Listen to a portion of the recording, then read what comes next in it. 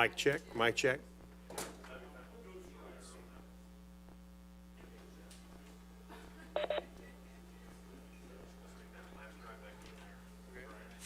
Mic check, mic check.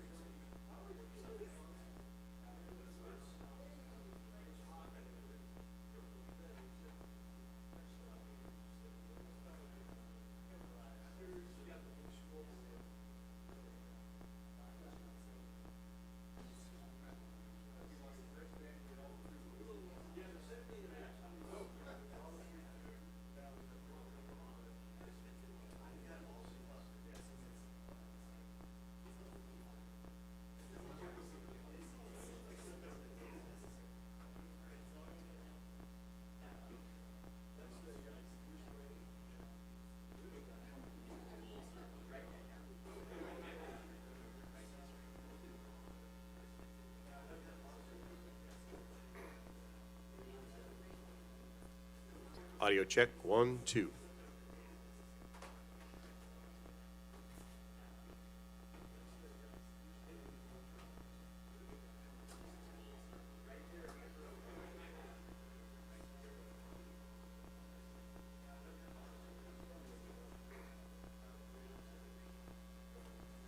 Audio check, 1, 2.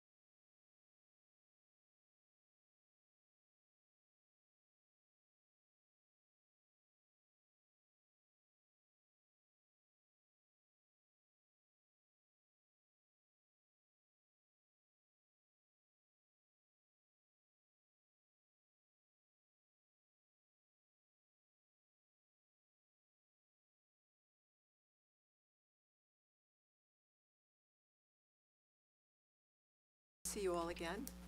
It's October 1st, 2025. Our court reporter is Colin. He is here with us today. We're here in the matter of the application of Evergy Metro, Inc., doing business as Evergy Missouri Metro, and Evergy Missouri West, Incorporated, doing business as Evergy Missouri West, for approval of new and modified tariffs for service to large load customers, and the case number is EO 2025-0154. My name is Carolyn Walker, and I'm the regulatory law judge presiding over the hearing. To my right is Commissioner Coleman, who is joining us in person today. Other commissioners will be joining us both in person and online throughout the day. Commissioner Mitchell is online at the moment. Yes, good morning, Judge. Good morning. Please silence any cell phones or electronic devices. Are there any preliminary matters anyone needs to discuss? Okay, we'll go ahead and get started.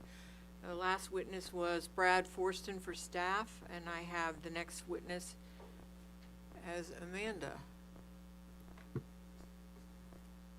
Thank you, Judge. Yes, staff calls Amanda Arandia.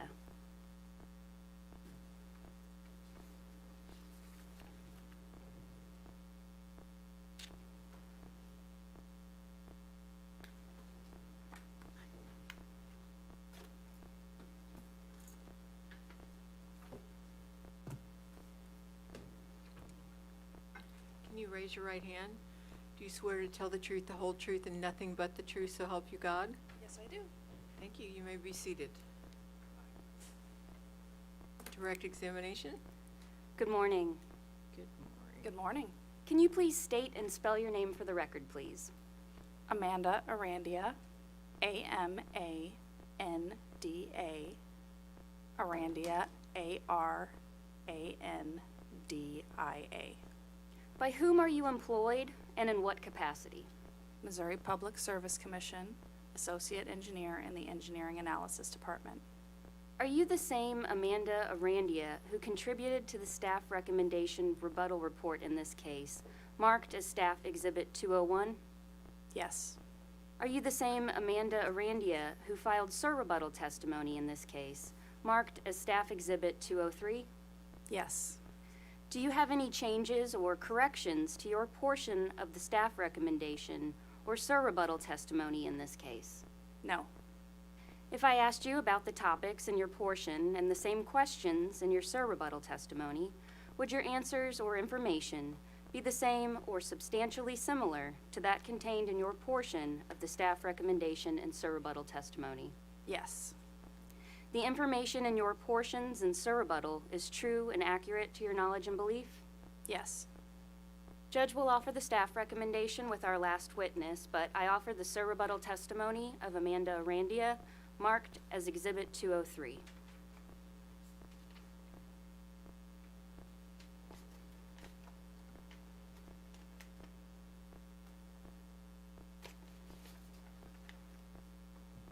Any objections?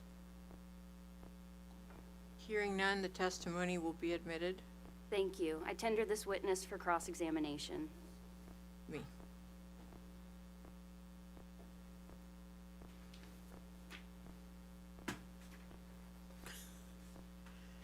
Okay, cross-examination. Office of Public Counsel. Yes, hopefully very briefly. Good morning. Good morning. Yesterday, there was a conversation between Mr. Lutz on behalf of Evergy and the chair regarding the renewable energy programs that the company is putting forward as part of its tariff. And at the time, something was said which I thought potentially confused me. And I wish I'd asked Mr. Lutz, but I'm just going to ask you instead and maybe help clear up that confusion. There were at least two tariffs that at least two that deal with renewables. There's the Renewable Energy Program Rider, which I think is what they're calling Renew, and the Green Solutions Rider. Are you familiar with those two? Yes. Now, the Renewable Energy Rider, that definitely deals with the sale of RECs, which are renewable energy credits for the record, correct? Correct. And I guess the point that I got confused on, the second one, the Green Solutions Rider, this is the one that allows a customer to voluntarily subscribe to renewable generation programs. Is that right? Not entirely. It's still yet just another rec sales program. They're just subscribing to it. Okay, so it is just another rec sale program. Yes. All right, that, I must have misunderstood it myself then. That's fine. That was it. That was my questions. Thank you. Nucor Steel. Guess we have no one here from Nucor Steel today. Velvet Tech Services. Data Center Coalition. No questions from DCC, Your Honor. Google. No questions. Thank you, Judge. Sierra Club. No questions, Judge. Thank you. Renew Missouri. No questions, thank you. Ameren Missouri. No questions, thank you, Judge. Evergy. No questions, Your Honor. Are there commission questions? Okay, hearing none. Redirect. Briefly, thank you. Good morning again. Good morning. You were asked some questions by OPC regarding the Green Solutions program. Do you recall that? Yes, I do. Did you ask any data requests regarding this program in connection with this case? I asked a number of data requests. Were they specific to the Green Solution program? Objection, this is beyond the scope. Can you say the question again, please? I was asking if she had asked for more information regarding these programs. Yes. I'm going to overrule the objection. Would DR 73 and DR 74 sound right? Yes. And would DR 73 have stated that the same resources would be used for EMM as were approved in the CCN case, excuse me? For the Green Solution Connection program? Yes. And there, in the EMW CCN case, I believe Ms. Winslow responded, stating that the program will first be open to EMW customers, and then if not fully subscribed after 30 days, the unsubscribed portion would be open to EMM customers. Objection, this is leading. I apologize. Can I get the names of somebody makes objections? Yes, sorry, my name is Chandler Hyatt, CHANDLER HIATT. Can you please rephrase? Happy to, thank you. How did Ms. Winslow describe the program subscription for EMW? Are we talking about DR 74 specifically? 73, I think. 73? Okay. I have it with me.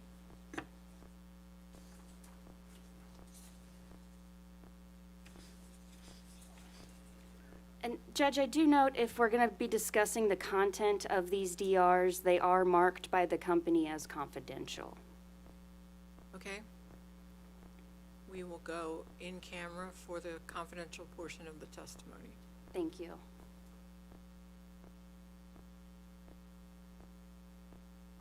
Am I okay to respond now? Yes. No? Wait a second. Okay. Brian will let us know when he's ready. Okay.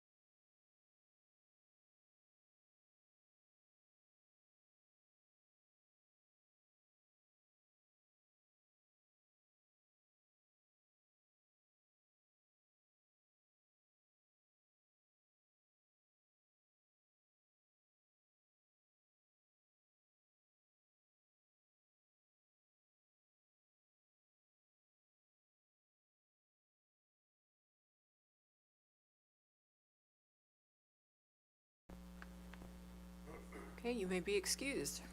Thank you. Call your next witness. Judge, staff's next witness is Broderick Nemire, and we will be playing a little bit of attorney musical chairs as Mr. Nemire comes up to the stand.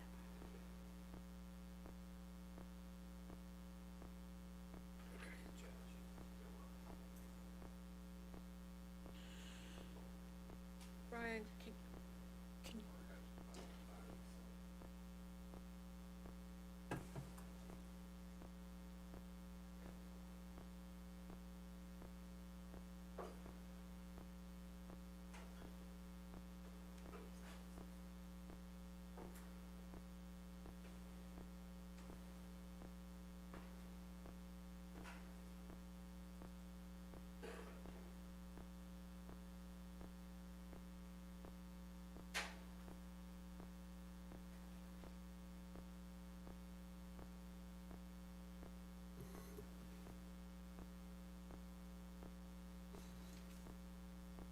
We're bringing in the people who left the room for the confidential portion of the hearing, and then we will continue.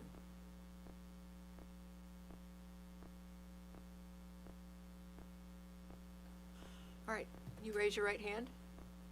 Do you swear to tell the truth, the whole truth, and nothing but the truth, so help you God? I do. Okay, thank you.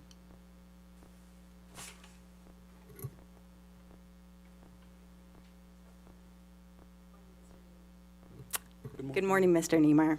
Good morning. Can you please state and spell your name for the record? Broderick Nemire, Brodrick Nemeier. By whom are you employed and in what capacity? I am an associate engineer for the staff of the Missouri Public Service Commission. Did you contribute to the staff recommendation in this case? Yes. And then did you also prepare rebuttal testimony in this case, which has been previously marked as Exhibit 204? Yes. At this time, do you have any corrections to make to your portions of the staff recommendation or the rebuttal testimony? No. If I asked you the same questions today within your portions of the staff recommendation or the rebuttal or your rebuttal testimony, would your answers be the same or substantially similar? Yes. Are those answers true and correct to the best of your knowledge and belief? Yes. Thank you. At this time, I offer Exhibit 204, public version, into the record. And as my colleague said, the staff report will be offered at a later time. Do you have a title for this exhibit? It is going to be, Is it the rebuttal yes, the testimony rebuttal of, Mr. yeah. Nemire? Yes. Okay. Are there any objections to the admission of this exhibit? Hearing none, it will be admitted. Thank you, Judge. I tender Mr. Nemire for cross-examination. Office of Public Counsel, No questions, thank you. Velvet Tech Services, Data Center Coalition, No questions. Thank you, Your Honor. Google, No questions, thank you. Sierra Club, No questions, thank you. Renew Missouri, Ameren Missouri, No, thank you, Your Honor. Evergy, No, thank you. Redirect. Oh, Commission, do you have any questions? There are no Commissioner questions. No redirect, thank you. Does anyone have an objection to this witness being excused? All right, thank you. You may be excused.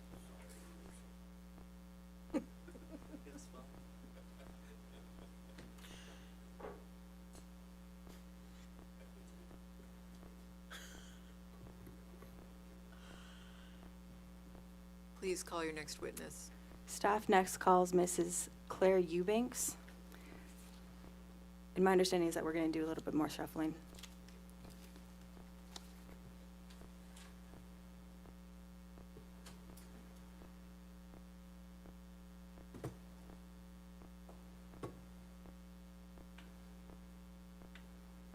You raise your right hand.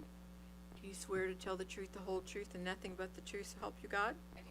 Thank you. Direct examination. Thank you, Judge. Good morning, Ms. Eubanks. Good morning. Could you please state and spell your name for the record? Claire Eubanks, CLAIRE EUBANKS. And by whom are you employed and in what capacity? I manage the Engineering Analysis Department in the Industry Analysis Division for Commission staff. And are you the same Claire Eubanks who contributed to the staff recommendation rebuttal report, which has been previously marked as Staff Exhibit 201? Yes. And are you the same Claire Eubanks who also sponsored rebuttal testimony, which has been pre-marked as Staff Exhibit 205? Yes. If I were to ask you the questions within your rebuttal testimony or ask you questions about your contributions to the staff report, would your answers or contributions be the same or substantively similar as they are? Yes. And do you have any additions or corrections to make to either Exhibit 201 or Exhibit 205 at this time? Not at this time, no. And is the information that you contributed to Staff Exhibit 201, as well as your rebuttal testimony in Exhibit 205, true and correct to the best of your belief and knowledge? Yes. Thank you, Ms. Eubanks. Judge, at this time, we would like to move to enter Staff Exhibit number 205, which is the corrected rebuttal testimony of Ms. Claire Eubanks. Again, Exhibit 201, we will wait till our final witness to move to enter that. Are there any objections to the admission of Exhibit 205, the corrected rebuttal testimony of Claire Eubanks? Hearing none, this will be admitted. Thank you, Judge, and just one moment while I come give you that exhibit. To my left, Commissioner Coleman has once again left us virtually and joined us in real life.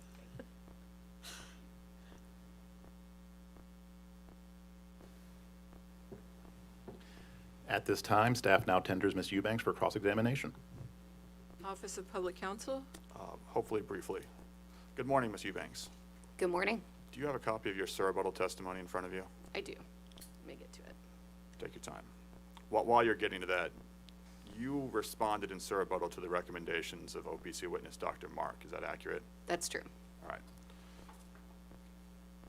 All right, I'm there. And can you specifically turn to page 5?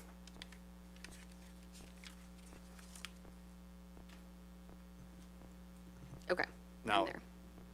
if I were to paraphrase the material leading up to this, it would appear that you were generally supportive of the information that Dr. Mark wanted to solicit in his 3 recommended reports. But specifically at page 5, at lines 8, you're asked the question, does staff support Dr. Mark's recommendation for a third party to perform PUE, WE, and THD studies?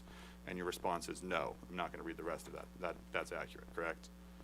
That is accurate. However, and this is where I want to make sure that I understand your testimony clearly, you still believe that the information that Dr. Mark was seeking is information that the commission should review, correct? I think that it is information that may be useful for the commission. I think part of my issue is that he's referencing metrics that don't necessarily apply to customers that aren't data centers, and that's, as we heard, yesterday in staff's opening statements, that's something that staff is interested, is making sure that these large tariffs are reflective of different types of customers besides just data centers. And so I think, it's great that he proposed some metrics and some ideas. I think they're worth exploring. Staff's, I think in the stipulation and agreement from the company, there's some indication that staff and OPC might be able to, if the commission approves the stipulation, weigh in on reporting. I don't know what that means, quite honestly, because there's, the specific issues Dr. Mark raised are not outlined in that stipulation and agreement in totality, so I don't know how we would make those happen if the commission approved the stipulation, so.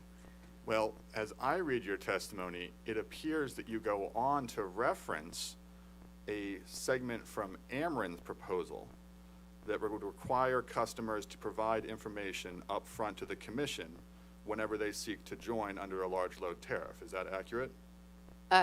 So I do have a recommendation that is similar to Ameren's recommendation in their case, and that is that individual customers there would be an approval process, but it's not the customer applying to the commission. It is, in Ameren's proposal, they had a forum service agreement in their tariff, and it would be essentially approval of that customer a case, but not necessarily the customer bringing that forward.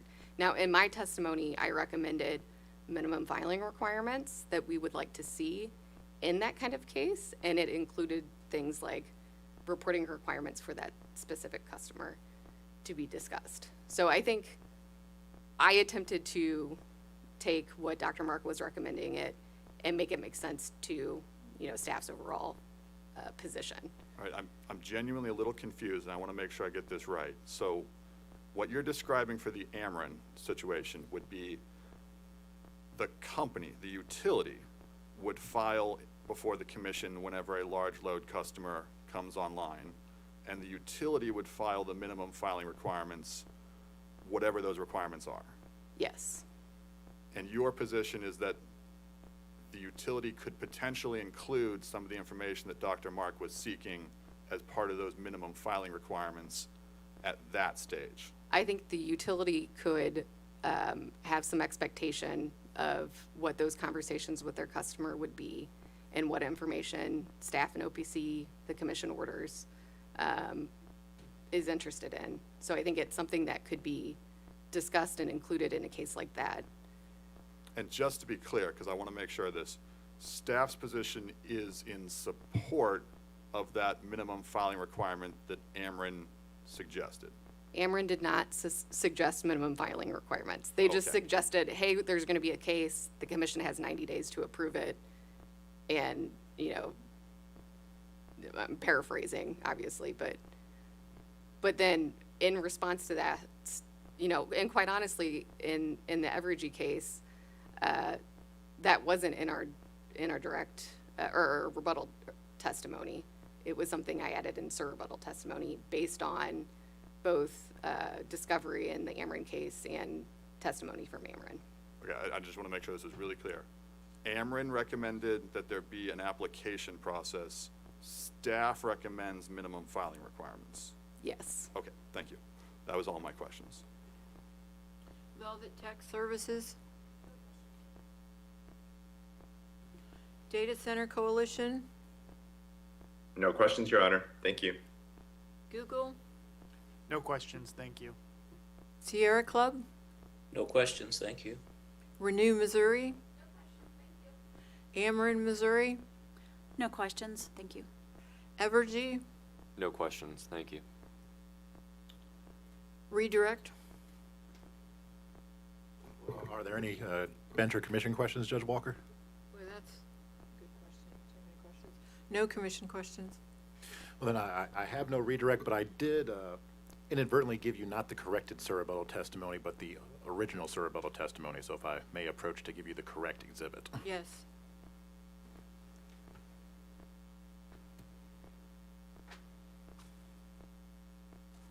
Thank you.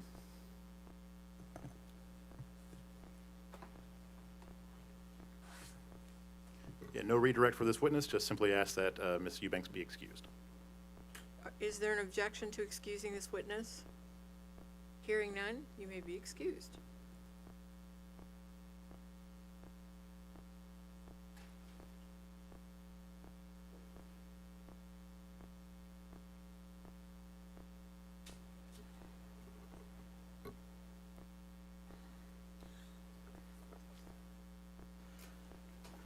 Okay, please call your next witness.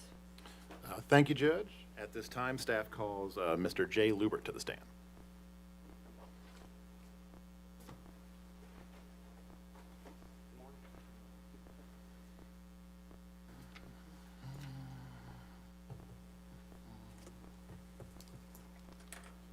Will you please raise your right hand?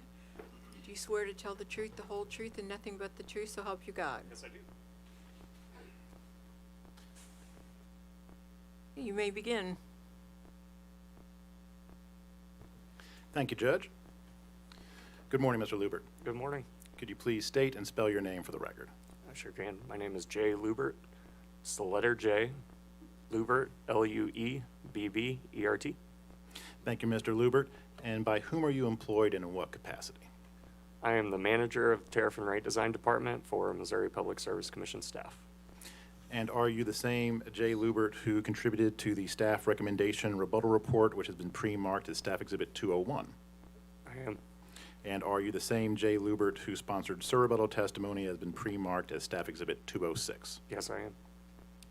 And if I were to ask you the same questions within Exhibit 206 or ask you about your contributions to Exhibit 201, would your answers today be the same or substantively similar?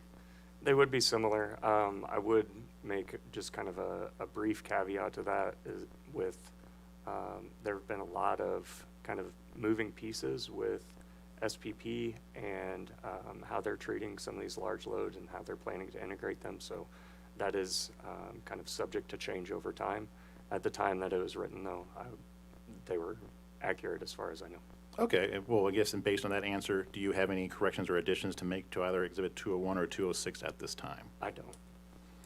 And is the information contained in Exhibits 201 and 206 true and correct to the best of your belief and knowledge? I believe so. Thank you, Mr. Lubbert. At this time, staff would move to enter Exhibit 206 onto the record. Are there objections to the admission of Exhibit 206, rebuttal testimony of Jay Lubbert? Hearing none, it will be admitted. Thank you, Judge.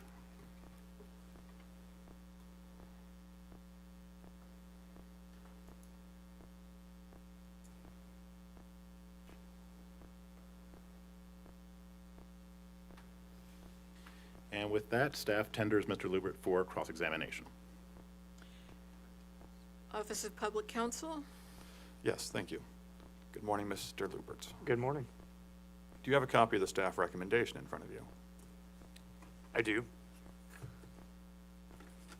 I'm not certain that I have all of the attachments. Actually, I don't. That's okay. I'm not referencing attachments. Okay. Am I correct in understanding that you sponsored the testimony, the material from pages 22 to 25? That's what I want to ask you about. Yes. Excellent. All right. You just referenced the SPP, and that's really what I want to zero in on really quick. On page 22, lines 21 through 24, you referenced the idea of requesting the commission require separate commercial pricing nodes for Evergy's LLPS customers. You see that? I do. Now, my understanding of your testimony is that staff believes that that's necessary to achieve cost causation principles. Is that accurate? I think it's the cleanest way to make sure that those costs are isolated when we look at what those costs are in a future case. I also offered an alternative for the commission to consider that I note within the report won't necessarily resolve all of the issues, but would be better than an alternative of not addressing them at all. But realistically, I think the cleanest way is to kind of separate those nodes out so that we can keep just a really clear delineation of what those costs are. Just for the sake of the record, if I were to say the principle of cost causation states that to the highest degree possible, cost should be allocated to those who cause the cost to be incurred, would you agree that that's a reasonably workable definition of the principle of cost causation? I think so, but to the highest degree possible, I think you should also, I would think you would also want to account for what it costs to achieve that information. So there are limitations, but I think for the most part. And would you agree with me that the principle of cost causation is one that the commission has generally tried to follow even before Senate Bill 4, that it's a longstanding principle of rate making? I believe so, and it's certainly part of staff's recommendation in most cases. Now, you already sort of touched on this next point, but My interpretation of the problem between, or the difference between staff and the company on the SPP pricing node issue specifically, was that the company didn't believe that it could do it. Do you agree with that? Not that, let me rephrase, let me be very careful. Is that interpretation correct? I'm not asking whether you agree with the company. Are you asking if my interpretation of the company's response is that they can't do it? I'm sorry, I'm not following the question. I made it confusing. It's my fault. I just want to understand what the difference between the parties are. Is your interpretation the difference between the parties is whether or not it's possible to do the SPP allocation pricing? I don't think that Evergy has stated that it isn't possible, and I may be mistaken on that. I think when I was doing research for my sections of the report, and looking through some of the SPP tariffs and the business practice manuals and the other attachments, it appears that SPPs already have processes in place for what's considered a non-conforming load, and so there are definitions around that. Obviously, as with tariffs within the Commission's jurisdiction, the SPP tariffs are subject to change, and there's been some discussion around that. But the customers that are being contemplated by this case, really, these large load customers that have a potential with high variation, Evergy may already be required to do some of the reporting that we're proposing here. And so if they're having to forecast in the day ahead and 7 days out for some of these customers, and then on top of that, updating those forecasts in real time during the day, that realistically is a long way toward what their forecasting requirement likely is for having just a separate node. Okay. On that note, the only other line of questioning I wanted to talk to you about was the day ahead and real time imbalance that you just sort of referenced there, and which appears on pages 23 through 24 of the report. Okay. Now, as I understand it, and I'm gonna describe how I understand what's happening here, and you can tell me if I've got this right. A regional transmission organization, an RTO, like Southwest Power Pool, SPP, it basically looks at its load-serving entities and it asks, tomorrow, how much load are you expecting to come on? Or how much are you gonna have to serve? And the SPP sets the price for generation based on what it expects the next day. And that's the day-ahead market. And then the next day actually comes around, and SPP goes back and says how much load actually came on, and it sets a real-time price based on the actual load. And that's the difference between those two. Is my layman's description close to being an accurate way to describe this?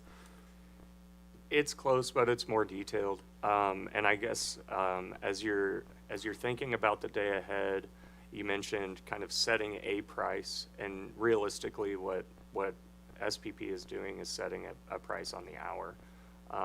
But it is based on those hourly load projections that they've received from their load serving entities. And if I understand what your testimony is correctly, what you are trying to say is that a large load customer could be so big, have so much load that they could actually cause a significant price variation between the day ahead and real time if the load predictions are wrong. Is that accurate? Absolutely. And I think when we're thinking about this, it's important to note that these aren't a typical customer. We're talking about the potential for hundreds of megawatts, and variation within that load, if it's not accurately reflected in the forecast, can cause a large deviation. And we've seen,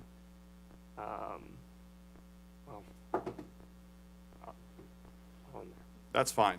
I'm going to nail down to my last few questions here really quick. On page 24, at lines 17 through 18, you talk about the potential cost was explicitly recognized in the stipulation agreement in case number EO 2019-0244. When you talk about this potential cost, you are referring to that difference between the day ahead and real time that you just referenced, correct? Yes, And among so- others. And so if that was not referenced in this tariff, in the tariff put forward as a result of this case, there would be less protection from customers than what exists in the SIL as it relates to this specific issue, correct? Based on the company's proposal and the stipulation and agreement, yes, I would agree with that. I have no further questions. Thank you. Velvet Tech Services? Data Center Coalition?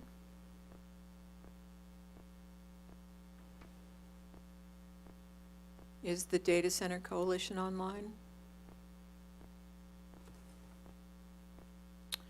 Google? No questions, thank you. Sierra Club? No questions, thank you. Renew Missouri? Ameren Missouri? No, thank you, Your Honor. Evergy? No, thank you, Your Honor. Are there commission questions? Any redirect? Yes, Judge, briefly, thank you. Mr. Lubbert, I wanted to follow up on some of the discussion you had with OPC regarding the SPP market. What is SPP's recognition of these large load customers? Yeah, it's a good question. They've developed several working groups to deal with the impact of large load coming online within the SPP footprint. There have been several revision requests for the SPP tariff, and those have gone through separate processes. My understanding is that they've identified different types of large loads and how those can impact, and are working on separate revision requests along those lines.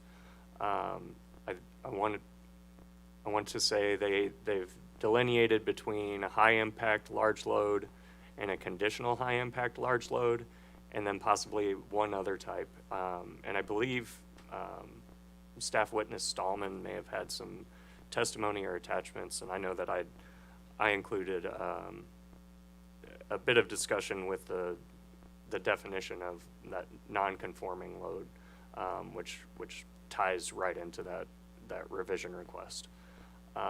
The short answer is SPP is recognizing that we're living in a very dynamic time, and that these large loads can have a massive impact on what the market does. I think we have to be cognizant of that as well, and make sure that we've got a structure in place that makes sure that other ratepayers aren't harmed in the process. And with that answer in mind, how does staff's recommendation attempt to, follow that guidance from SPP? Yeah, so I know that there was some discussion yesterday about staff's approach being novel, and I disagree. I think that staff's approach to developing the rate structure is really around trying to be transparent and recognizing that large loads aren't all going to be data centers, and making sure that we've got a structure in place within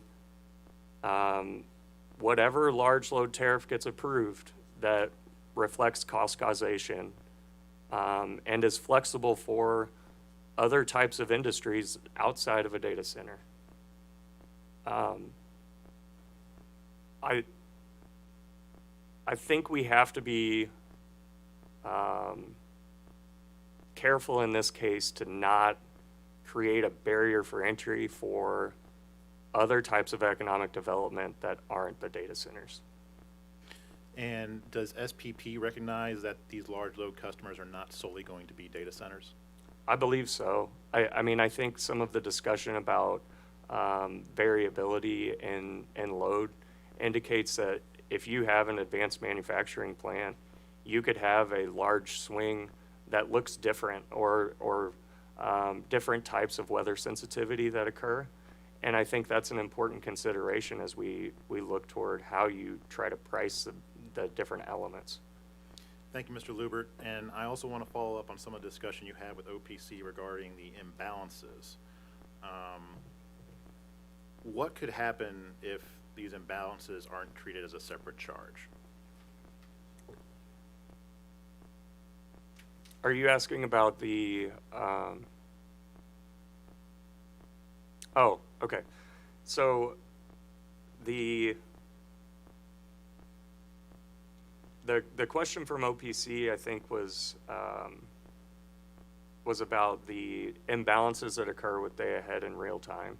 And staff's approach within this case, or in our request for, or the recommendation in this case, is that you can largely account for that by separating out the commercial pricing nodes of these large load customers from the aggregate of the other customers. And what that would do is alleviate some of the price fluctuation that could occur if Evergy doesn't account for large changes in the expected energy usage from the large load customers being spread onto other customers. So by separating out those nodes, you can largely alleviate that issue because you're going to account for that as a cost that was caused by that customer. How does the separating of those commercial nodes compare to practices already endorsed by SPP? I think SPP recognizes that can happen. I think the idea behind the non-conforming load lends itself to that. There are other entities that will serve, say, a municipality or a wholesale customer, and I think that's something that is recognized as a possibility. And just for the record, what is a non-conforming load? I've got that. I think I've got that defined within the report. If you give me just a second.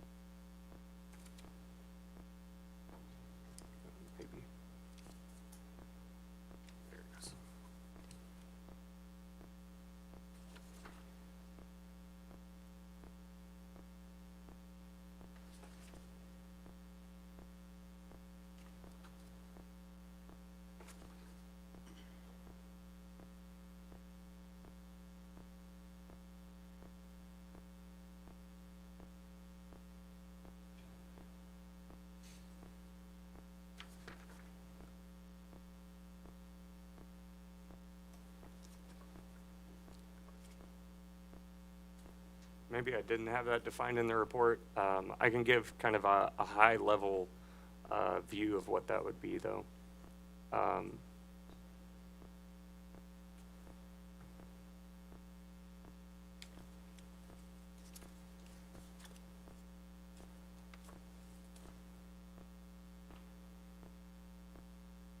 Yeah, there it is. Thank you. So, as of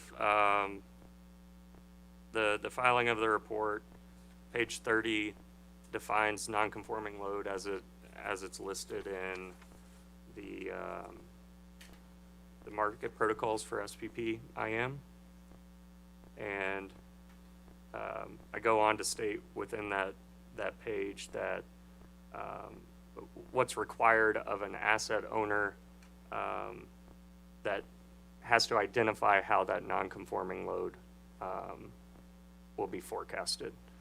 Kind of the high level is that for a non-conforming load, there are additional requirements that are in place for the forecasting for that load serving entity. And you kind of stated earlier because there were some changes going on with SPP that maybe different from what you had in the report in the SIR rebuttal. Has there been any changes to the definition of a non-conforming load with SPP since the filing of the staff report and SIR rebuttal? I don't know that the definition has changed since then. There's been discussion on revision requests for specific instances, but I'm not certain that there's been a change to date. All right. And I'd also ask you to turn to page 7 of the staff report, Mr. Lubbert. And were you present yesterday during the cross-examination of Mr. James Bush? I was. And were you present for when he was being asked about staff's analysis regarding contradictory policy? I was. What is your understanding of the contradictory policy portion of staff's recommendation and rebuttal report? Yeah, I wrote that section about contradictory policy, and I know that there was some discussion about the utilities having an energy efficiency program through MIA, as well as building load building through this large load process, and then building generation to serve those loads. And I believe that. I wrote the testimony on it, but there is a contradicting policy there, because the utilities have they've premised the approval of that energy efficiency program on the ability to avoid building generation. And they've done so by collecting ratepayer funds premised on them avoiding those costs that won't be avoided. And it's specifically to the capacity issue that is the biggest issue of kind of the avoidance. Capacity and transmission generation distribution isn't being avoided if the utilities are going to come back and bolster their ability to earn by being able to build new generation and serve new massive loads. And how does that contradictory policy play with this request for a large load power service tariff? Your Honor, I'm going to object that this is beyond the scope of any cross-examination questions. There was nothing about contradictory policy or building generation when you've also saved kilowatt-hour sales through energy efficiency. No questions about that at all. I agree, sustained. Thank you, Judge. This time I have no further questions for Mr. Lubbert. Is there any objection to this witness being excused? Thank you. You are excused. Thank you all. Call your next witness. Thank you, Judge. Staff calls Sarah Langy.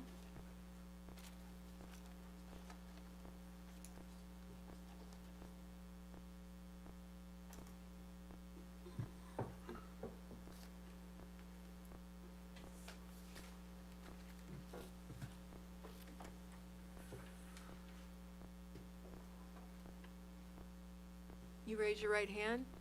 Do you swear to tell the truth, the whole truth, and nothing but the truth, so help you God? I do. Thank you. Good morning. Good morning. Can you please state and spell your name for the record? Sarah Langy, Sarah Lange. By whom are you employed, and in what capacity? I am an economist on the staff of the Missouri Public Service Commission in the Tariff and Rate Design Group. Are you the same Sarah Langy who contributed to the staff recommendation rebuttal report in this case, marked as Staff Exhibit 201? I am. Are you the same Sarah Langy who filed SIR rebuttal testimony, public and confidential in this case, marked as Staff Exhibit 207? I am. Do you have any changes or corrections to your portion of the staff recommendation or SIR rebuttal testimony in this case? I do. On the staff recommendation report, page 2, beginning line 4, that should read, staff is only aware of one investor-owned utility retail customer in Missouri's history taking service in excess of 50 megawatts.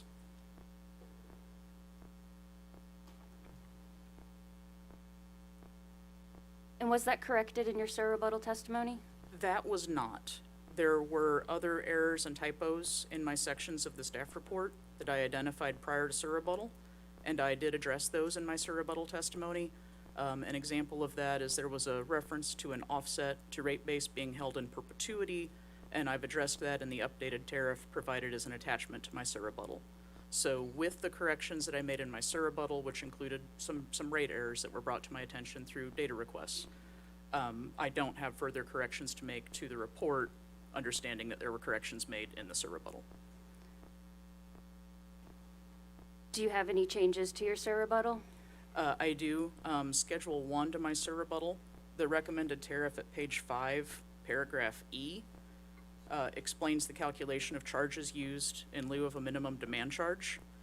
The definition in the tariff is missing a clause that was stated in the testimony, so that tariff should be changed to read under Part E, the demand deviation charge is calculated based on the difference in a given month's demand forecast and the initial service agreement and the current service agreement annual update. And then the new language is, comma, except that the difference of +/- 5% of the service agreement amount are not subject to charge. And I believe we've prepared a clean copy of that to hand out, just because we want to make sure that that's understood. We do. We do have copies today that we could distribute to show that change if there's interest in that. And would you also be willing to file an errata sheet regarding these changes if the commission requested? Yes.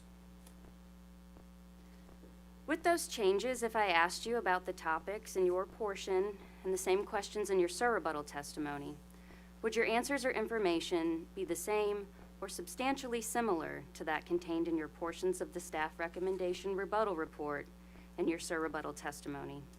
They would, as well as to the memorandum that staff prepared in response to the non-unanimous stipulation and agreement.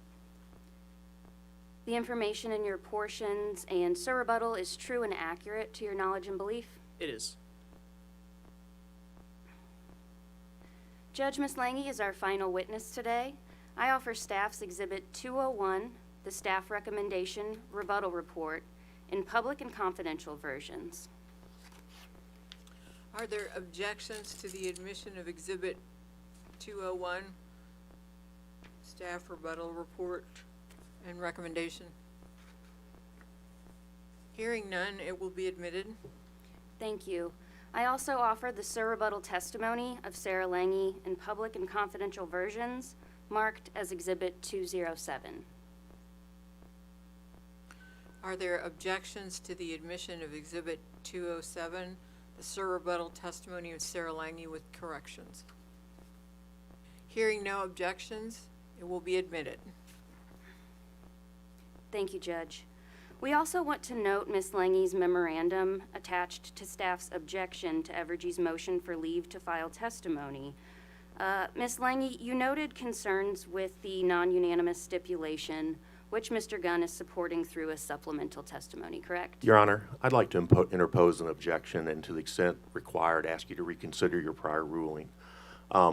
Ms. Langy has submitted 10 pages of single-space response to Mr. Gunn's testimony that was filed in support of the stipulation on Monday. Ameren, Missouri would have no problem at all if staff wants to mark that as an exhibit and enter it into the record, but there's no reason whatsoever for there to be additional supplemental live rebuttal. The rebuttal's already been filed, prepared, 10 pages, single space, and so there's no reason to have supplemental rebuttal on that issue. It's cumulative and it's not necessary. Your Honor, may I respond, please? No need. Overruled. May I continue? Please. Thank you. You noted some differences in your memo between the Kansas structure and the Missouri structure, more specifically regarding the rates paid and the contributions to overall cost of service. For instance, the retail energy cost adjustment in cases includes total energy pricing, not the differential from the amount of energy expenses included in base rates, as in the Missouri FACs. Correct? Yes, that is one of the differences. Judge, we're going to mark this memo contained with staff's objection to Evergy's motion for leave to file testimony in support of settlement as staff exhibit number 210 and offer it for admission. Do you have a copy of it for me? Yes, May I see it? yes, of course.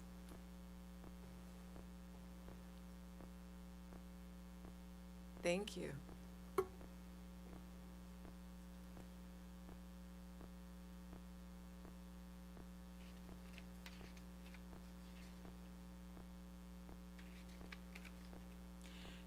Has this been filed in EVIS? That is an attachment to the objection filed by staff yesterday morning, yes.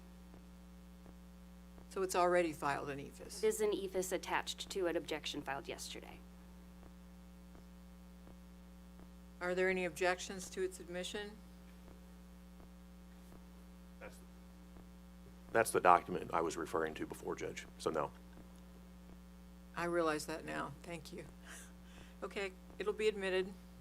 Thank you. I tender this witness for cross-examination. Office of Public Counsel? Yes. Good morning, Ms. Langy. Good morning. You are familiar that Evergy is a member of a Regional Transmission Organization, or RTO, correct? Correct. And specifically, they are a member of the Southwest Power Pool, or SPP, correct? Correct. And you would agree with me that being a member of the Southwest Power Pool, Evergy has certain resource adequacy requirements it has to meet, correct? I believe that any entity that has electric customers has requirements for resource adequacy, whether they be through NERC or CERC or other entities. There are SPP-specific resource adequacy requirements as well. Specifically, they are required to maintain capacity to meet a certain level of capacity consistent with their load, correct? With adequate reserve, yes. Yes.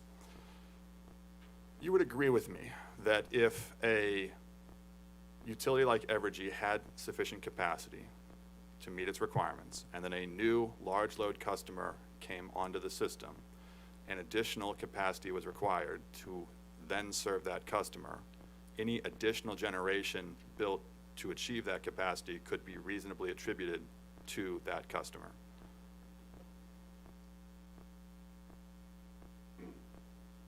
I do not fully agree with that statement.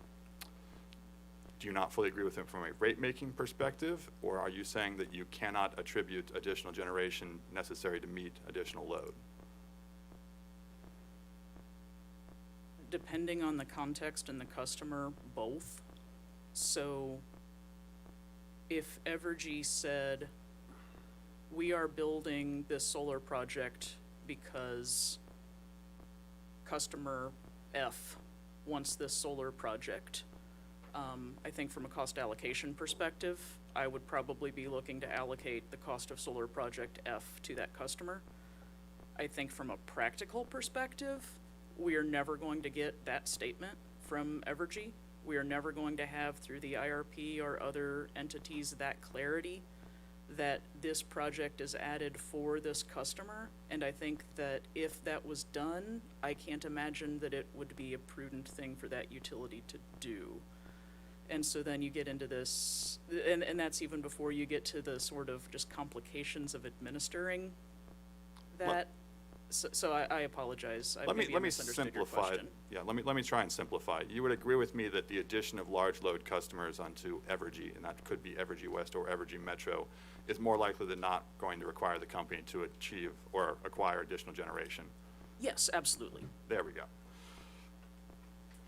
I want to run through a scenario with you really quick. If Evergy anticipates a large load customer coming onto its system that will require it to secure additional capacity, and it builds generation to meet that additional capacity and places that generation into service and comes into a rate case before the large load power customer comes online, it is accurate to say that all customers currently on the system, commercial, residential, and industrial, will be allocated the cost of that generation. Unless the commission were to impute revenues or do some other sort of treatment to recognize the situation you've just stated, then yes, those costs would be reflected in the cost of service and collected from all ratepayers. And if the large load customer were to come on to line and begin paying revenues after the rates were set, the revenues associated with that large load customer would not pay down any of the plant costs associated with that generation because they are after rates are set. Existing rates in Missouri would not be adjusted to reflect additional revenues that have come in after the rate case. I'm discussing base rates here, not rider rates. So I think I agree with the spirit of what you're saying. I think that there's, you get into this discussion of where revenues come in a pool, they're collecting revenue for the same things twice. So to say that one is paying for it and the other is not paying for it, you can't really do that. You can just say that they're paying for the same thing twice. Are you familiar with what is referred to as construction work in progress? Generally, yes. And for the sake of the record, I will refer to construction work in progress by its phonetic acronym CWIP, and that is CWIP. If Evergy is granted or receives CWIP treatment for generation built to serve an additional large load customer, and that cost goes into rates before the generation is brought online and before the large load customer is brought online, again, you would agree that all other customers are going to be paying for that generation. I do agree, and that is a key distinction from the Kansas treatment. Would you agree with me that construction work in progress is one way by which a company can mitigate its negative regulatory lag by recovering costs to construct more quickly than it otherwise would? Cost to construct as well as, I believe, carrying costs, yes. And would you agree with me that under that scenario, construction work in progress would, if allowing a company, let me take a step back. Staff's proposal that would require the commission, or rather require Evergy to track revenues associated with a large load customer after it came online, after a rate case, is meant to deal with positive regulatory lag, according to your testimony, correct? It is two-pronged. It is intended to deal with positive regulatory lag, and it's also intended to be a direct offset to additional rate base. So it is both. So I can't, yeah. That's fair. You would agree with me, though, that to an extent, allowing that offset of positive regulatory lag would offset the negative regulatory lag associated if the commission authorized CWIP treatment?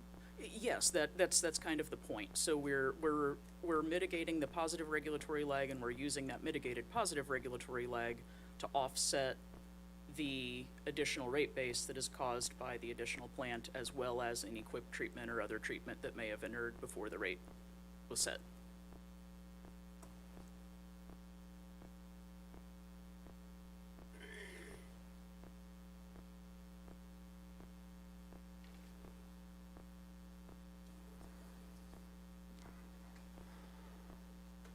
And your interpretation of Senate Bill 4 is partially why you're addressing this concern, correct? Specifically, the changes made to 393.130.7?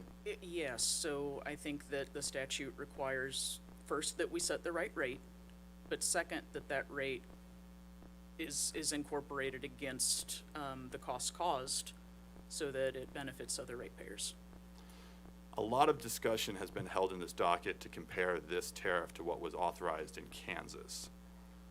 Are you familiar with any similar statute in Kansas that requires what Senate Bill 4 does in terms of 393.130 sub 7? Not to my knowledge. I'm going to switch gears on you really quick here. I want to talk about the economic development rider.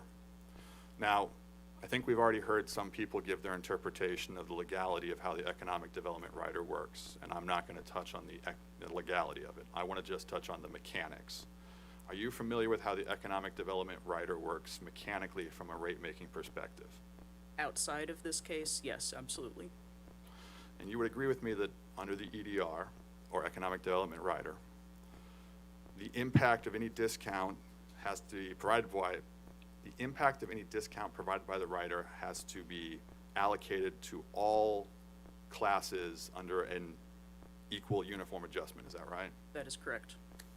If the commission were to adopt what Evergy has proposed, which is to include a secondary rider to attempt to claw back the EDR discount, that secondary rider would have to mirror the application of the EDR, meaning that it would have to be applied as an equal allocation to all classes in order to truly offset the EDR. Is that accurate?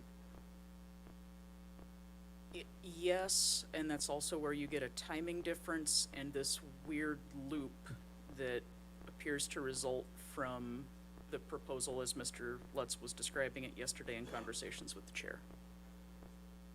Okay, my next question was going to be whether or not that just fixes the problem, but I think you've answered that apparently it doesn't. It could if you did it right. This is where the details are going to matter. And if you bear with me, I'll try to give an example. If you have a customer who's paying $1 million, obviously a lot more than that, but they're paying $1 million, they get an EDR, that knocks their bill down to $600,000. That means $400,000 gets socialized to other customers in the next rate case. But you're going to have this timing lag. So you're going to have in real time, Evergy isn't getting the $400,000 from the customer through the EDR, but they're getting at least some portion of that back through, I forget the name of what they changed it to, but what was the SSR, cost recovery component. And so then they're not really not getting that $400,000, but then when you get to a rate case, you're going to increase rates of everybody by $400,000, but they're still getting the cost recovery component. And then you get to a point where the EDR has expired for that customer, but if they don't come in for a rate case, the other customers are still paying that $400,000. Now, I used $1 million because that was easy for me to do the math, but when you look at the size that these customers are expected to be, we're talking millions of dollars. We just need to be sure to get the language right on any approach to deal with sort of negating the EDR, or else you end up having other customers pay for a discount that isn't being provided. So I want to touch on that last point. We have to get the language right. If the commission were to make a determination that the EDR is required by statute, but that they wanted to adopt Evergy's proposal, and the commission issued an order that says that's the path we want to do, please file compliance tariffs that get to that point, then I would assume that you, as staff, would work with the company to develop the compliance tariffs that resolve your problem in line with what the company proposed, or at least attempt to. Is that accurate? It is. I think that compliance tariffs in this case, based on the company's positions and sort of the level of,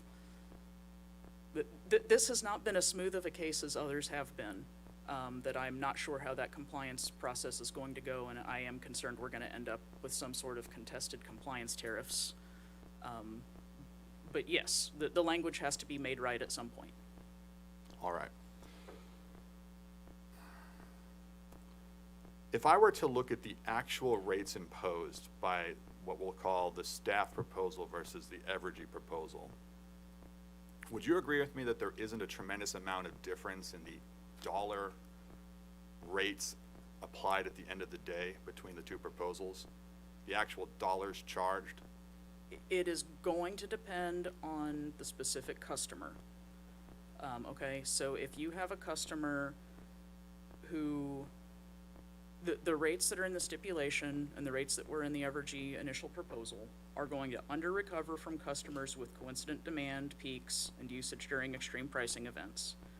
And they're going to create a barrier to entry that's going to kind of set aside the ability to over-recover from customers who might not have static monthly demands, or who have, additional off-peak usage. That said, in general, if I plug in a bunch of different customer profiles, which I have, we didn't develop these rates in a vacuum. And from what I am looking at, for most customers, staff's EMW rates are on average a little bit below the company's proposal and the STIP proposal. And staff's EMM rates are on average a little bit above what the company has.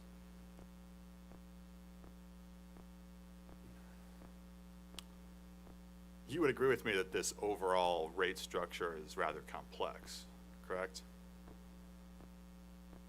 As compared to what? Well, let's I just- guess I don't. So if I were to say this is probably one of the most complex tariffs being put forward in Evergy's tariff sheets, you wouldn't agree with that statement? No, I would point you to the SGS tariff sheet for EMW, and I would talk about the conversations that I've had with small business owners trying to understand how annual billing demand and hours use and seasonal energy work for their customers. So in your opinion, this, never mind. Am I correct in understanding that you, or at a minimum, the team that you work with is responsible for performing class allocation services in rate cases? Yes. And I'll clarify for the record, is that generally something that falls directly on your shoulder, or is it directly something you're supervising? We are working on training some more folks. We had some people who've left staff, and we're working on training more folks, but generally speaking, that's me. In your opinion, do you believe that it is workable to perform a cost allocation study with Evergy's tariff? No. I mean, Evergy's tariff is based on kind of this arbitrary demand increase of between $16, $16.05 and $15.95 for EMM, and $5.97 and $15.72 for EMW. That's not supported by anything either in the direct or in the stipulation. It's just how they changed the LPS demand charge to settle a case with some signatories. There's no way to carry that through a class cost of service study. All right, I have one last line of questioning. Previously, I was talking with Ms. Eubanks about the recommendation for the approval process. Were you listening to any part of that? Yes. And I want to understand, Ameren's recommendation is for an approval process. Does Evergy have the same recommendation for an approval process for large load customers? Just to be very, very clear, are you asking the positions of staff in the case or the positions of the utilities in the case? I want to understand whether or not the tariff currently the stipulated tariff before the commission, does it maintain that same level of approval process regarding, for large load customers? It does not have the level of approval process that Ameren proposed, and it does not have the level of approval process that staff has recommended. Is the proposed customer service agreement, would that be part of an approval process as proposed by the company in its stipulated tariff? Can you show me in the stipulation that they have proposed an approval process? I don't think I have a copy of the stipulation in front of me. Give me a moment. That is. I can just withdraw the question. Never mind. No, that's it's an important question.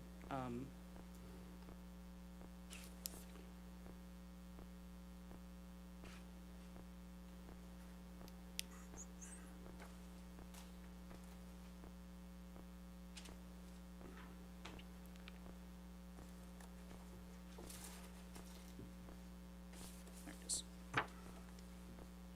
That's not true. I do have a stipulation. What am I saying? It's right here. I say these things. They're false.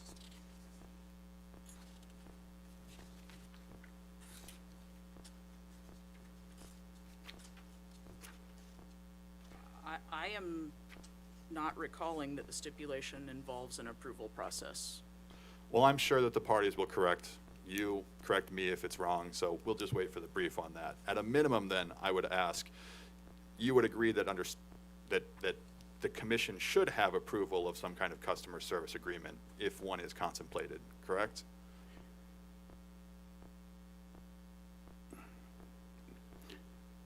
Judge, I think at this point I'm going to interpose an objection. This is Jim Fisher for the court reporter. I think we've entered into an area where we have two parties that are very much aligned on the tariff issues and opposing the stipulation and agreement in this case.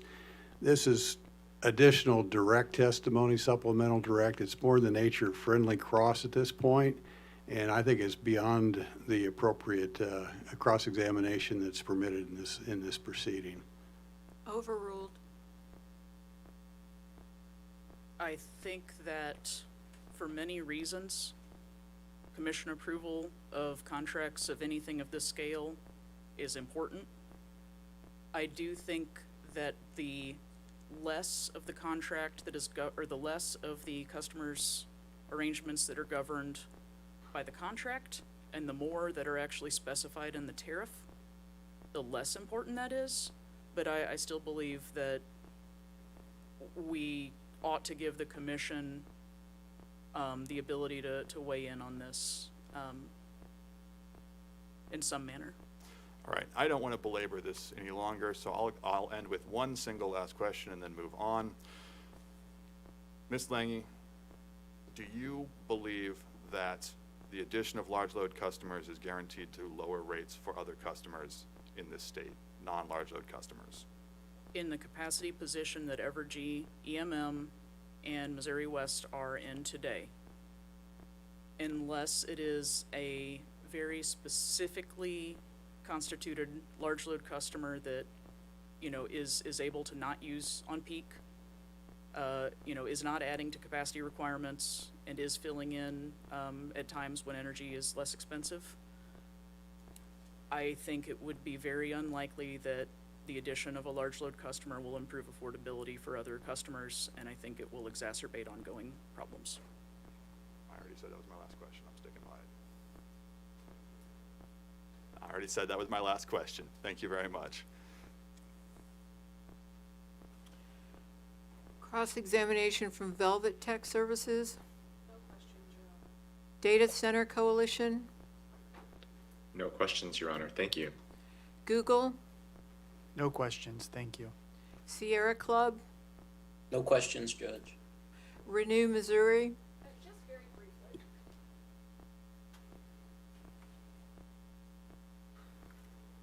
Hi, Ms. Langy, how are you? Good, thanks.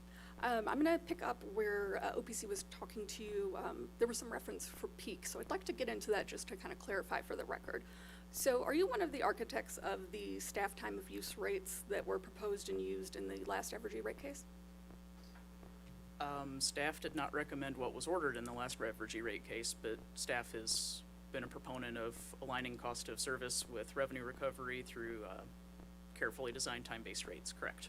And the time frame that was approved by the commission, did staff have input onto that for peak, off-peak, those hours? So what the commission approved as the initial default rate, it is no longer the default rate, but what was initially approved as the default rate was the utilities creation, and staff did not have any input into that development. For peak, would you generally agree that it's a time-based differential, and that is the cost difference between setting up on-peak and off-peak rates to recognize demand and cost of energy? Staff to date has not recommended energy rates that reflect any sort of demand component. Staff to date has only recommended time-based rates that reflect the differentials in the cost of energy. And sure, to clarify though, it's to recognize the demand on the grid, not demand charge in the way that some of the business customers are charged. I wouldn't really characterize it that way because LMP's locational marginal prices have aspects other than demand that set them. It's the balance of demand and available resources. Do you recall the on-peak hours that were set or are current in the Evergy service territory? Wait till 8. You know, it's looking like the numbers might say 9 is fine, but wait till 8 is the current end of off-peak. Or sorry, the current end of peak. And that's is that 10 to 8, just to clarify? It starts at 10 a.m.?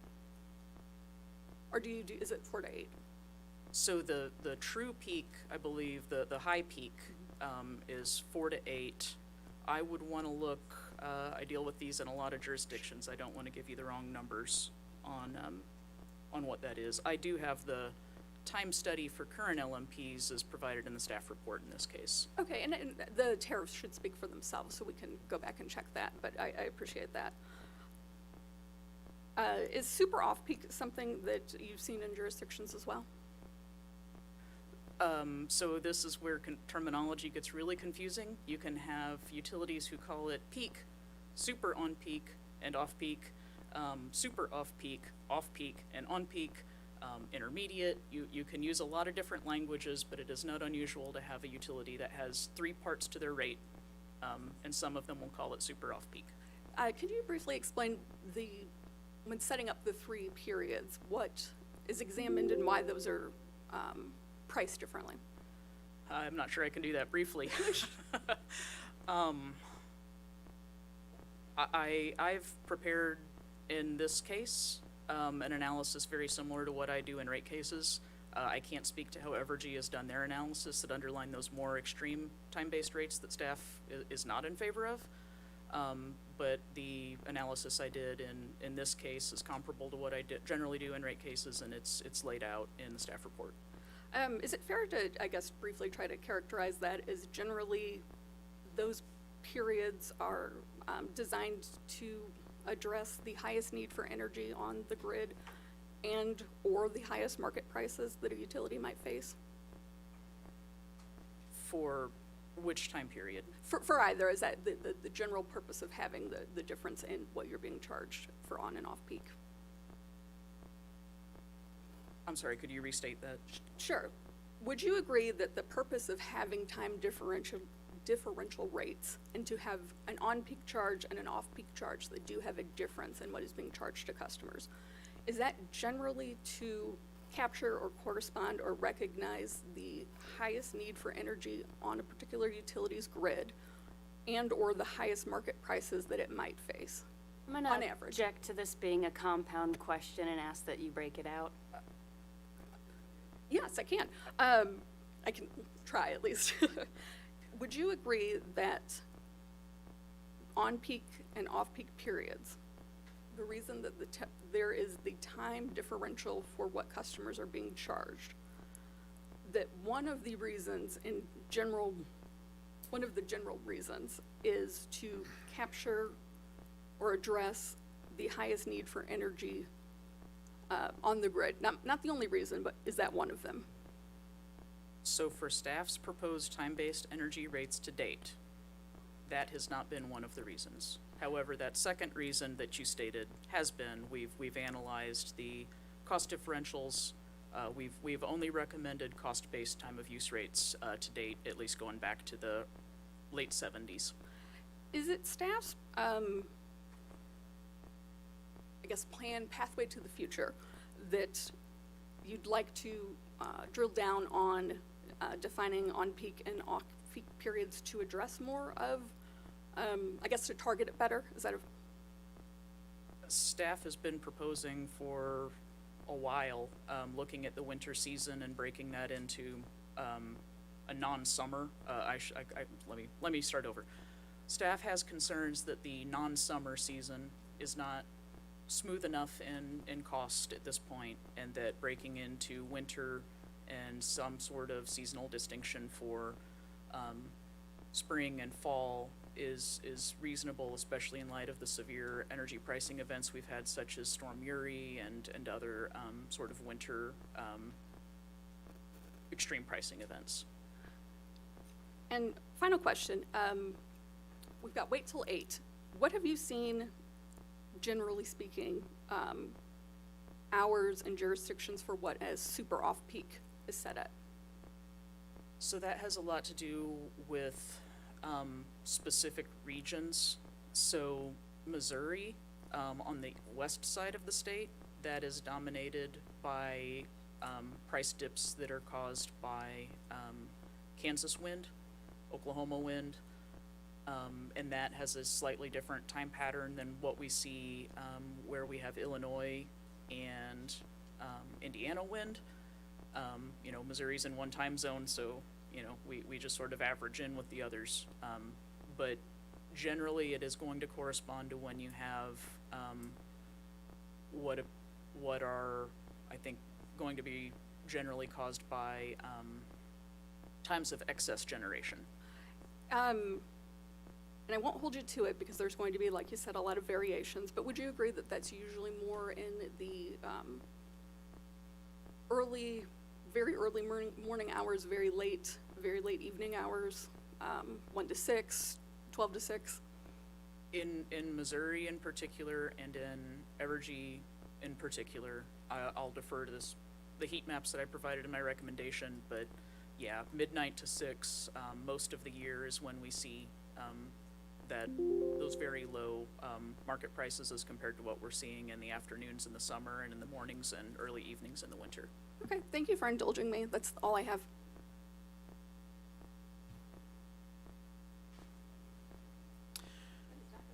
Thank you. We're gonna go off the record, adjourn and go off the record until 12:30. I just want to let you all know we have a staff meeting, an agenda, and the chair and the commission feel like it's important for you all to have an opportunity to eat lunch. So thank them. And we'll be adjourned until 12:30. We'll meet back here. And I'll see you all then.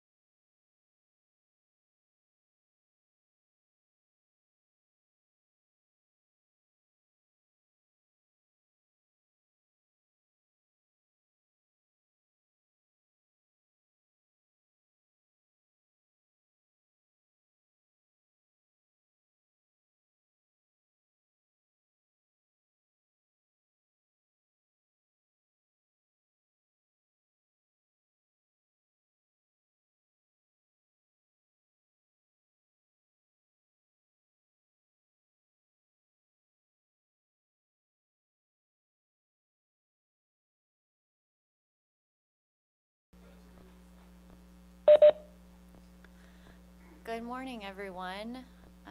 Good morning, Commissioner Mitchell. Can you hear us? Yep, I can hear you fine. Okay, great. We know you're in travel status, so we'll be brief, but Commissioner Coleman and Commissioner Kolkmeyer are joining me here in person, and all the commissioners are present, so we'll begin the agenda meeting for today, Wednesday, October 1st. I would ask those who are participating on the call to please mute your phone unless you need to speak. There is one new order and one case discussion item, but before we get to those, we do have minutes to approve. Both closed minutes from September 10, 2025 agenda and the regular minutes from September 18, 2025 agenda. Commissioners, are there any changes or modifications to those minutes? Hearing none, all those in favor of approving both sets of minutes, please say aye. Aye. Aye. Those opposed? By a vote of 4-0, those minutes are approved. The first and only tariff in new order today is in file number OW-2026-0085 in the matter of a working case for commission review and consideration of utility assistance programs. The order before us opens a working case to review currently existing utility affordability programs and directs regulated utilities to provide information on these programs. Representatives from the Commission, the OPC, and other interested stakeholders will have an opportunity to review currently existing utility affordability programs designed for low-income and senior residential customers and allow stakeholders to work together to make recommendations on efficiencies or changes to current programs, help establish uniformity and simplicity of programs, and ultimately lead to consideration of how best to implement the special alternative residential customers' rates or bill discounts contemplated by Section 393-1680 RISMO as a result of Senate Bill 4. This request for information is the first step in the Commission reviewing and considering utility assistance programs that are aimed at addressing affordability for low-income and senior customers. Appreciate staff, OPC, and the utilities' willingness to work on this together. With that, I recommend we approve this order version number 1. Commissioner Coleman. I support the order. Commissioner Kolkmeyer. Thank you, Madam Chair. I'll be brief, but I fully support this. I think it's time we take a look at it. So I also want to thank all the parties that involved and going to take a look at this to make this, and hopefully we can streamline. So I'll be in support. Thank you, Commissioner Kolkmeyer. Commissioner Mitchell. I think it's a great idea, and thank you for taking a leadership role and getting it done. I support the order. Thank you, Commissioner Mitchell. All those in favor of approving this order, please say aye. Aye. Those opposed? By a vote of 4-0, that order is approved. Now we have case discussion, case ER-2024-0261, in the matter of the request of Liberty for authority to file tariffs increasing rates for electric service provided to customers in its Missouri service area. Judge Hatcher. Thank you, Chair. Good morning, Commissioners. The memo before you is the pre-evidentiary hearing memo. This is prepared for the Commission regarding the general rate case of the Empire District Electric Company.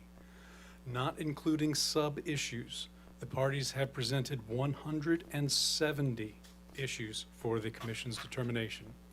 The 7-day hearing will be in person in room 310, that's this room, and that will be starting in 1 week on October 8th and continuing through Friday, October 17th.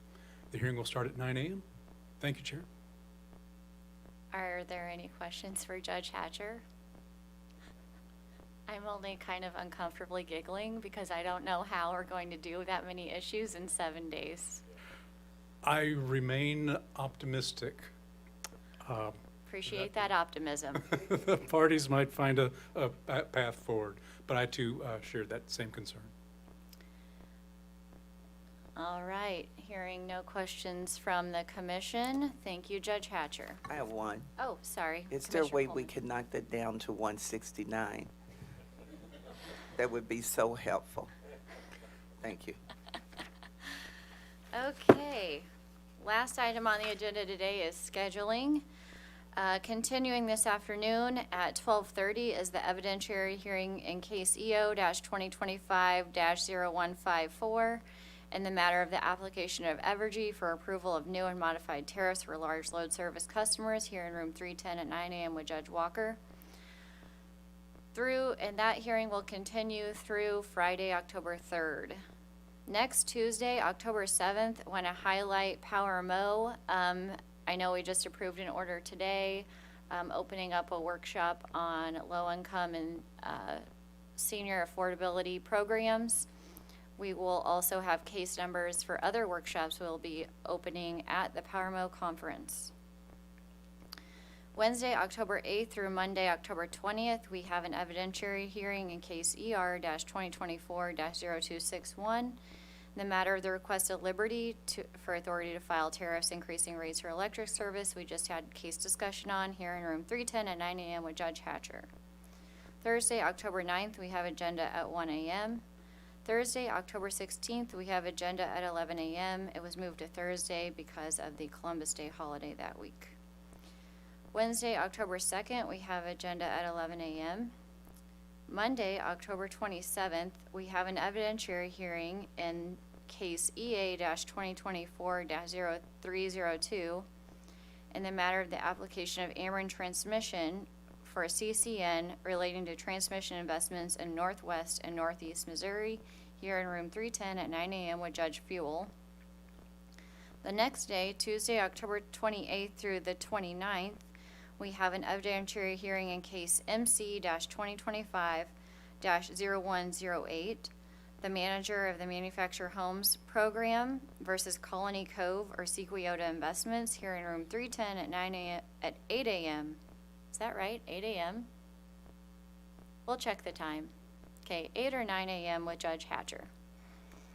Wednesday, October 29th, we have agenda at 11 a.m. And then Thursday, October 30th, we have a local public hearing in case EA-2025-0238 in the matter of the application for Ameren, Missouri for a CCN authorizing it to construct new generation and battery storage, WebEx only, at 6 p.m. with Judge Clark.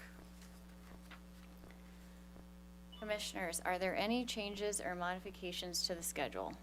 One question, Madam Chair, for Judge Hatcher. I believe Chair Hahn noted that the Liberty hearing will start on October 8th and end on the 20th. And is that because we're closing for Columbus Day on the 13th? Actually, the rollover day was for the possible cancellation at the time due to the Power Mo Summit. Okay. So in the order that was issued when the parties requested to cancel Monday, October 6th, on my own, I went ahead and used that overflow day. So the official schedule is October 8th through the 20th, and yes, with the Columbus Day or Indigenous Peoples Day being a state holiday. Okay. The party's schedule that they filed only goes through the 17th on Friday. So I think that they are also optimistic that they will finish early. Okay, thank you. Thank you, Madam Chair. Thank you, Commissioner Coleman. Any other business coming before the commission? Hearing none, we are adjourned. Thanks, everyone. Thank you. Thank you. Safe travels.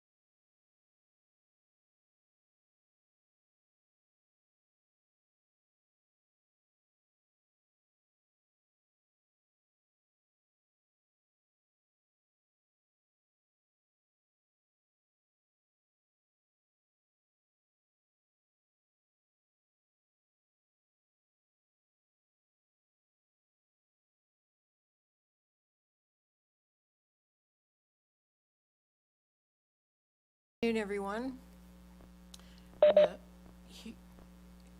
I'd ask everybody to silence their electronic devices and their phones. We are resuming the hearing for EO-2025-0154, and we are at cross-examination. Amarin, do you have any questions for this witness? I do. Thank you, Judge. Good afternoon, Ms. Langy. Good afternoon. I want to make sure the record is clear on the various charges under staff's proposal as reflected in the table of rates in your surrebuttal testimony versus the table of rates you had in the staff rebuttal report. Okay. Okay? Appendix 2, Schedule 1 of, and page 2 of Schedule 1 of staff's rebuttal report lays out staff's charges as of the filing of that report. Is that right? Yes. And you provided a work paper that underlies those charges. That was your confidential miscellaneous work paper 1. Is that right? That work paper was subsequently updated. If you are referring to the one I think you are, frankly, I don't necessarily have all the names memorized. There was definitely a work paper with my rebuttal that calculated the rates that was subsequently updated. Well, I'm going to direct you to, there's a directory on your screen there, and it has your name on it. And I'm going to ask you to open up that directory.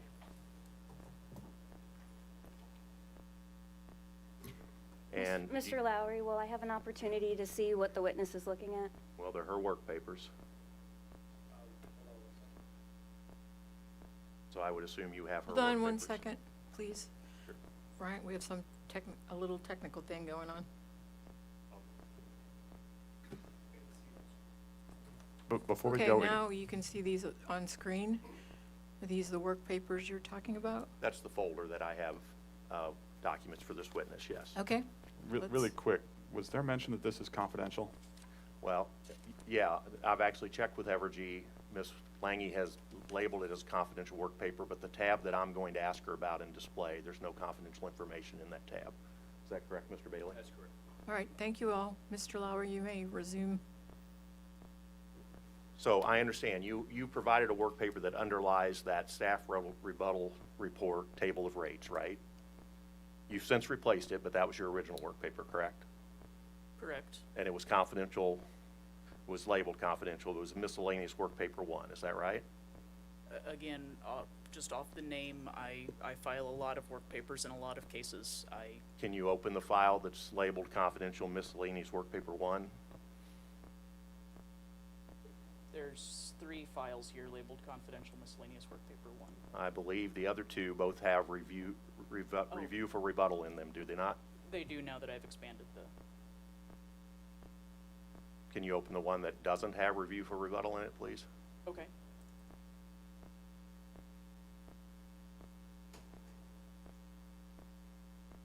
And is it open to the rate elements tab?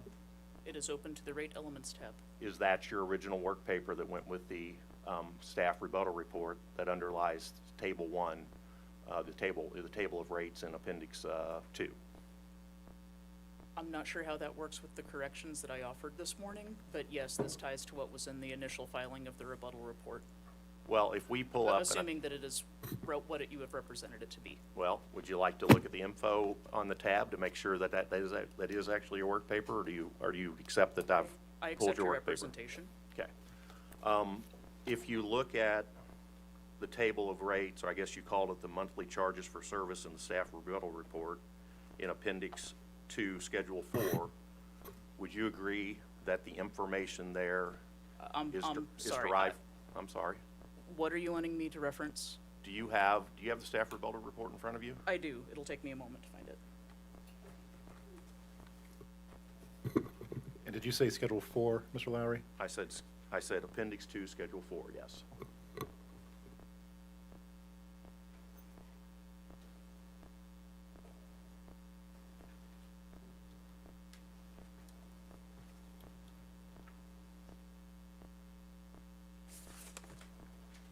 And would you mind when you get a chance expanding that window so maybe you can see it on the screen a little bit better, the commissioners can? And I'm sorry, what appendix? Appendix 2, schedule 4 to the staff rebuttal report and page 4 of 6.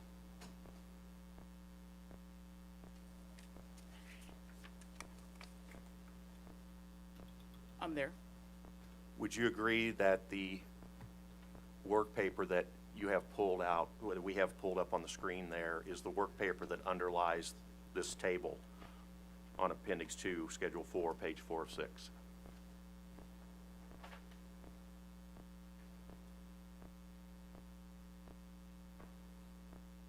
Appendix 2, Schedule 4, page 4 of 6 appears to be my Empire recommendation.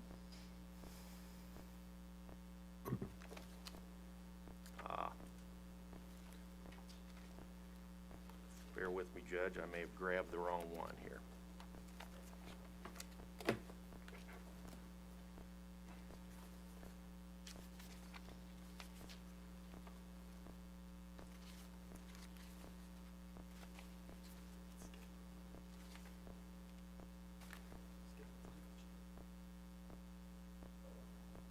Appendix 2, Schedule 1.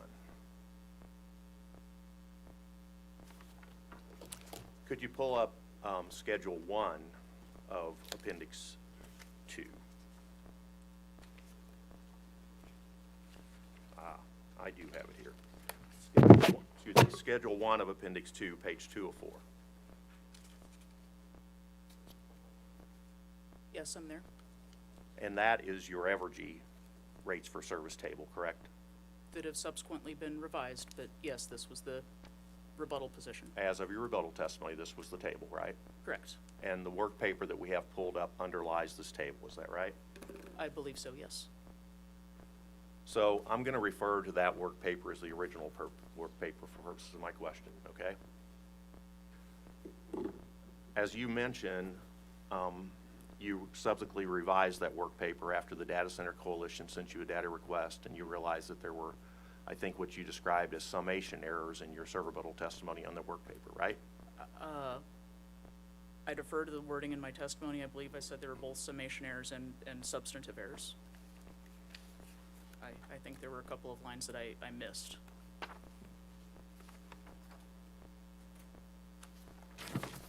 You have your server rebuttal testimony there? I do. And you're referring to page 1, starting on line 20?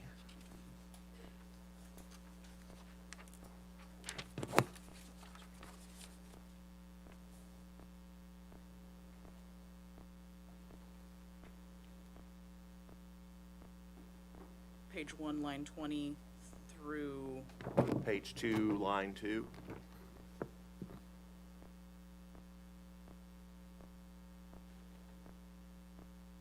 correct. That's where you're describing the corrections that were made to that original work paper in a subsequent work paper that was, the issues were brought to your attention by the DCC, right? Yes, that includes summation errors and certain revenue requirements were inadvertently omitted.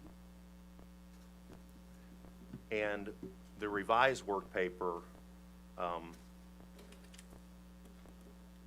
is also on the computer there in front of you, is it not?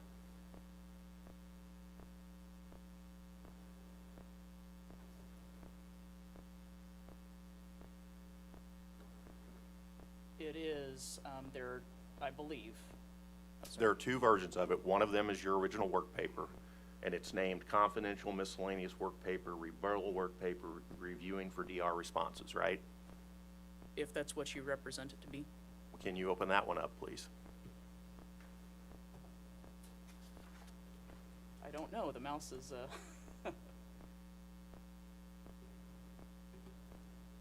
Do you have it open now? yes. Can I direct your attention to rows 1 to 38 and columns A to G of that work paper?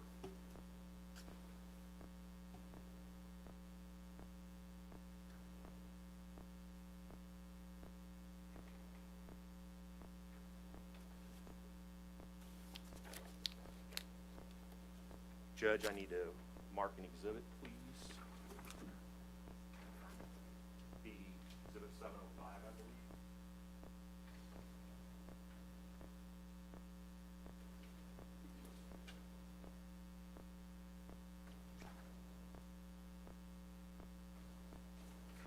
Oh, are these all the same?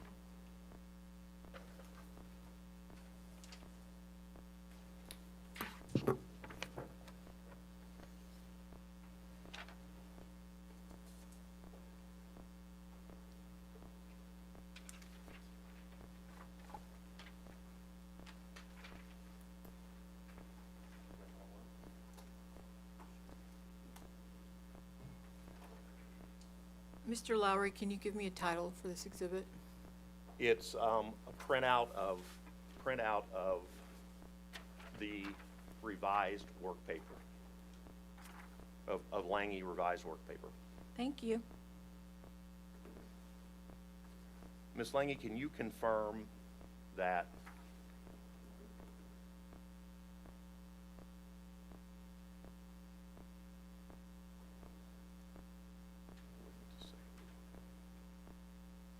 And Mr. Lowry, are you marking to question or are you marking to offer?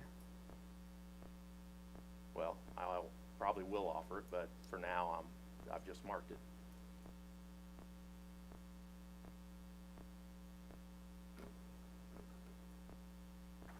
Ms. Langy, would you confirm that the printout that I've marked as Exhibit 705 for the relevant rows and columns that I just directed your attention to matches your confidential miscellaneous work paper 1 rebuttal work paper reviewing for DR responses? For the expedience of time, I'll accept your representation that that's what you've printed. Your Honor, I would offer Exhibit 705 at this time. Are there any objections to the admission of Exhibit 705, the revised work paper of Sarah Langy? Hearing none, it will be admitted.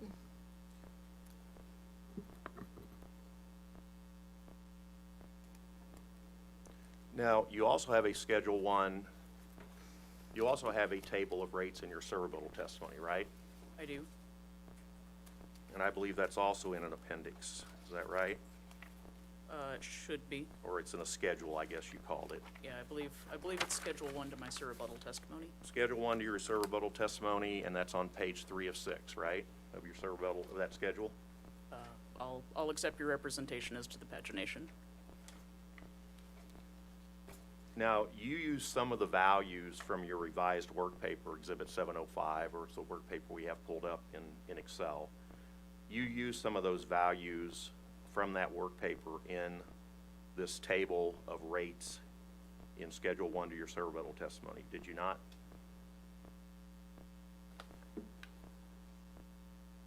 I believe if what you're representing you've distributed is what you say it is, which I have no reason to doubt, that yes, all of the rates that I am responsible for were developed in that calculation.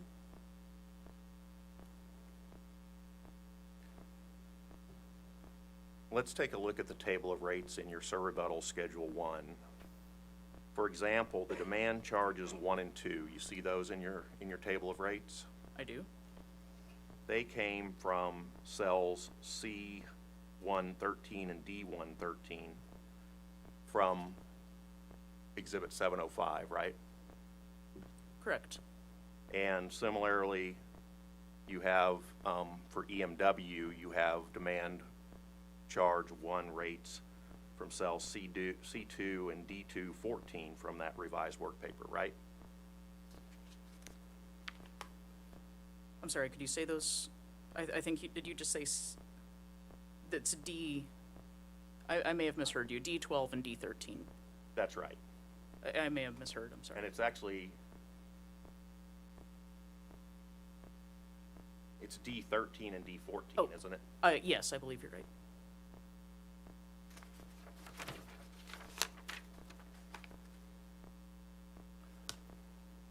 So if we look at the revised work paper and we look at the table of rates in the surrebuttal testimony and we go line by line, we should see the same values from the work paper as we see in the table. Is that right? No, that is not right. Okay, how does it differ? Well, there are charges that were addressed by Mr. Lubbert that are not in here. And this version, I'm pointing to the work paper version, is the alternative recommendation that was also attached to my surrebuttal testimony that has the time-based energy charges and does not have the optional energy agreement variation that was staff's primary recommendation as of surrebuttal.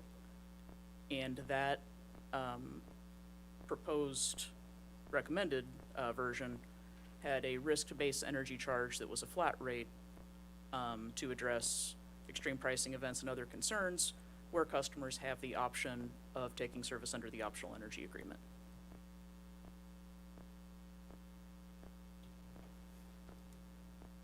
Well, let's back up a minute. In your servability testimony in Schedule 1, and I'm not talking about the optional agreement, I'm not talking about the alternative to energy charge option that you've presented. I'm talking about the energy charge row in your table of rates in your servability. Are you with me?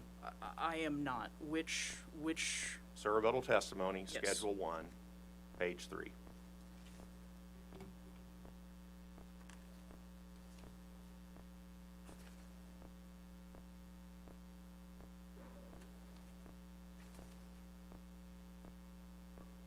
So this is the version that contains the optional agreement. That's right. But it also contains a row for an energy charge for the non-optional agreement, the sort of the base tariff offering, right? Correct, the risk-based option. And that energy charge is 5.5 cents for EMM, and it's 5.3 cents per kilowatt hour for EMW, right? Only for those customers who would choose that option, correct? But if they choose that option, that's their energy rate, right? Correct. And the revised work paper, Exhibit 705, let's go back to that. The revised work paper for energy charges doesn't reflect this, I guess you're calling it a risk-based option. It doesn't reflect this 5.5 cents or 5.3 cents for EMW, correct? It does. That's the summer on-peak rate.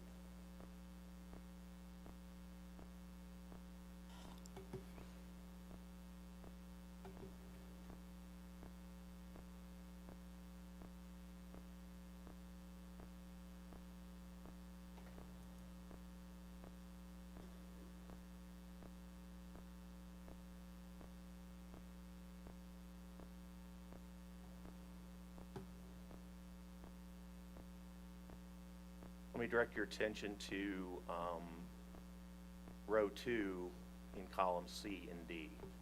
The 7.89 cents and I think it's 6.5 cents. Do you see those? I do. How does the energy charge feed into that overall average cost per kilowatt hour? So this is the situation we have in every case where we have to decide how clean to make our work papers and how usable to make the work papers for us.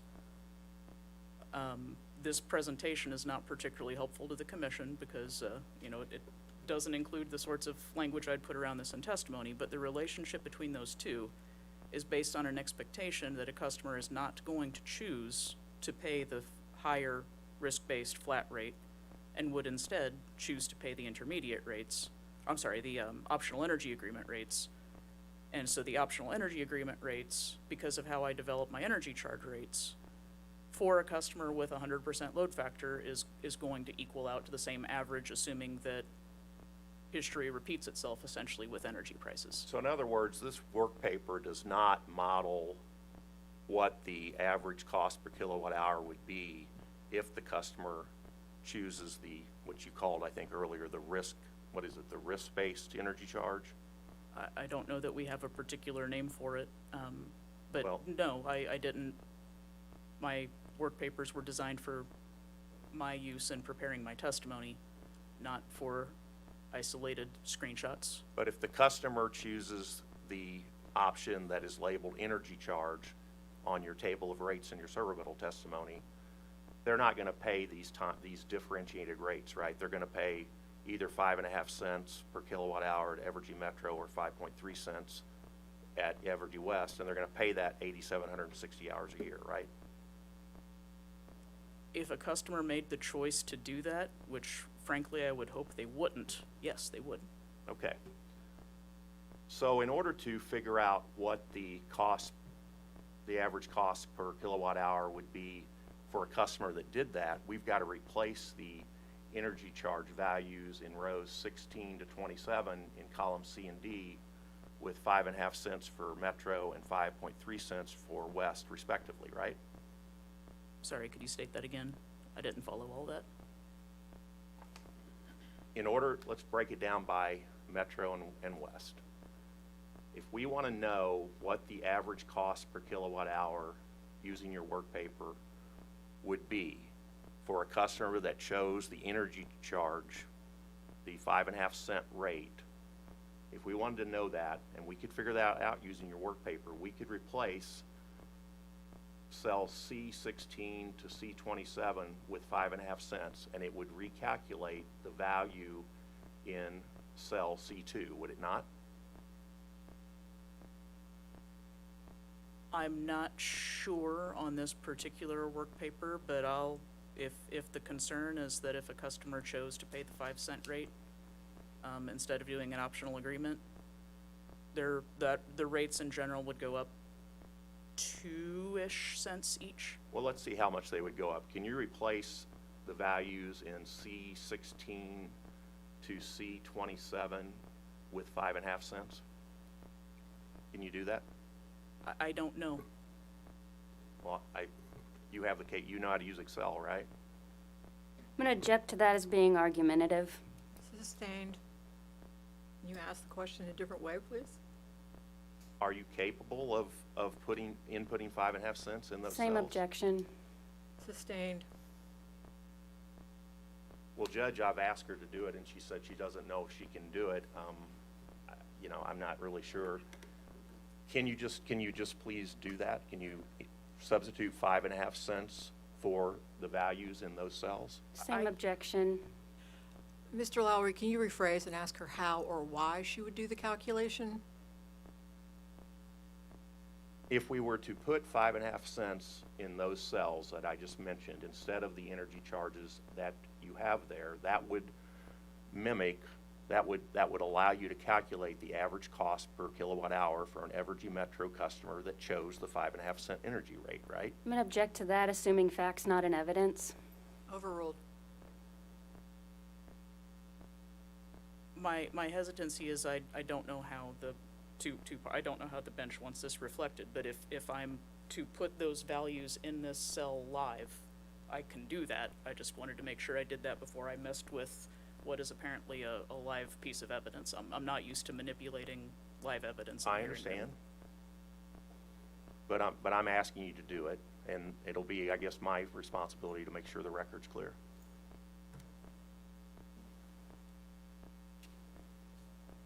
Do we have the capacity to print the screen when the calculation is complete? Judge, I actually have an exhibit that will, once she's confirmed the calculation, that will do just that. Okay, that's perfect.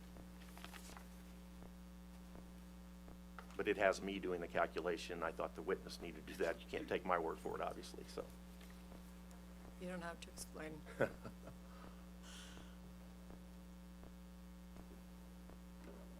Yeah, that increases it.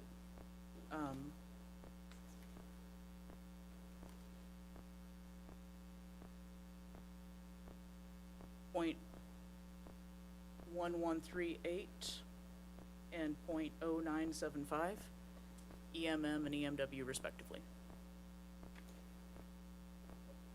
Can you make for one a other? customer with 100% load factor. And the way this is set up, you can't modify load factor in here, so that's. Understand. I'm going to ask you to make one other change in column C. I guess it's in 2 rows. It's in rows 28 and 29. I'm going to object that I can't see the changes that are being made live in hearing. Let me mark this exhibit then. Exhibit 706.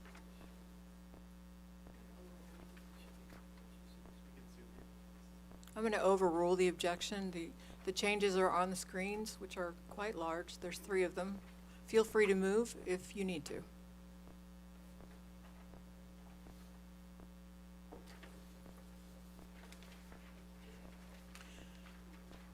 Mr. Lowry, what are you marking this? This is 706. And do you have? It's modified Langy work paper. Perfect. Are you attempting to admit it at this time? I'm going to, but Okay. not quite yet. All right. So, Ms. Langy, in your rebuttal table of rates, something else that's different from the rebuttal testimony table of charges, I think you called it there. Actually, Judge, I'm going to object to any questioning on this document. This does not even actually include the corrections that Ms. Langy just made on the stand earlier, so this has no actual probative value at this time. Specifically, I'm looking at cells C11 and D11. Those were updated by Ms. Langy during direct testimony. This has no probative value and should be disregarded. Overruled.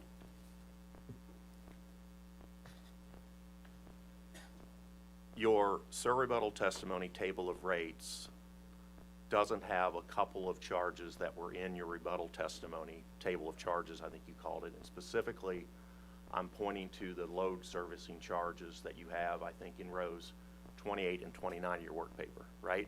Correct, that would be subsumed within that optional agreement. And in retrospect was an oversight that wasn't included with the risk-based charge.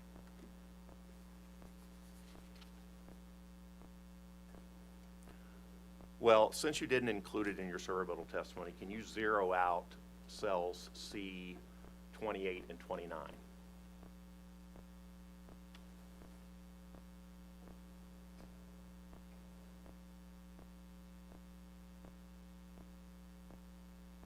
And now and calculating the EMM average cost per kilowatt hour for somebody that takes the energy charge, which would be 5.5 cents a kilowatt hour, 8,760 hours a year, you get an average cost of 11.21 cents per kilowatt hour. Is that right?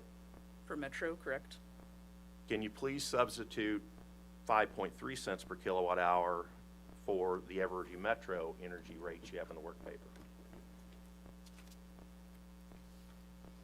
I'm sorry, I don't know what you just asked me to do. The energy rate for Evergy Metro customers for a customer that takes the energy charge option, doesn't take the optional one, is 5.3 cents, right? Metro is, I said west. I'm sorry, there's a lot of numbers and letters. And What- are you, just for my clarity, are you talking about the modified exhibit that's been offered 706 and column D?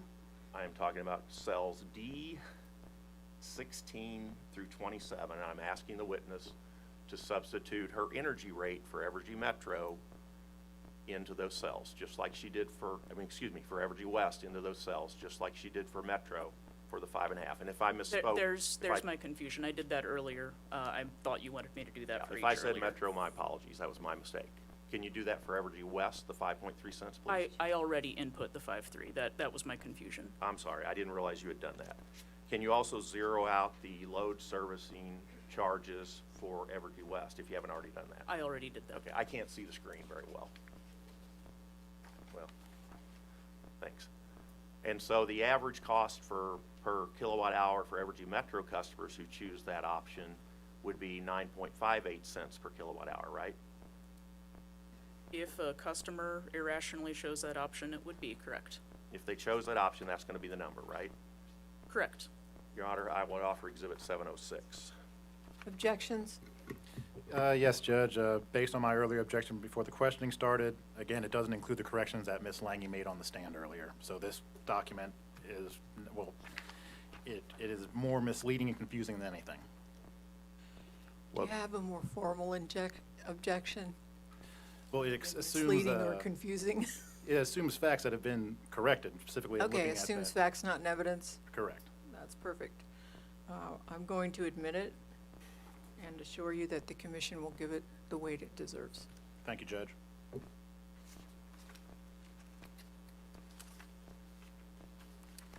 Now, Ms. Langy, in your rebuttal report testimony, and it's at page 41 of the rebuttal report, you identified an average cost per kilowatt hour for Evergy Metro from your rate design. I'm sorry. I'm looking up the reference. Okay, that's fine.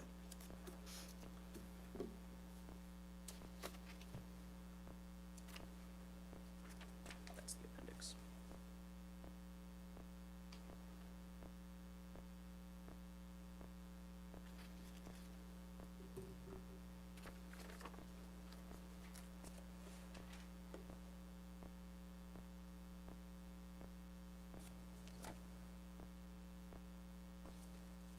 My apologies. That's okay. Never know how many papers to bring up, and I've misplaced everything. I tend to go a little faster than I should, so it's no problem.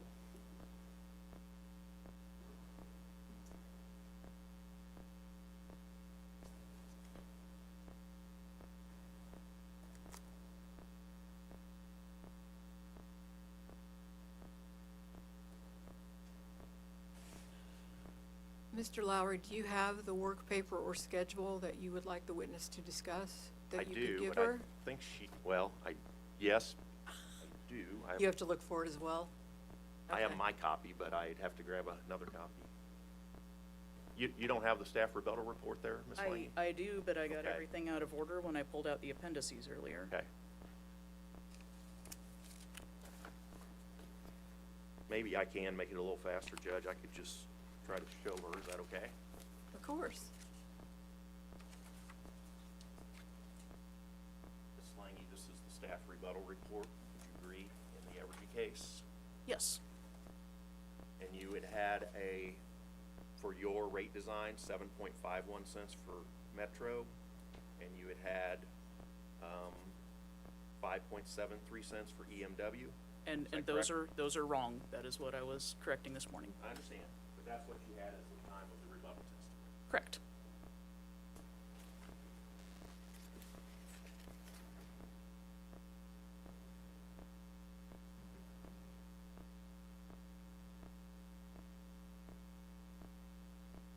And you said that they were wrong. The numbers you're using now, I believe, are the corollary numbers now that you are using the 7.89 and 6.5 respectively? I don't know. You had me delete those cells. Or override those cells. Well, why don't you just close that file and reopen the work paper, and then your value should be there, right?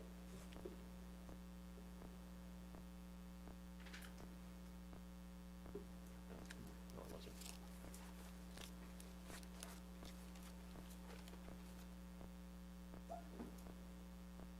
$7.89 EMM and 6.5 EMW.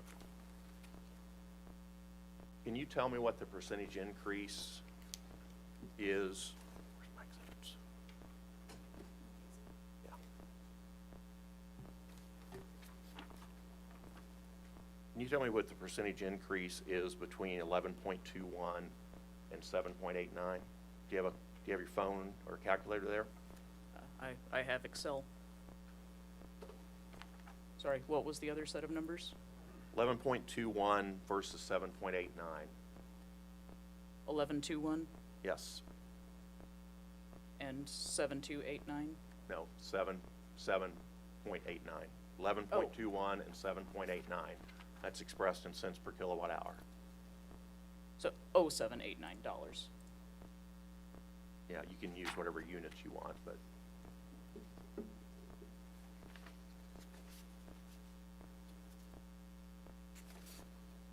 And I'm sorry, the question was which direction? what's the percentage difference? What's the percentage increase between 7.89 and 11.21?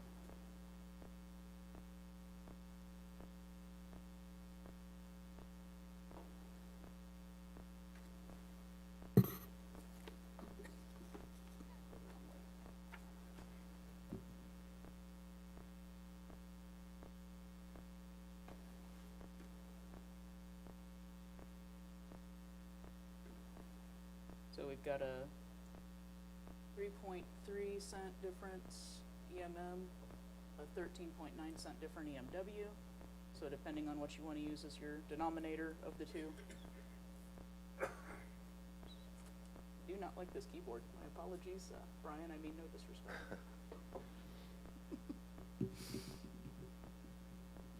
Looks like it's 42% and 21 EMM and EMW respectively. Thank you.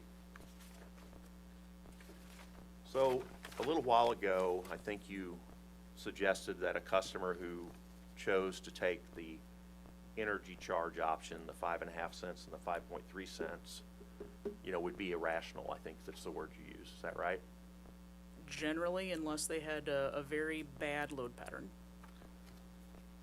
So, under staff's current proposal, in its rebuttal testimony, customers who would, and if staff's proposal, its rate design were adopted, a customer's either going to have to, the customer has the choice of taking a rate for EMW that on average is 11.21 cents on EM 11.21 and EMW 9.58. So they have the- Object compound question there. Can we break it out a little? Overruled. Can you please start over, Mr. Lowry? I Sure. apologize, but No problem. for it to be clear for the record. So under staff's proposed rate design as of its rebuttal testimony, a customer who would be subject to that tariff, if staff's tariff were adopted as you've proposed it in rebuttal, for EMM, that customer has the choice of taking service at what according to your calculations here, if they took service under that number, at an average cost of 11.21 cents per kilowatt hour, and they'll know what their bill is going to be because those numbers are set in the tariff. Or they could take the optional approach that you've given, and they're not going to know what their bill will be over time because they're Same subject to- objection. Can you please wait until he's finished to make an objection? Yes, Judge. Mr. Lowry, you may continue. They're not going to know what their energy charges are going to be over time because they're going to be exposed to the market for what their energy charges are, right?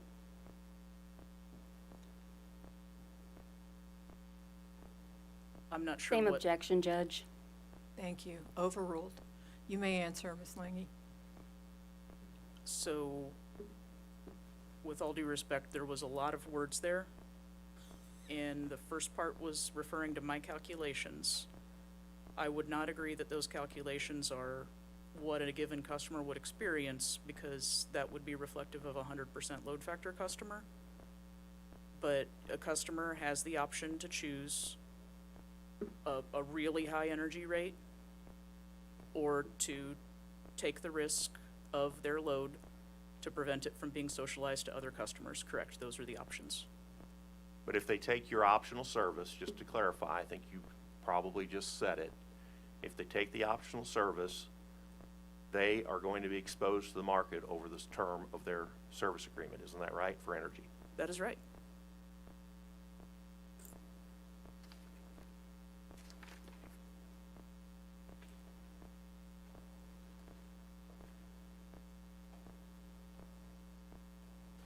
Those are all my questions, Judge. Thank you.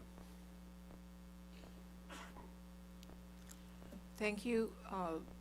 Evergy, you have any questions?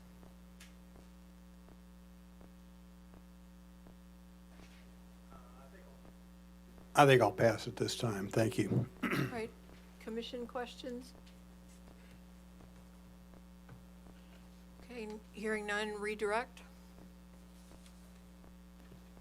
Yes, Judge, thank you. Hopefully brief.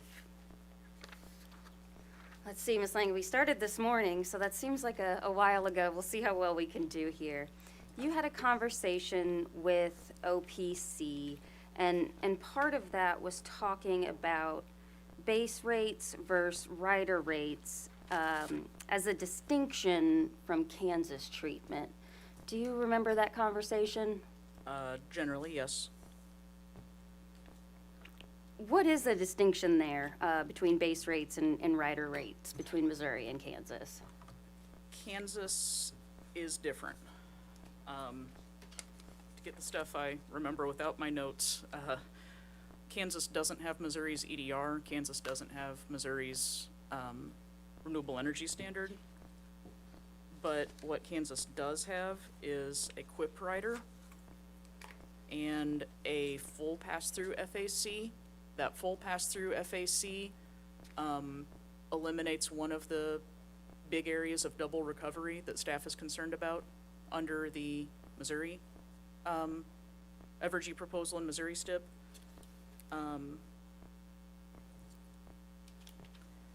But The Kansas stipulation also expressly includes the LLPS customers in existing Kansas riders, which deals with some of that positive regulatory lag staff is concerned about, and deals with that issue of getting revenues from LLPS customers into the revenue requirement, as opposed to those revenues being retained without being passed into the revenue requirement. And so in thinking about this distinction between Missouri and Kansas, a little bit more generally, is regulatory treatment a little different in every state? It can be very different across states. And does that need to be accounted for? Yeah, so when I and my colleagues were reviewing the LLPS activities in different states, there were a handful of provisions that we were able to just pick up. I think, for example, Ms. Eubanks was able to look at some things that were being done in, I believe it was Ohio, and they seemed reasonable, and I think she was able to make those fit into what we're requesting here, recommending here without, much conflict. But especially as it works around FACs, fuel adjustment clauses and other sorts of cost recovery, especially as it works around future plant additions, there's a lot of variation among the states.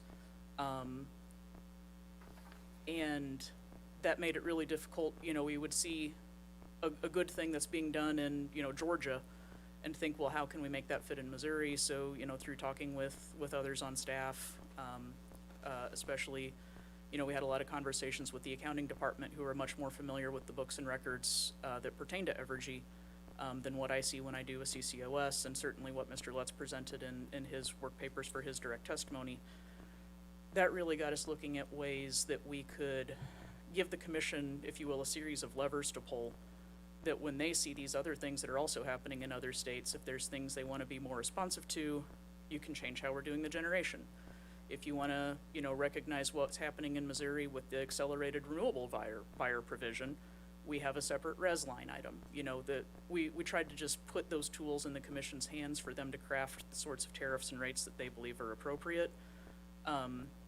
While also trying to be cognizant, Missouri's statutory requirement is size-based. A lot of these other states are looking at things targeting either data centers or advanced manufacturing or things more specific. I know the oddball example that I tried to keep in mind through this process is thinking about biofuels, refineries, agricultural processing, metallurgy, things where they might be at 500 megawatts a lot of months, and they might dip down to 400 megawatts in some months, when there's temperature reasons they can't do their processes. We didn't want a minimum demand charge to be a barrier to entry, so we talked about, okay, well, how can we right-size demand charges for these customers, recognizing that they're not all going to be data centers, or at least to not foreclose it that they only could be data centers that work under the rate structure. And those are just differences that we as a staff work together to take into account for Missouri's unique requirements versus the things we're observing in other states. And in this conversation with OPC, QUIP was discussed. Do you remember that? I do. And that was listed as somewhat of a distinction from Kansas regulatory treatment compared to Missouri. Are there any differences in regulatory treatments and structures that need to be considered when comparing the stipulation and agreement in this case versus the Kansas agreement? So the biggest ones is definitely that lack. I shouldn't say that lack. We don't like the way Kansas does things in general because Missouri's better, but just the way those riders are handled very differently makes the fuel recovery. The Kansas tariff for their version of the FAC is just fundamentally different than the Missouri version of the tariff. I shouldn't say version of the tariff. They're doing different things, but they're relating to fuel. And then certainly the Kansas STIP acknowledged incorporating those billing determinants coming in from LPS customers into those other riders, especially QUIP. What are some modifications that would make the stipulation and agreement more palatable and mitigate existing ratepayer harm?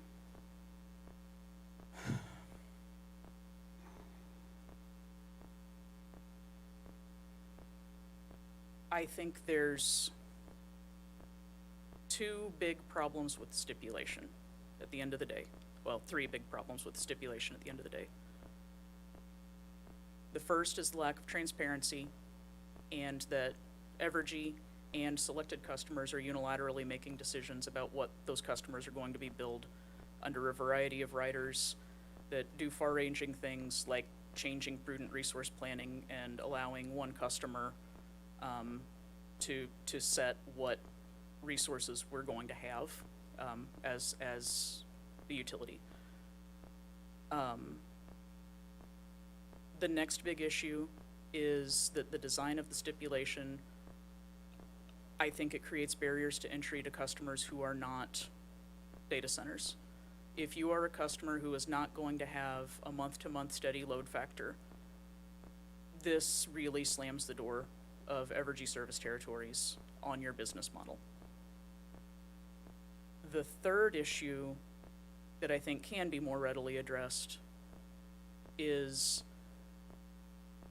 the way that it doesn't matter if an LLPS customer is paying the right rate or the wrong rate, it doesn't matter to regulated ratepayers until that revenue is recovered in, or reflected, I should say, in a rate case. And so the easiest way around that, if you wanted to approve something in line with company STIP, would be to order deferrals of all revenues and all expenses associated with that LLPS customer, and we have a big old fight about it when we get to a rate case.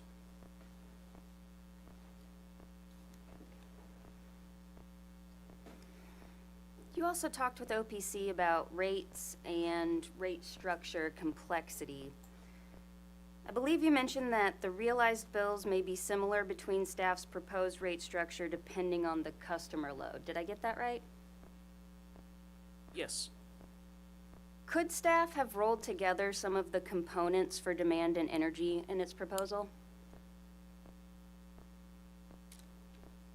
Yes, I mean, effectively, if you take the charges that I recommend, and for this, this is going back to that alternative time of use charge where it's broken out more clearly because, it's the optional agreement is different. But if you take each of those charges on that Appendix 4, I believe it was, to my rebuttal testimony, and apply the 25% adder to each, we split them out for transparency. We split them out for making future rate cases less complicated. But if you just take those, you could add things together as you saw fit. That does interfere with our more customer-friendly minimum demand setup. That does sort of take away some of the flexibility on the customer side. But yeah, you can add those together and come up with a simple demand charge, a simple minimum demand, a customer charge. I mean, the tariffs are covering the same things.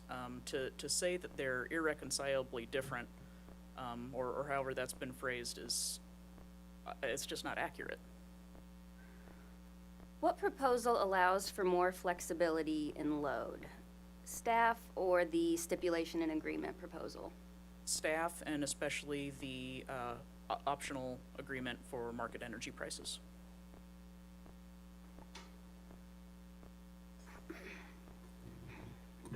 You also talked with OPC about the impact of large loads on the rates of other rate classes. Do you recall that?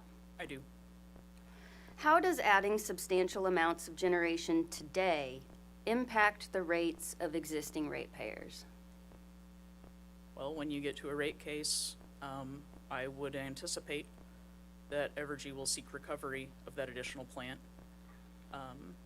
We have observed that now, and for now I mean the last decade or so, it's not reasonable to expect a plant to pay for itself.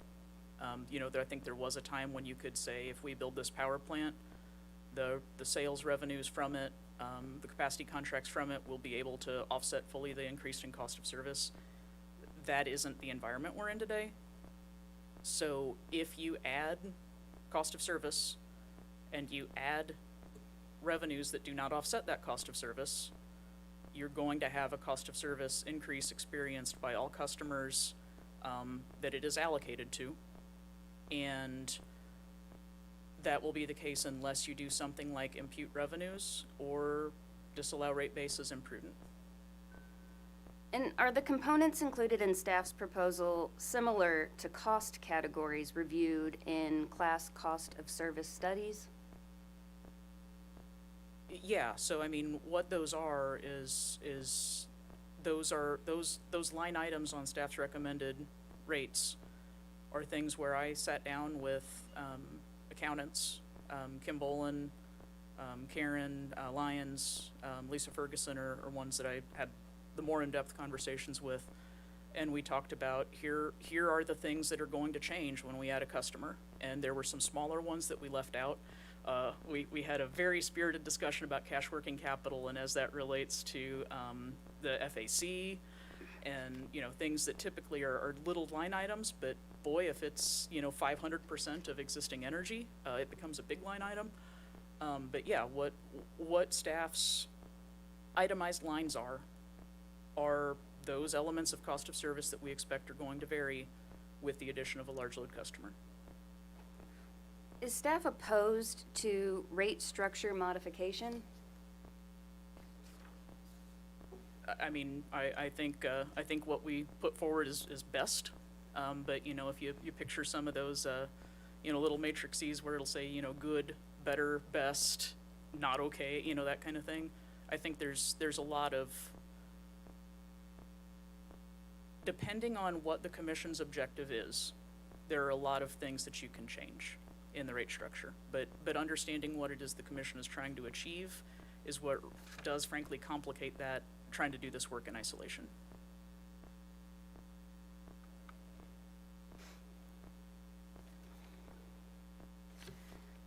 You had some questions from Renew, mostly regarding time-based rates. Do you recall that? I do. And this also included market prices during peak and off-peak periods. Did I get that right? You did. Does a flat rate for what would be the largest customers in the state seem reasonable? It does not. Avoiding confidentiality, there's a reference in the report where we looked at existing data center load and showed what the variation is that those customers have. Avoiding going in camera, I can say the industry trend is that data center cooling load is coinciding across the board, across the grid, with times of peak demand. So even though we're filling in periods of low demand, we are exacerbating peaks when we add data centers. Now, when we look at other sorts, and I should say that is absent rate considerations that encourage those customers to do things like pre-cooling. I think that if you had the right rate structure, that the data center could make a cost-based decision to do pre-cooling, to do thermal energy storage, to do a lot of things that they're not going to bother with a flat rate. Now, when we get to other usage types, that can get a lot worse, or a lot better, depending on your perspective. I think I mentioned earlier to Mr. Kleiser the concept of a customer who is primarily off-peak or who is peaking in shoulder months, and that could do wonders for affordability. But that customer is going to be that a customer with that profile would not come to Missouri under the stipulation structure because that high demand charge would be a barrier to their entry. So it's worse if the customers have highly variable load. The stipulated structure is worse for customers with variable load as a barrier to entry, but it doesn't reasonably align cost with revenue recovery for customers with a high load. It's kind of the worst of both worlds. And does the staff approach account for the differences in the time of energy usage? Your Honor, I'm going to object. All these questions are leading. I've let it go until now, but object based on leading questions. This is redirect. I'm going to sustain. Can you please rephrase your questions? Can you tell me how the staff approach accounts for the differences in the time of energy usage? So I hate using all of these options, but we tried to just really lay out all the different approaches the commission could take here. So the time-based option that I believe is my surrebuttal Appendix 4 uses time-based rates that explicitly does that based on historic averages associated with various time periods. It also uses on-peak demand charges that are going to give customers the benefit of not paying as much for usage that isn't on peak. The optional agreement approach, I think, really, I wish we would have thought of it sooner and hopefully made all these cases less complicated. It literally aligns market prices of energy with customer compensation. You know, it is, that customer is these are sophisticated customers who are players in power markets. It takes the utility out as the middleman, and it gives them the ability to take advantage of those market protections without having to independently secure capacity the way they would if they were, you know, in a purely wholesale play.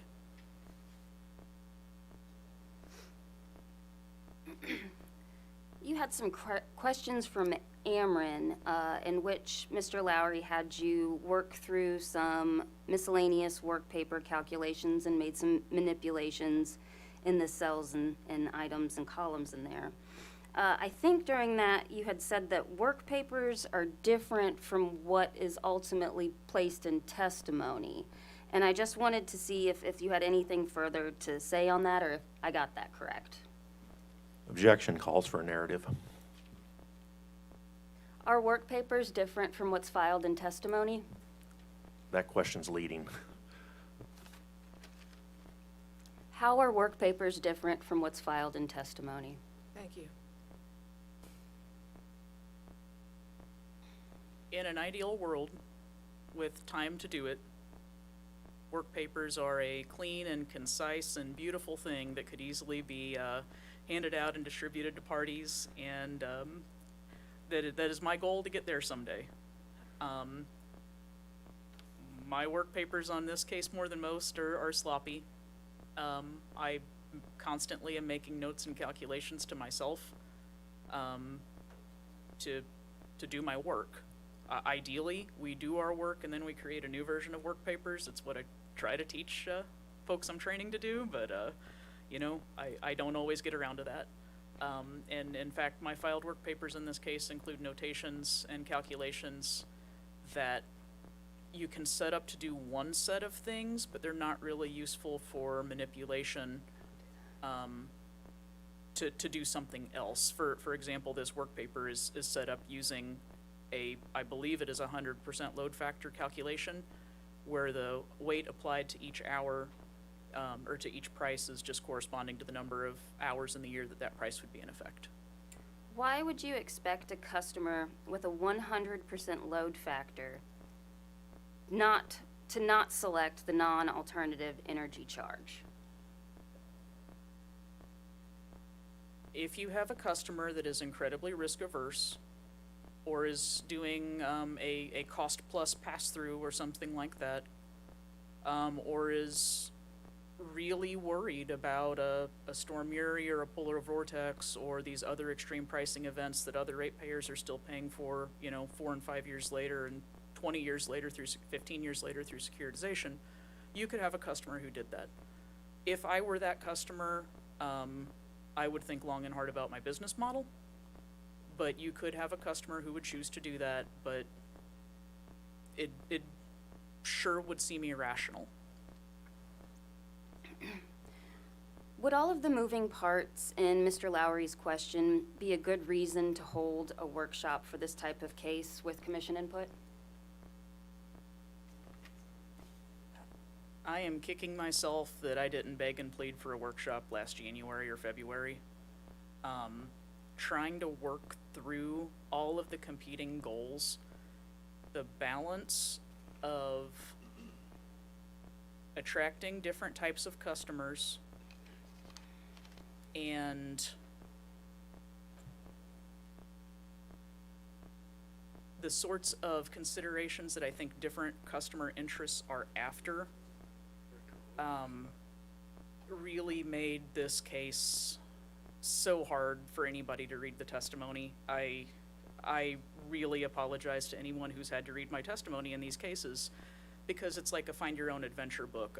I had to make a flowchart of FAC outcomes for my own benefit because it has gotten that complicated. If we could have an interlocutory order in this case directing, you know, if this is the result you want, do this, that would help. But if the commission allows it, just a series of semi-formal conversations in a workshop format, getting direct input from the commissioners and the ability to provide candid responses to those commissioners about, you know, yep, that'll work and that's a great idea, or okay, here's some other things you would need to know about. I think this is a big enough deal to warrant that. I think just one final question.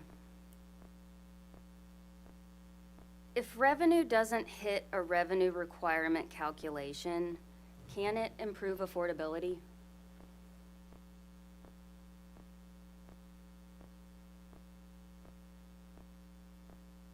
If the rates that LLPS customers pay,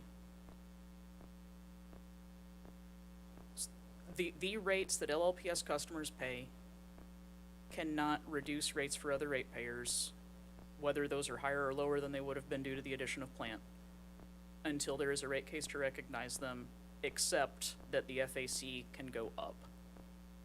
So, for that question, until rate case recognition occurs, ratepayers are certainly, legacy ratepayers, captive ratepayers, will be paying higher bills. Whether or not they pay lower bills afterwards depends on what the commission does in a rate case. No further questions, thank you.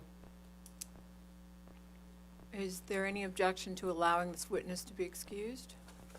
Hearing none, Ms. Langy, you are excused. Pardon my mess.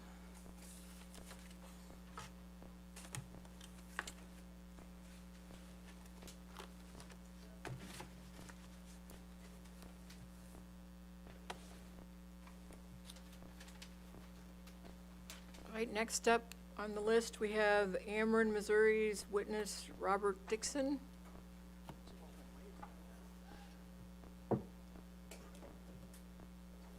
And actually, Judge, if you may entertain this, I was hoping to get it as a brief recess, talk to the other parties about a proposal that could speed things up. How long do you need? No more than 5 or 10 minutes. We'll give you 15. Oh, thank you so much. Thank the commission.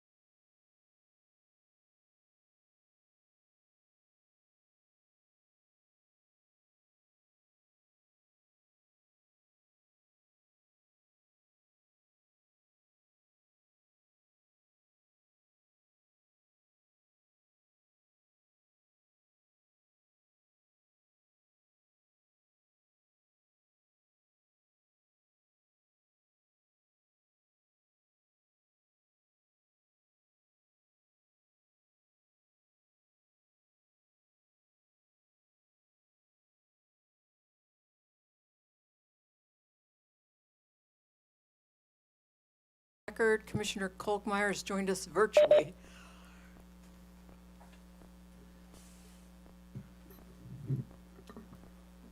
And Judge, before we start with Amherst witnesses, I just wanted to let you know that OPC and staff have conferred with the other witnesses. None of the parties have cross-examination for witnesses Robert Dixon through Jessica Polk-Sentel. So I think we're just going to put them up, do direct, and if the commissioners have questions, that'll be their opportunity, but there'll be no cross from parties. And if I'm incorrect, please, someone can correct me.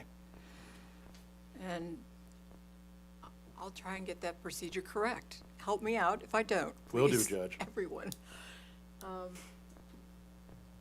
Mr. Dixon, can you raise your right hand? Do you swear to tell the truth, the whole truth, and nothing but the truth, so help you God? I do. Thank you. All right. Ameren, you may begin. Thank you. Good afternoon. Could you please state your name and title for the commission? Good afternoon, Rob Dixon, R-O-B-D-I-X-O-N. I'm the Senior Director for Economic, Community, and Business Development for Ameren, Missouri.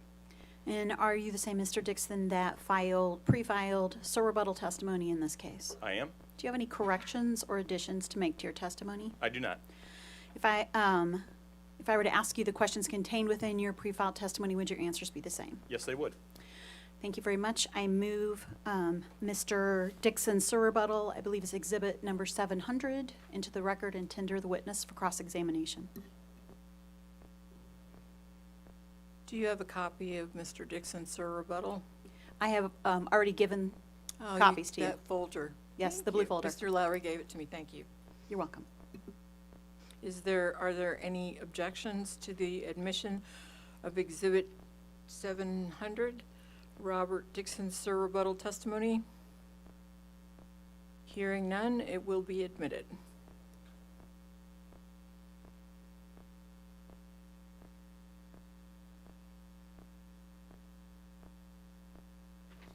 I guess I'm tendering him for commission questions. All right. Are there any commission questions? Yes, good afternoon, Mr. Dixon. Good afternoon, Chair Hahn. Hi. I'm going to ask you a little bit about your experience. In your prior role, you were the director of the Department of Economic Development for the state, is that right? That's right. Okay, great.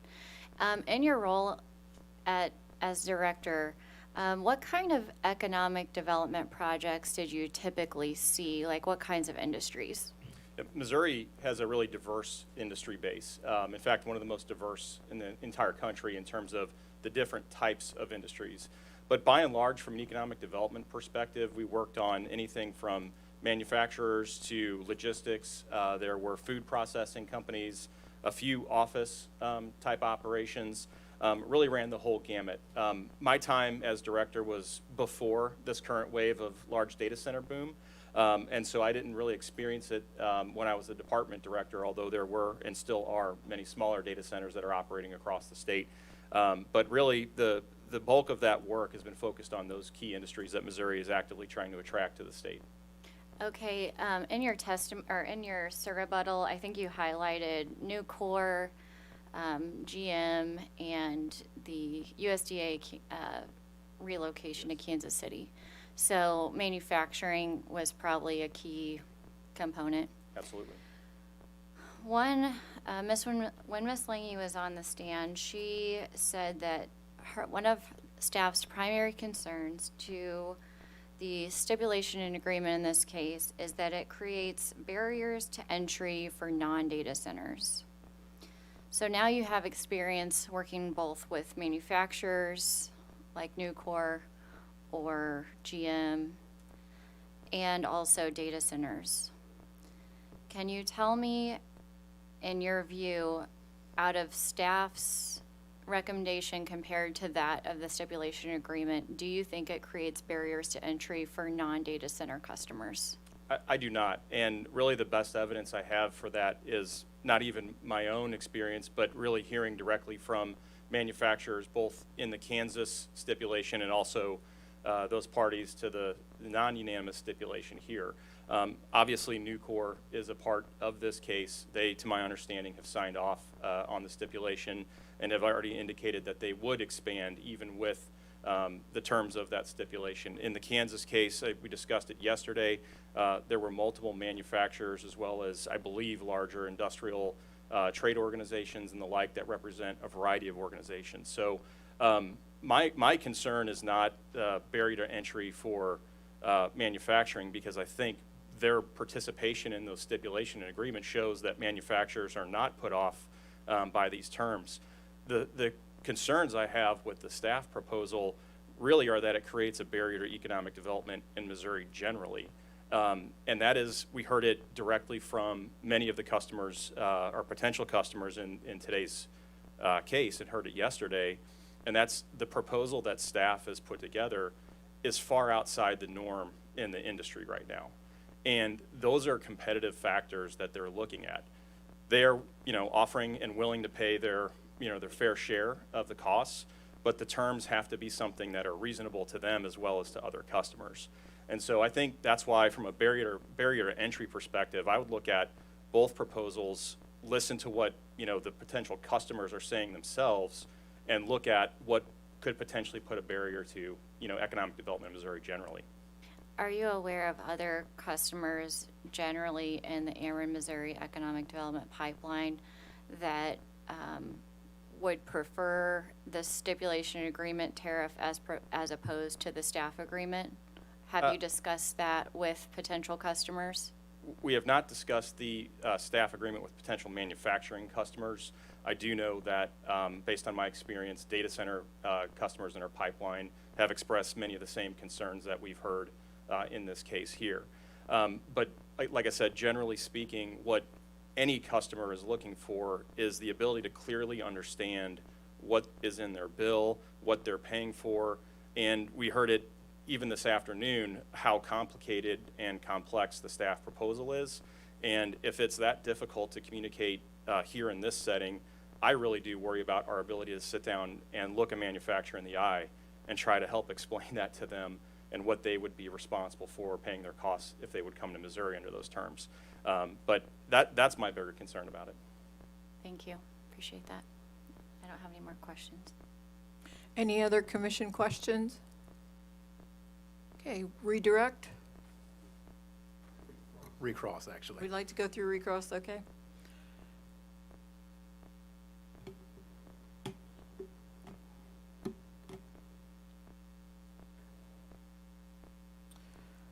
All right, Evergy. Just briefly, Mr. Dixon, if the commission did adopt the staff's proposal, and particularly the alternative to energy charge proposal where you would track the SPP prices, if they would adopt that, would you have the ability to tell a data center that wanted to move into your service territory what their likely bill would be? To my understanding, it would be very difficult for us to do that. I would certainly defer to others on the Ameren team who might have deeper perspectives on it. I think the bigger concern overall is if you think about what our competitor states are doing, and they are not doing tariff proposals like staff has proposed. And in particular, Kansas is our #1 competitor in economic development for Missouri. I submitted testimony to that effect. We looked at who the competitor states are in, to Missouri. Kansas is our biggest competitor. And for Kansas to have potentially adopted a STIP in their case, and us to be looking at these mechanisms in Missouri that are so far afield from the industry norm, that's why I would be really concerned with being able to have a conversation like you just outlined. Do you think having a workshop just to talk about all the issues related to staff's proposal would be beneficial? I understand, I guess, some of the questions behind that, or maybe the impulse to do it. But from my perspective, the only ones that are going to benefit from Missouri tapping the brakes or slowing down are those states that we're competing with in economic development. Because as Evergy has submitted in this case, as we've talked about in our case, there are active economic development opportunities that are looking to invest in Missouri right now. And that delay, us slowing that process down, sends a really loud signal to the rest of the country and to potential economic development opportunities that we're not ready to do business. And so I don't think from that perspective at all it would be beneficial. Have you seen workshops in front of the commission that tend to linger? It's my understanding that they do. And I would also suggest this is my opinion. as you look at other states around the country, they all have relatively similar terms that we're discussing in both Evergy's STIP, Ameren, Missouri's proposal. That's because I think at the end of the day, those are the types of terms and conditions that provide those protections to customers. Those contract terms provide the revenue certainty, they provide the protections that we're talking about, and they also, at the end of the day, are fair to both the large customers and the existing customers. So if we go through a workshop for good intent and we end up relatively close to where we started, which I think is highly likely based on what is happening across the industry, all we have done is burn time that could have been building things in Missouri and tax dollars going to our local jurisdictions and people working. And I don't think it's worth a delay to essentially end up where I think we would end up. Thank you for your testimony. I have no other questions. Renew Missouri.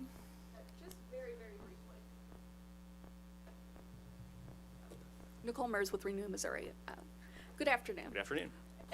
In your conversation with Chair Hahn, you were discussing some of the items and terms that attract customers to the state. How important have you seen that renewable choices and riders are? In my experience in dealing with the new types of large data centers, but as well as existing customers, it's very important to them. Some have, as we've discussed in proceedings previous and in other venues, they do have stringent corporate sustainability targets that they're trying to meet. Some do not, of course, but for those that do, it's absolutely part of their overall evaluation of doing business in our area. I think that's why Evergy brought forward those types of riders. It's why Ameren has brought forward those types of riders. If you're going to do economic development like this, you need to have those types of options. And the way that they're structured, I think, does give customers who want that choice those options, and certainly those that don't need to exercise that. And in your experience, would you agree that a lot of the other states that have started working on these kind of tariffs offer those kind of programs? I don't know that I could give you a number of other states, but I do know that other states offer renewable or clean energy type programming or carbon free. And I absolutely know that that is what these new large customers are looking for as a part of the overall suite when they evaluate a location. Okay, thank you very much. Thank you. Velvet Tech Services. No questions, thank you. Google. No recross, thank you. Data Center Coalition. No recross, Your Honor. Thank you. Sierra Club. No questions, thank you. The Office of Public Counsel. No questions, thank you. The staff of the Missouri Public Service Commission. Just a few. Thank you, Judge. Good afternoon, Mr. Dixon. Good afternoon.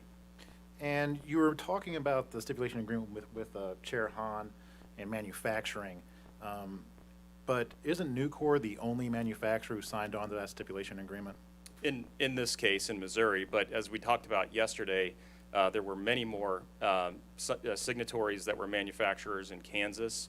And as I understand it, the STIP in this case is relatively similar to that case. And so I am, making some assumptions, of course, but it does seem reasonable to me to believe that if manufacturers in Kansas were comfortable with it, that manufacturers in Missouri would be comfortable with it. And again, But I guess as of today, Nucor is the only manufacturer who signed on to the Missouri STIP. as of today, it appears that to be the case. And then also, is it your understanding that if that stipulation agreement is approved by this commission, would Nucor be taking service under the LLPS tariff immediately? I would defer to Evergy or others that are closer to Nucor as a customer. They're not one of our customers. And then, have you done any kind of analysis on the realized bill for potential customers under the stipulation agreement? I have not personally, no. Have you done any kind of analysis on the realized bills for potential customers under staff's proposal? I have not personally, no. And at this time, you also talking about the complexity of staff's proposal. Can you describe the interaction of all the riders that are included in the Evergy stipulation agreement? I cannot. I don't work for Evergy. I did not develop those programs, certainly, but I would defer to those who are closer to it. And my final question is, I guess, in your opinion, you believe that if a stipulation agreement works in Kansas, it will also work in Missouri? That's not what I said. What I said was Kansas having a stipulation like this that is in line with the market is going to make Kansas more competitive for economic development than if Missouri were to adopt staff's proposal, and I do believe that's the case. And I guess finally, are you aware, is there any kind of large load power service tariff in Iowa? I'm not aware of Iowa's tariffs. What about Arkansas? I'm not aware of Arkansas's tariffs. And do you know if there's any in Nebraska? Again, I'm not an expert on Nebraska tariffs. All right. Well, thank you very much, Mr. Dixon, for your time. Thank you. Redirect examination. I have no redirect, thank you. Does anyone object to this witness being excused? Mr. Dixon, thank you. You are excused. Thank you, Your Honor. Thank you, Chair.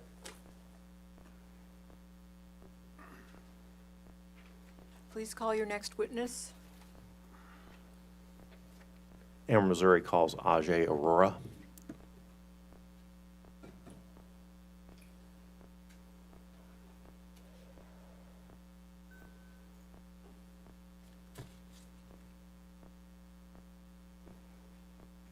Can you raise your right hand? Do you swear to tell the truth, the whole truth, and nothing but the truth, so help you God? I do, Your Honor. All right. You may begin. Thank you. Could you please state your name for the record and what your job title is? Yes, absolutely. My name is Ajay Arora. It's spelled Ajay, last name Arora. And I'm the Senior Vice President and Chief Development Officer for Ameren, Missouri. Mr. Arora, did you cause to be prepared for filing in this docket rebuttal testimony and surrebuttal testimony? I did. Do you have any corrections to that testimony today? I do not.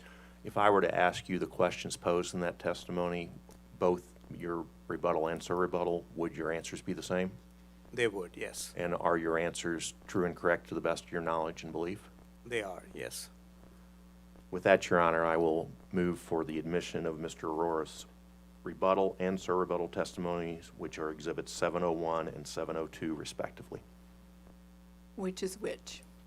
701 is rebuttal, 702 is surrebuttal. Let's take them one at a time. 701, So- Mr. Aurora's rebuttal testimony. Are there any objections? Hearing none, it will be admitted. And I'm guessing 702 is the... Is the surrebuttal. Okay. As to Exhibit 702, Ajay Aurora's surrebuttal testimony, are there any objections? Hearing none, Exhibit 702 will be admitted.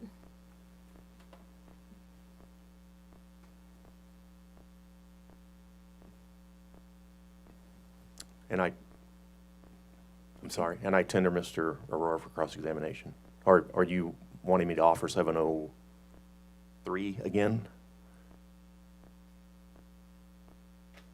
Oh, 702. Oh, you got 701, and I apologize, Your Honor. You have 701 and 702 have both been admitted, correct? That's correct. Okay, thank you. And I tender Mr. Arora for cross-examination.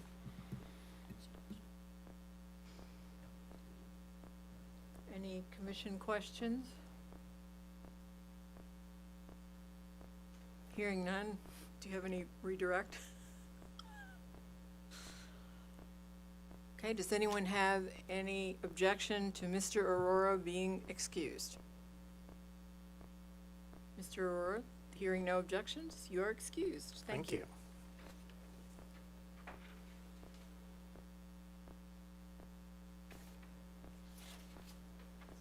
Please call your next witness. Call Steve Wills to the stand.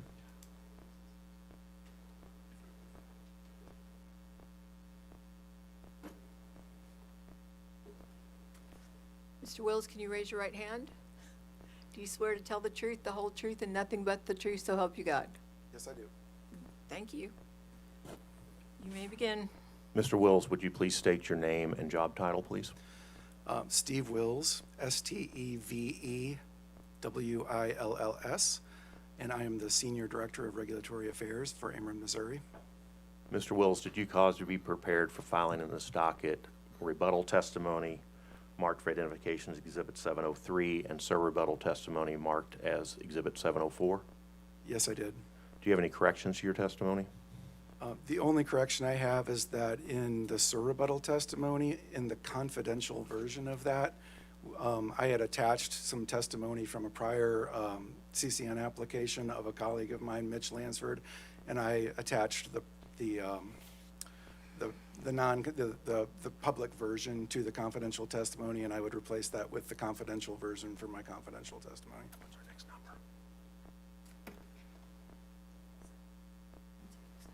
707. May I approach, Your Honor? Yes. Mr. Wills, is this the correct version that should have been attached to your confidential testimony? Yes, it is. Your Honor, if I could, I'd like to mark this as Exhibit 707.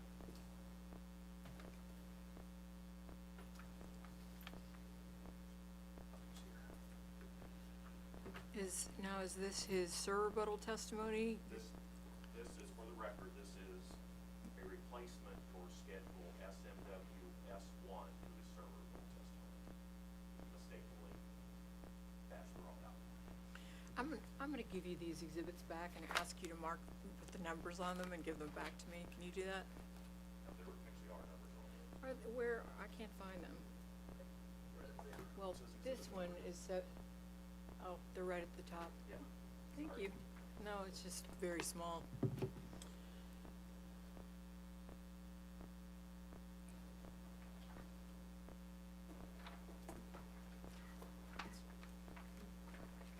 Thanks. No, it's confidential, I guess, yeah. May I inquire further, Your Honor? Of course. Mr. Wills, you've identified Exhibit 707 as the correct Schedule SMW S1 to your sir rebuttal testimony, correct? Correct. And so the change you're wanting to make is just to replace the original one that was filed in EFIS with this correct document, correct? That's correct. Do you have any other changes to your testimony? I do not. If I ask you the questions in both your rebuttal and sir rebuttal testimony, would your answers be the same here today? Yes. And to the best of your knowledge and belief, are those answers true and correct? Yes. Your Honor, with that, I would offer Exhibit 703. Are there any objections to Exhibit 703, Steve Willis's rebuttal testimony? Hearing no objections, it will be admitted. And I would also offer 704 and Exhibit 707 as a replacement for his Schedule SMW-S1 to his sir rebuttal. Let's do them one at a time. For Exhibit 704, Steve Willis's sir rebuttal testimony, are there any objections to the admission of this exhibit? Hearing none, 704 will be admitted. I'm sorry, go ahead, sorry. As to Exhibit 707, which is the replacement for Steve Willis's sir rebuttal testimony, are there any objections to the admission of this exhibit? Not an objection, just really quick. We are just changing the confidentiality level. Nothing else about that is changing, is that right? That's right, John. Yeah, I have no objection, thank you. Okay, after that clarification and hearing no objections, Exhibit 707 will be admitted. And I tender Mr. Wills for cross-examination from the bench.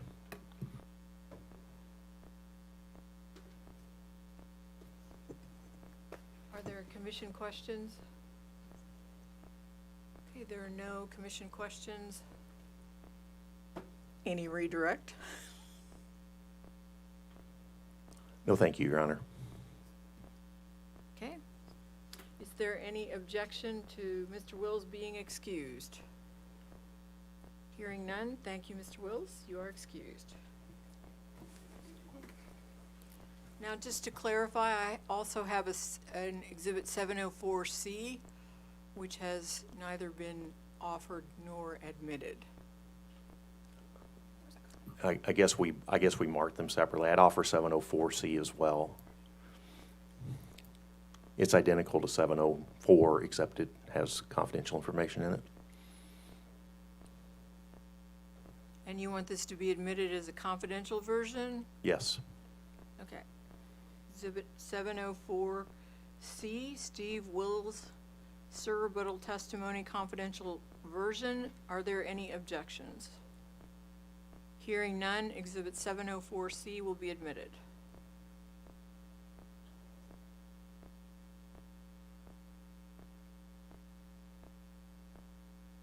Okay. Alderman Missouri, do you have any further witnesses? We have no further witnesses, Your Honor. All right, the next witness I have on the list is Carolyn Berry for Google. Yes, thank you, Judge. Google calls Dr. Carolyn Berry.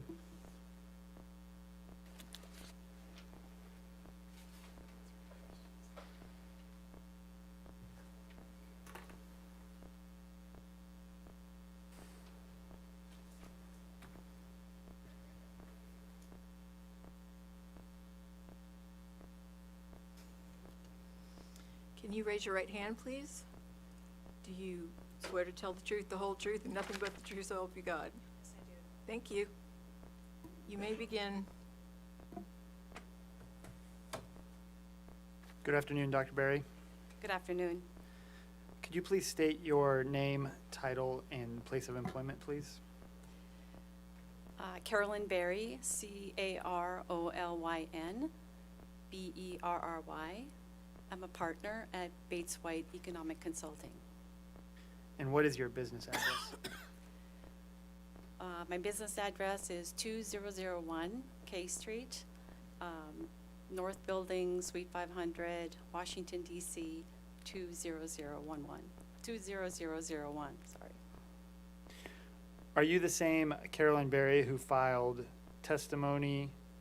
rebuttal testimony and schedules CB1 through CB7 on July 25th, 2025, rebuttal testimony and schedule CB8 on September 12th, 2025, corrected rebuttal testimony on September 12th, 2025, and corrected schedule CB8 on September 15th, 2025?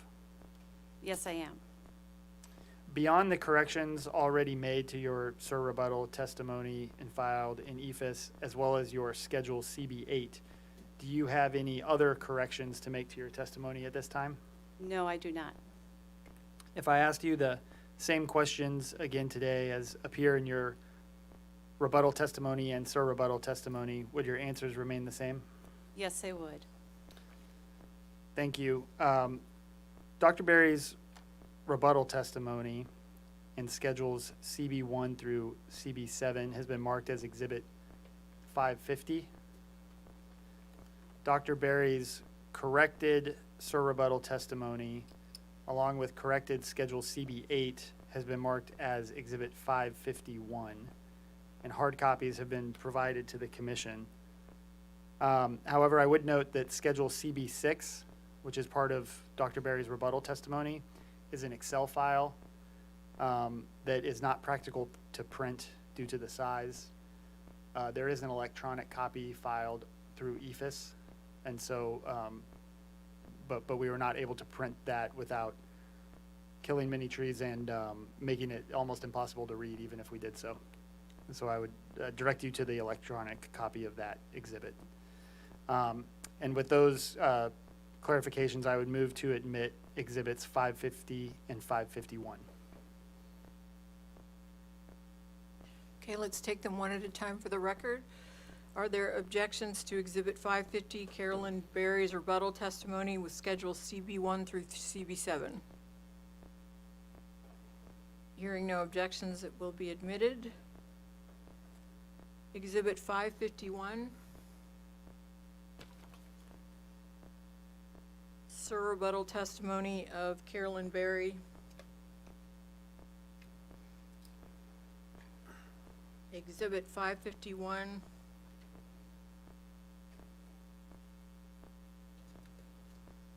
With Schedule CB8 corrected. Are there any objections to the admission of this exhibit?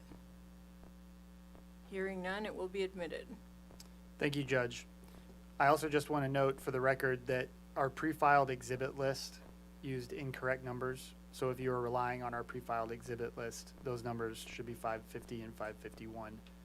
We mistakenly labeled them as 500 and 501. And with that, I would tender the witness for bench questions. Are there any commission questions? Any redirect? No, thank you, Judge. Is there any objection to allowing Dr. Berry to be excused? Hearing none? Dr. Berry, you are excused. Thank you. Thank you.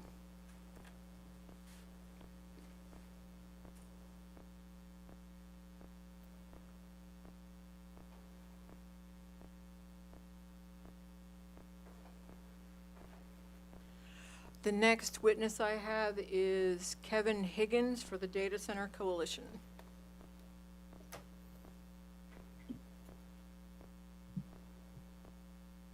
That's correct. Data Center Coalition calls Kevin Higgins.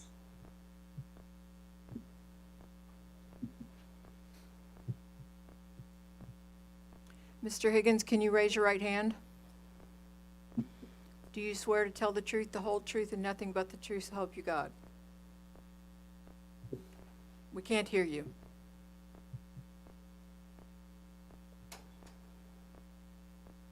We still can't hear you.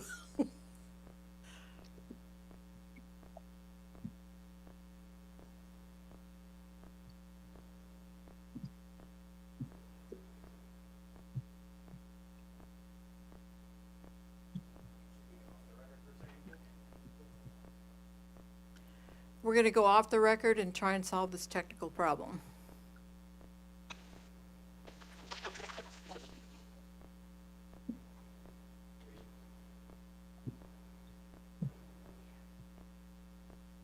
Can you try to speak for us? We need to hear your microphone. Yeah, we're not. Does that work? There we go. There you're coming through. Okay. Sorry. Yeah. Apologies. Thank you, Colin and Brian. We'll go back on the record.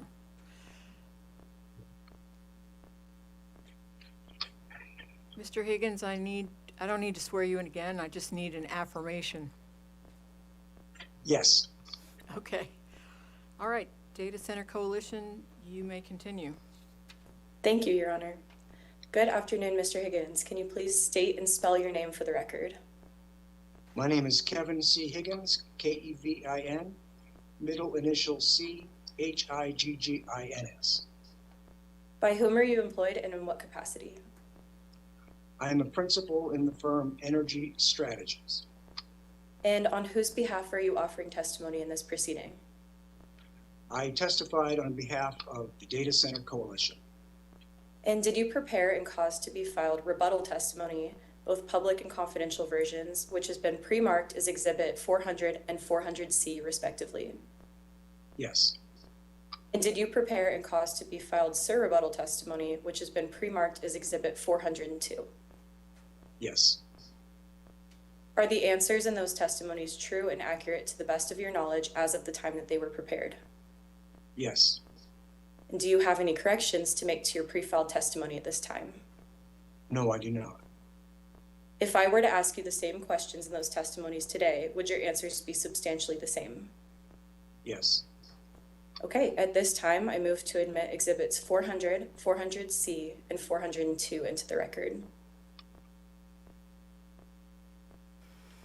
First, can you identify the exhibits one by one and give them a title, please? Yes, Your Honor. Exhibit 400 is the public version of the rebuttal testimony of Kevin Higgins.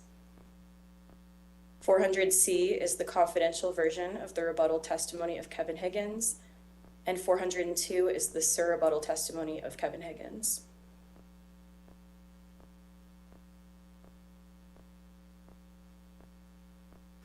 I don't have these exhibits, and I'm reluctant to admit them without having them.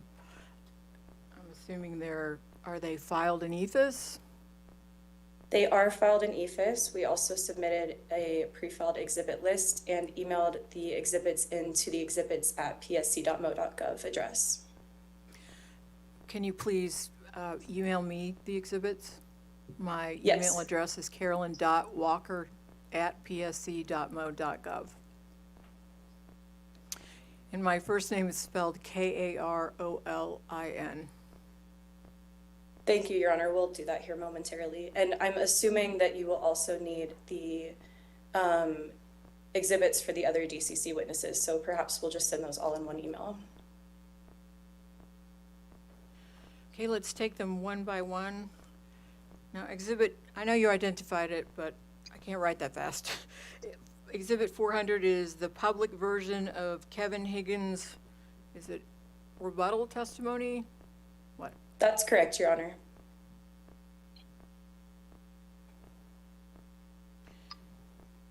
Is there any objection to the admission of Kevin Higgins' public version of the rebuttal testimony? Hearing none, Exhibit 400 will be admitted. Exhibit 400C is the confidential version of Kevin Higgins' rebuttal testimony. Do I hear any objections to the admission of Exhibit 400C? Hearing no objections, this exhibit will be admitted. And Exhibit 402, are there any objections to the admission of Kevin Higgins' surrebuttal testimony? Hearing none, it will be admitted. Thank you, Your Honor. At this time, I tender the witness for commission questions. Are there any commission questions? Hearing none. I'm assuming you have no redirect. No, thank you, Your Honor. Are there any objections to Mr. Higgins being finally excused? Hearing none, Mr. Higgins, you are excused. Thank you, Your Honor.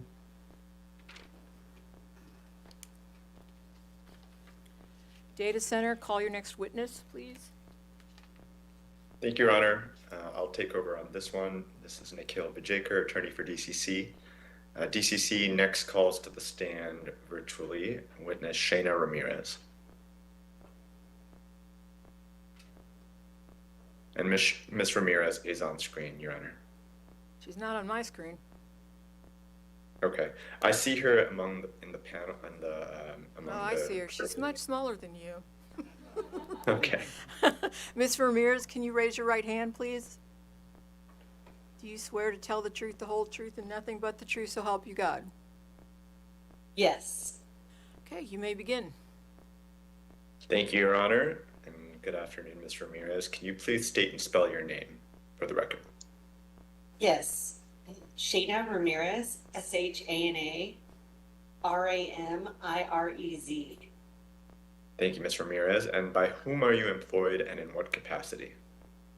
I'm a director at Energy and Environmental Economics. Ms. Ramirez, on whose behalf do you offer testimony in this proceeding? The Data Center Coalition. Did you prepare and cause to be filed the rebuttal testimony of Shayna Ramirez on July 25th, 2025, which has been marked as DCC Exhibit 401? Yes. And did you subsequently cause to be filed the corrected rebuttal testimony of Shayna Ramirez, which accompanied a notice of errata filed on EFIS on August 7th, 2025?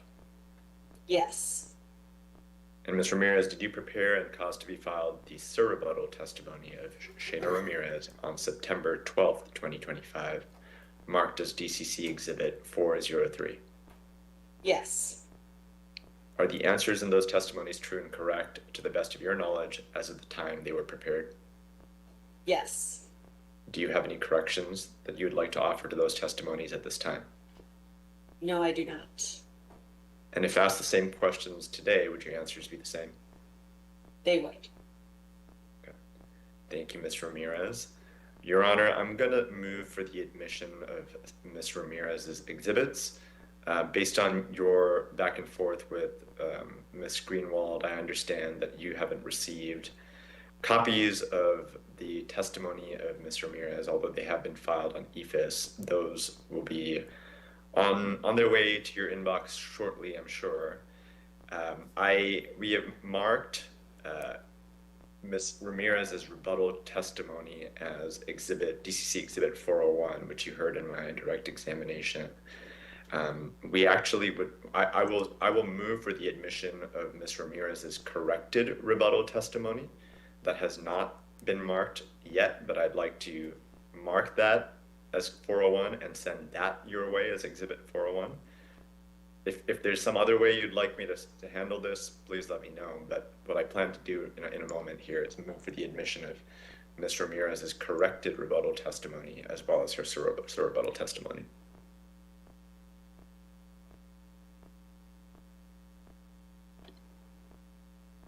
I think for the record, and so the commission has all of the information, I would prefer that you admit Exhibit 401, which is Ms. Ramirez's rebuttal testimony, and we'll mark Ms. Ramirez's corrected rebuttal testimony as 401C, if that's acceptable. That's completely acceptable to me. I would just, I don't want there to be any confusion over that being a confidential version, since we use C as a marker for other confidential exhibits. If you think it's clear enough, we're of course fine with that. We could also go E as an errata version, or.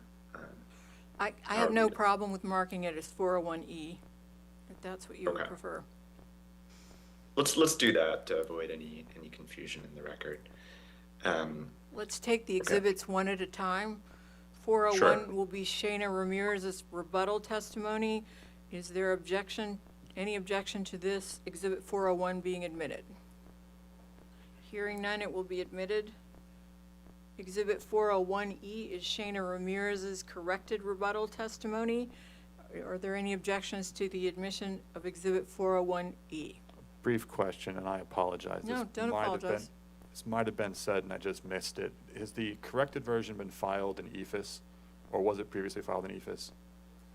It has been filed in EFIS. Both redline and clean versions accompanied a notice of errata. Super. I apologize. That was my fault. Not at all. Not checking. No, I should have clarified. I have no objection. Okay. Exhibit 401E will be admitted. Exhibit 402 is Shayna Ramirez's rebuttal testimony.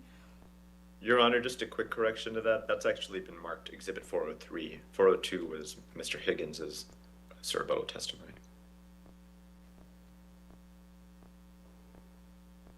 Thank you. 403, Shayna Ramirez's rebuttal testimony. Are there any objections to Exhibit 403 being offered? Hearing none, it will be admitted. And same procedure, the Data Center Coalition is responsible for sending copies of these exhibits to my inbox so that I Yes, Your Honor. put them together. Thank you. Yes, Your Honor. And let's have a deadline for all of those things. Can you please do that by tomorrow? I expect that they'll be in your inbox shortly, so definitely earlier than tomorrow. Thank you. You may continue. Thank you, Your Honor. I had nothing further for the witness or by way of motion, so I tender the witness for commissioner questions or cross. Okay, I have no bench questions. Are there commissioner questions? Hearing no commissioner questions. Do you have any redirect questions? I do not. Thank you very much, Your Honor. Is there any objection to Ms. Ramirez being excused as a witness? Hearing no objection, thank you, Ms. Ramirez. You are excused. And Your Honor, that constitutes all of DCC's witnesses. Thank you for your time. Okay, Renew Missouri, Jessica Polk Santel.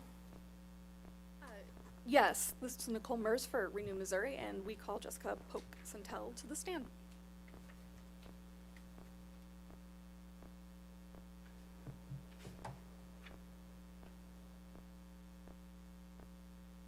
Ms. Santel, can you raise your right hand, please? Do you swear to tell the whole truth and nothing but the truth, so help you God? I do. Thank you. You may proceed. Can you please state and spell your name for the record?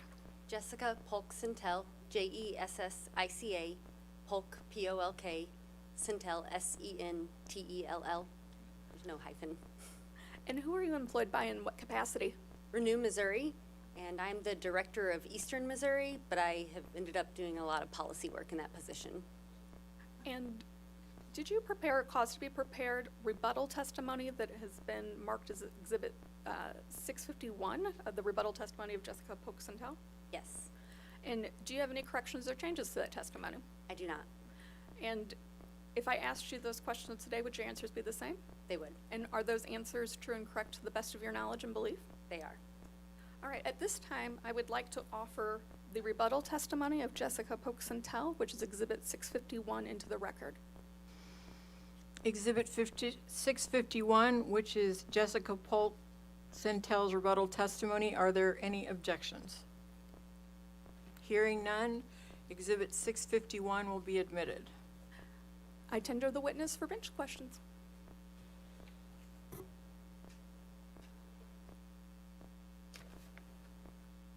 I have no questions. Are there commission questions? Hearing none, I assume you have no redirect. I have none. Are there any objections to Jessica Polk-Centell being excused as a witness? Ms. Centell, thank you. Thank you.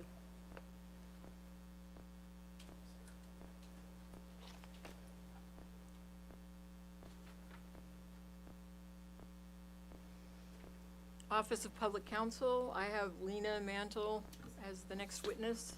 That is correct, Your Honor. The Office of Public Counsel would call Lena M. Mansell to the stands.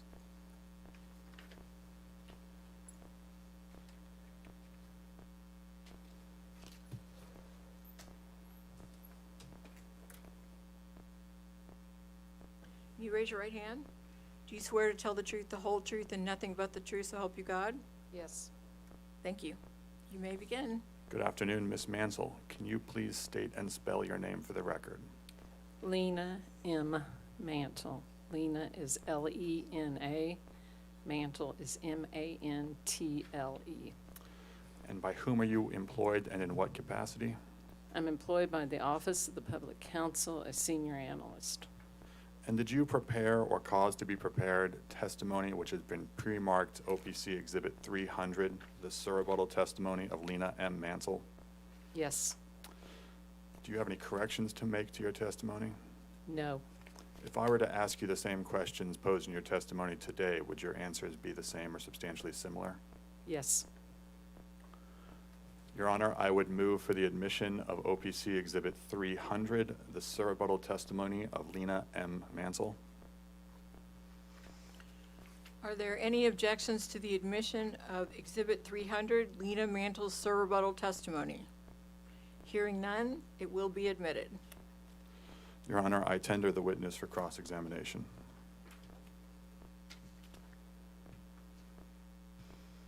Are there any commission questions?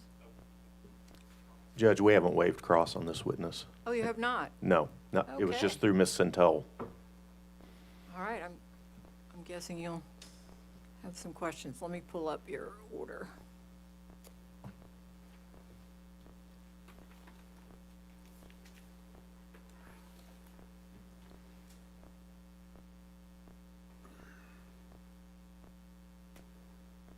All right, staff of the Missouri Public Service Commission, you have cross-examination. No questions, Judge. Thank you. Data Center Coalition.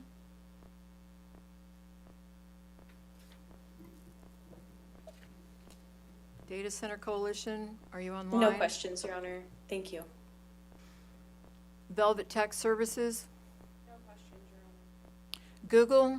No questions, thank you. Sierra Club. No questions, Judge, thank you. Renew Missouri. No questions, thank you. Ameren, Missouri. Yes, Your Honor, thank you. Good afternoon, Ms. Mantle. Good afternoon. Your surrebuttal testimony mostly consists of a table, which you've labeled as Schedule LLM-S3, that shows what you contend are various scenarios where, in your words, large load customers would be subsidized with the FACs, period, end quote. Is that right?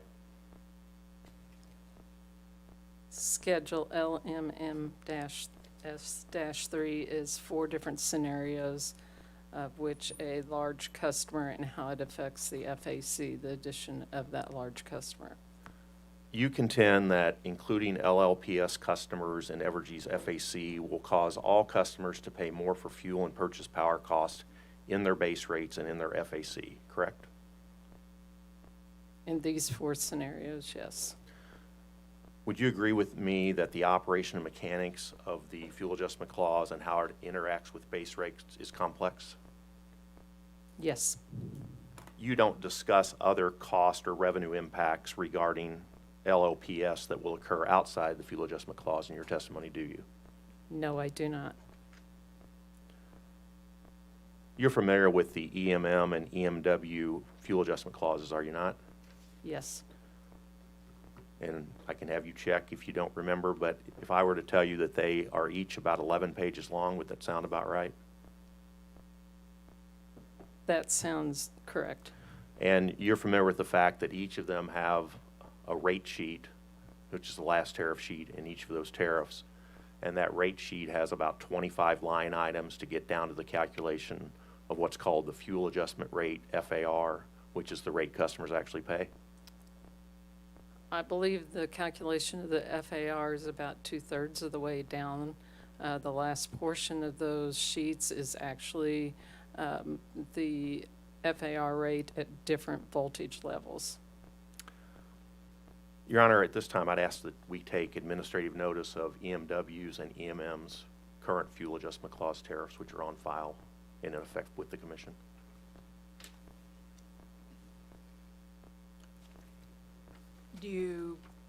I need an exhibit number. I can give you that. That would be great. Your Honor, it'll be 708 for EMW, and it will be 709 for EMM.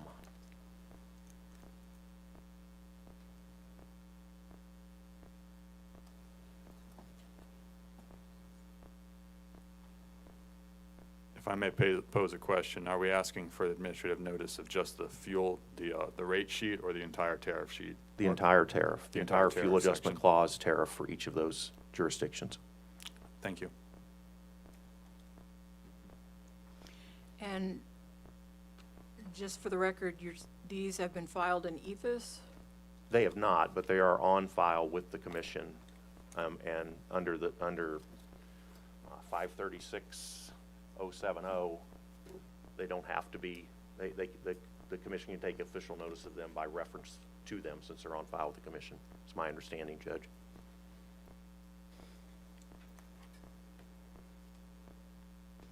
Okay, 708, the fuel adjustment charge entire tariff previously filed with the Commission. Any objections? Okay, we'll take administrative notice.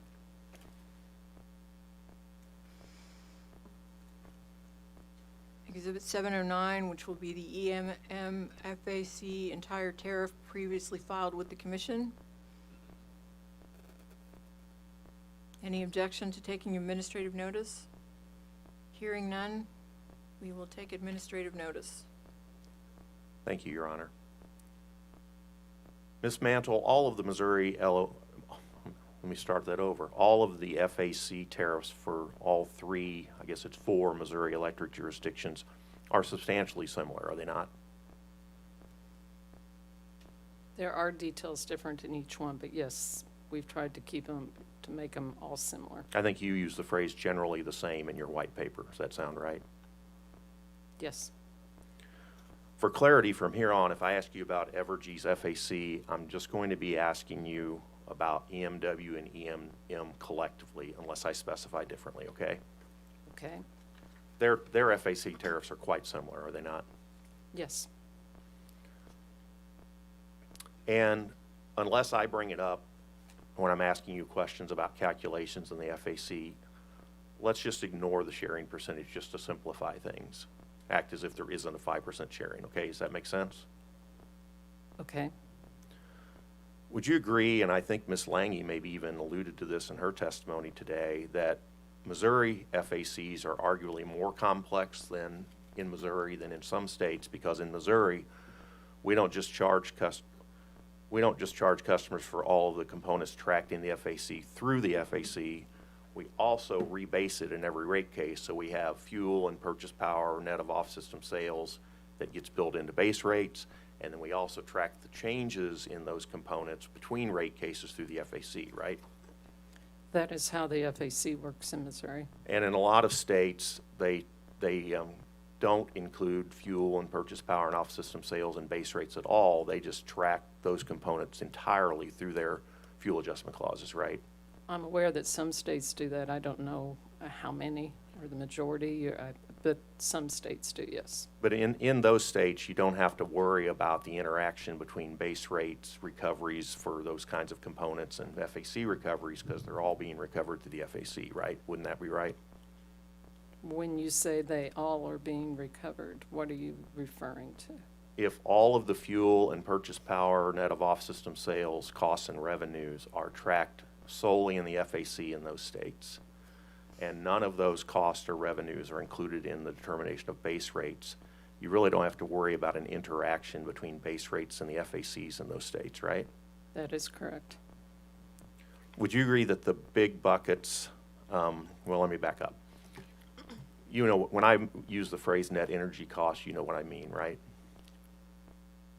I will assume you mean the list of the numerous things that are included in the FAC, costs that are considered, cost and revenues that are considered in the FAC. Hence the word net, right? Yes. Would you agree that the three big buckets, and there are a lot of different market charges and other miscellaneous things, but the three big buckets of net energy costs tracked in a Missouri fuel adjustment clause are fuel, our purchase power, and some subset of transmission expense associated with purchase power and off-system sales. Would you agree with that?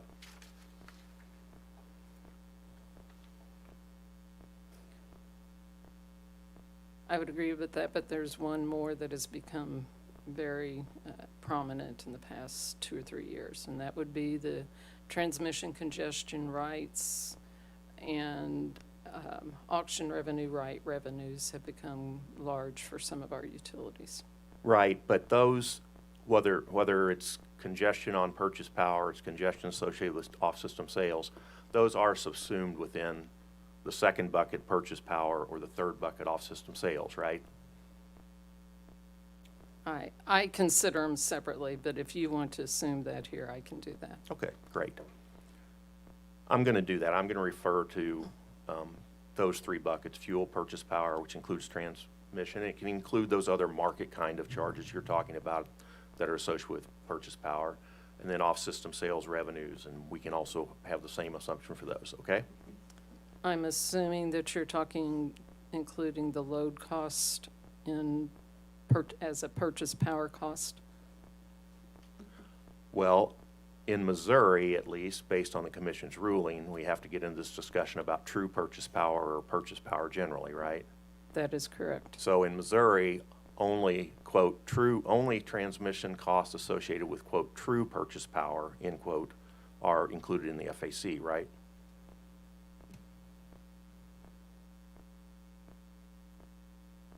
Yes. So not all transmission costs associated with all the megawatt hours that are being sold into the market or bought from the market are included in the FAC, right? It is only the cost for pure purchase power that are included. And basically, pure purchase power, what the commission had decided was Missouri utilities, their generators are dispatched, they generate megawatt hours, they sell them into the RTO market, and that's a quantity of megawatt hours in an hour, right? Yes. And then in that same hour, they have a load requirement to serve the retail load, and so they buy from the market whatever the load megawatt hours are in that same hour, right? Yes. And if you look across, and the way we do it in rate cases Missouri based on the commission's decision, essentially is if you look across the test year, you look at the net, you look at each 8,760 hours, and you see which hours were net purchases and which hours were net sales, And you come up with, and you do a calculation, you come up with a percentage of how many of those hours, I'm not saying it that well. You come up with a ratio that says the utility in effect self-supplied to its load the number of megawatt hours that it generated in that period. And even though it also bought that many hours or more or less back, the commission says, no, if we're not gonna count, we're gonna look at how much you generated, and we're gonna assume that that's self-supplied, and we're not gonna count transmission charges in the FAC for that, right? In every hour, it is looked at what was generated and what the load requirements were. When the load requirements are greater than the amount generated, that megawatt hours is considered purchase power, and that is summed over the year, divided by the total load, and that's the percentage of transmission costs from the RTO that are included in the FAC. You did a much better job of explaining it than I did. Thank you. Okay.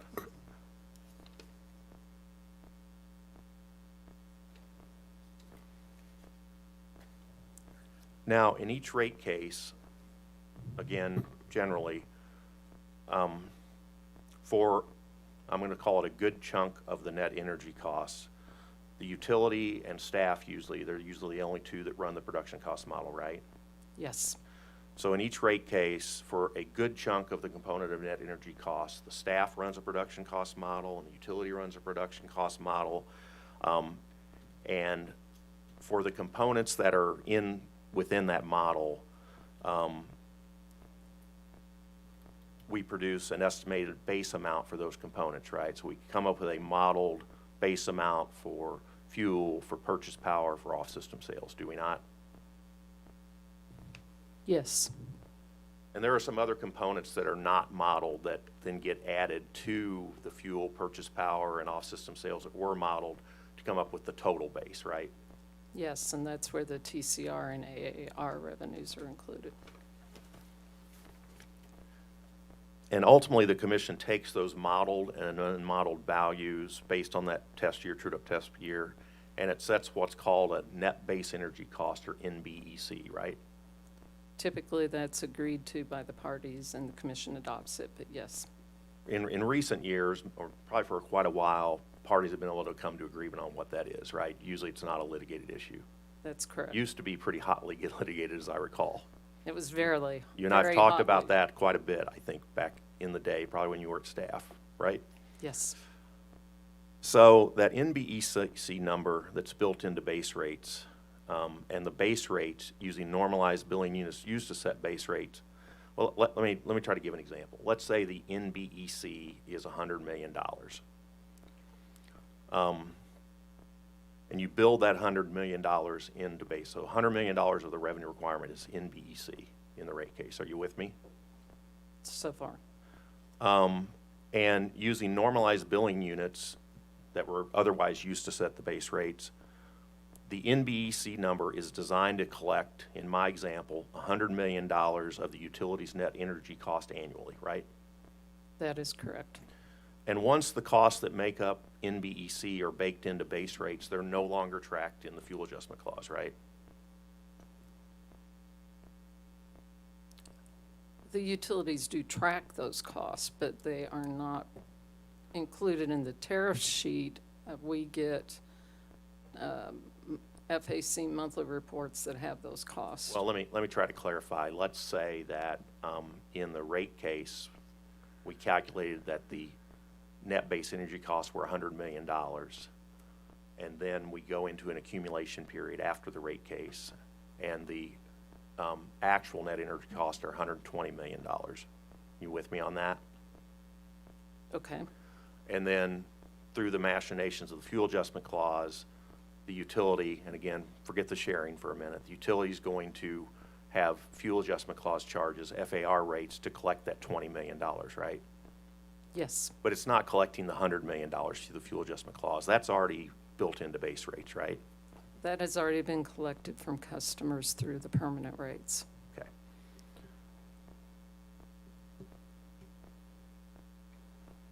To get the net base energy cost, NBEC, down to the rate level, we divide the NBEC by normalized kilowatt hours that were used to set billing units in the rate case, right? Used to set rates in the rate case, by apology. That is how we come up with the base factor. Right, the base factor or factor BF in all the tariffs, right? Yes. Evergy's accumulation periods cover 6 calendar months, is that right? They do.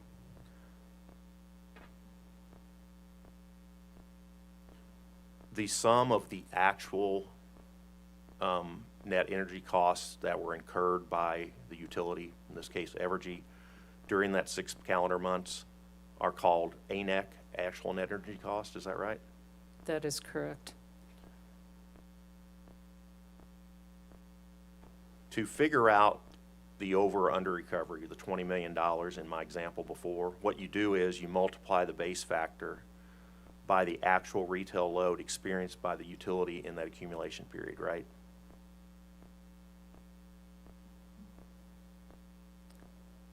Generally, I'm trying to figure out if the jurisdictional allocation, if it's done at net system level or after jurisdictional. And the basic concept is, yes, it's divided by usage. And the jurisdictional allocator you're referring to for Evergy is because Evergy has, is that between Kansas and Missouri, or is that between the two Evergy entities? For Evergy Metro, it's between Kansas, Missouri, and they may have some wholesale load. For Evergy Missouri West, they have some wholesale load and then the retail load. But if we ignore the jurisdictional allocator, I mean, basically how I described it's how it works, right? Yes.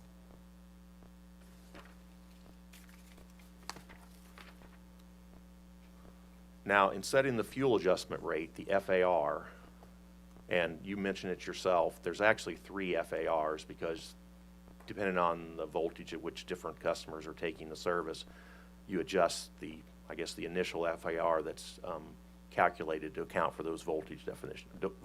For losses, I assume, is why you're doing that. Is that right? Yes, because the fuel is at the net system at generation level, so therefore you need to bring the usage up to generation level. Just to simplify, for purposes of my question, let's just assume we don't have to worry about the losses and we just have one FAR, even though I know we have 3. Is that okay? Okay. So in setting the FAR, what we do is we take a forecast of the utility's expected sales in the recovery period, right? Yes, And for Evergy, the recovery period is 12 months. Is that right? that is correct. And we divide the difference in dollars, that over or under recovery, between ANEC and the amount of NBEC that was covered by base road rates.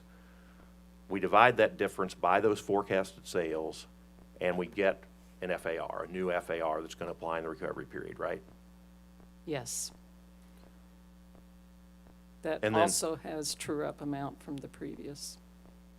And Right, any there's actually interest another and- complication. And interest and any other type of adjustments the commission might have. Yeah, let's not worry about the true up or the interest at this point. We'll just talk about the base under or over recovery, just for simplicity, okay? Okay. But I take your point, it's a little more complicated. And then that FAR that gets developed is charged over a 12-month period, right? That is correct. And since well, you actually already mentioned it, so I won't ask you about the true up because you already mentioned it. So you would agree that quite a lot goes into figuring out what portions of net energy costs are in base rates, what portions not in base rates, what the NBEC should be, and in calculating the fuel adjustment rate, right? I think those are all calculations that need to be done. That's correct. So let's take a look at your schedule LLMS3, and I'm going to ask you to open a work paper. There's a folder with your name there on the computer. You're going to see a file called FAC subsidization, which is what you named your work paper file, right? I'll take your word for it. It's been a while since I did it. As an officer of the court, I promise I'm using your actual work paper. So you've got that. Brian, are you able to project that on the screen? so the commissioners can see it, please.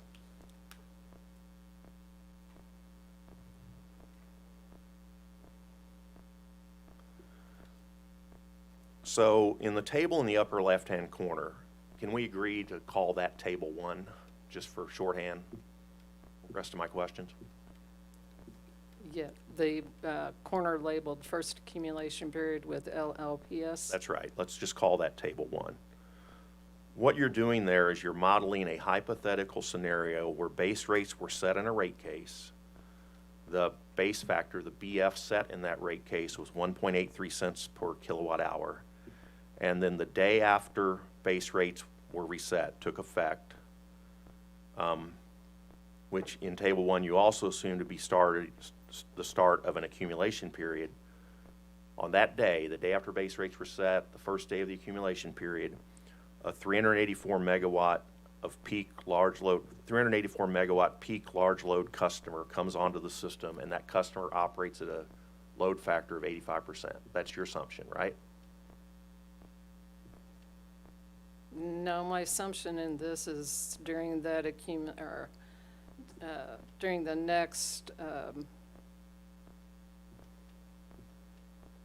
for the accumulation period, there will be a large load power customer with 2 billion, or is that million? 2,859,264,000, 2.859 billion kilowatt hours, right? Yes, I did not make assumptions as to the load factor or the peak of that customer. That those are not important in this calculation, since the FAC does not take into account any of those characteristics. Okay, well, let me simplify it a little bit. I think you took that figure from staff's rebuttal report, staff work papers, right? That 2.859? Yes, I thought it'd be easier if we all use the same numbers. Well, the record already reflects this, so I'm not going to ask you to point to it. But I want you to assume that on an annual basis, a 384 megawatt customer that operates a 85% load factor would consume 2.859 billion megawatt hours, or excuse me, kilowatt hours. Okay.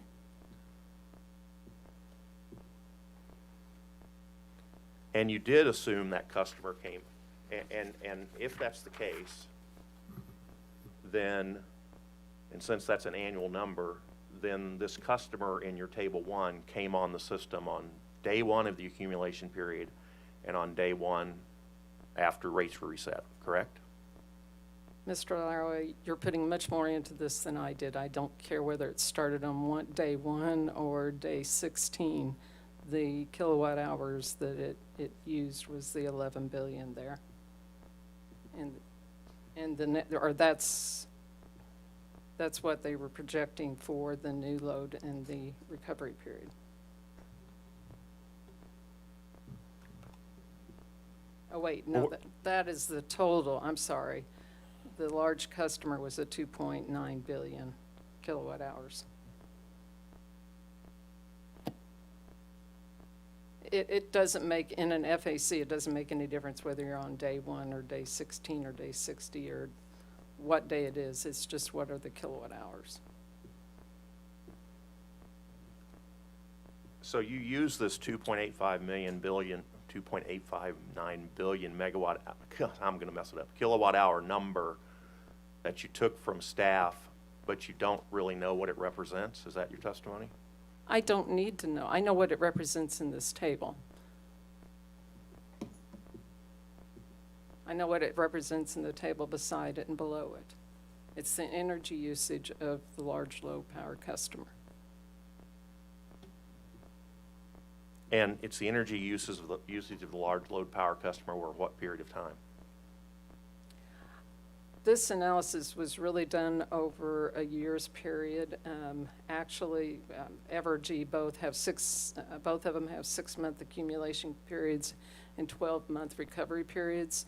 Rather than, I tried to take some of the complexities out of this and make it just annual numbers, holding everything the same except the with the base factor of 0.0183 being the base factor calculated without the large load customer, and usage over the recovery period of 2.9 billion kilowatt hours, and not change the non-large load customers' loads, just to be able to see the real impact of a large load customer coming on that has a higher load expense than what was included in the base factor.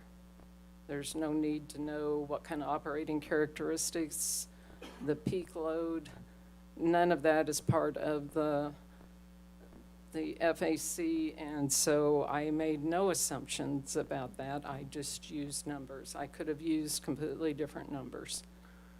So you are using an annual number for the LLPS kilowatt hours, right?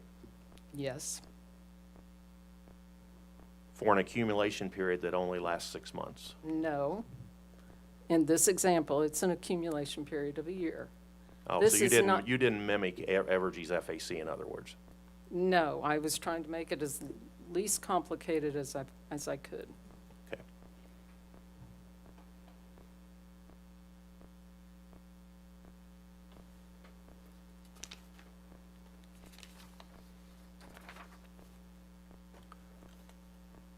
Ms. Mantle, you're familiar with Evergy Missouri West securitization rider, are you not?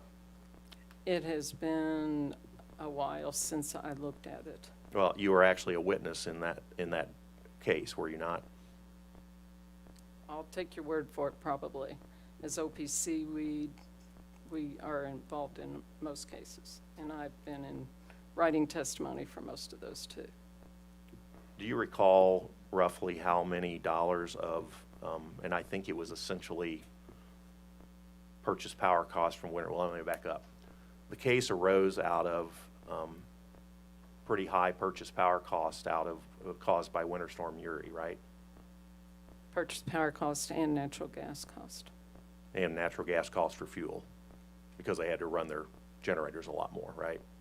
They ran their generators more, yes. But it arose out of Winter Storm Uri is what happened, right? It occurred during that time period. I'm not going to say as to what the real cause was. And OPC actually opposed the securitization, I think, because of claims of imprudence, right, essentially? That they imprudently incurred some of those costs. Mr. Lauer, you're stretching me. I'm pretty sure I wrote testimony that remarked on the fact that if they'd had the Asbury plant, the Sibley plant running, they would not have had such a large amount that was being charged back to the customers. And if they had had a couple of their little CTs running, I do believe I wrote testimony to that effect. I cannot be certain as to why OPC, all the positions we took in that case. Do you recall roughly how many dollars of fuel and purchase power costs were involved that ultimately were securitized, approximately? No, I don't.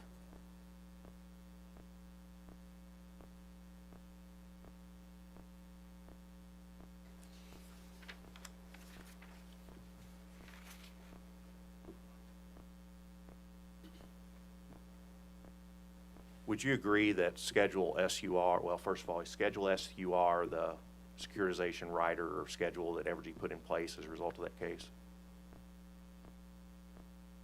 I know there were tariff sheets, a schedule that was put into place. I do not know what it was named. Do the tariff sheets that allow for recovery of those securitized costs, are they charged on all kilowatt hours of energy supplied to Evergy West customers? To the best of my recollection, yes.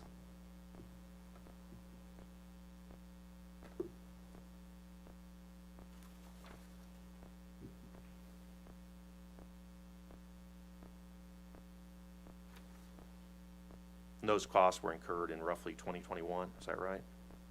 February of 2021.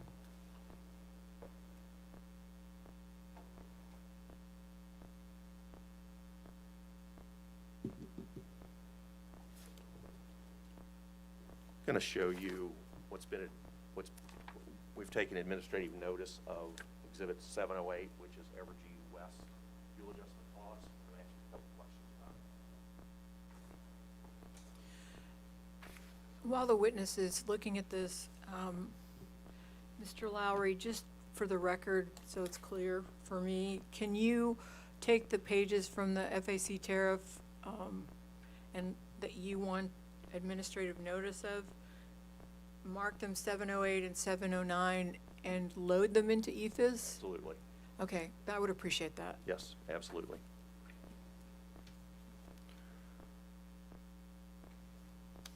Would you turn to the last page of Exhibit 708?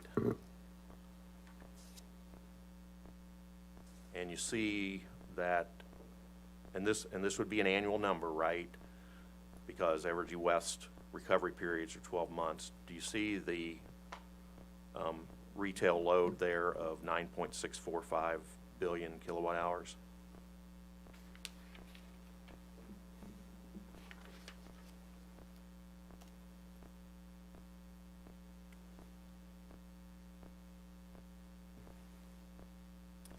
In row 12? That's correct. Yes.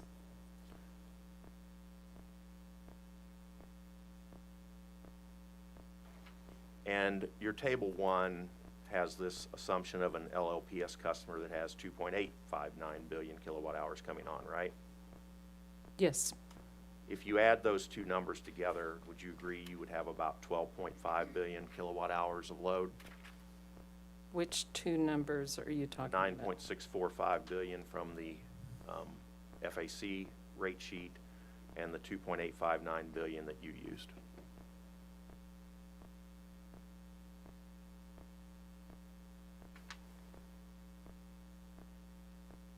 Okay. About Yeah. 12.5 billion. Yes. Can you use Excel or your phone, but can you calculate what percentage 2.859 billion is of 12.5 billion?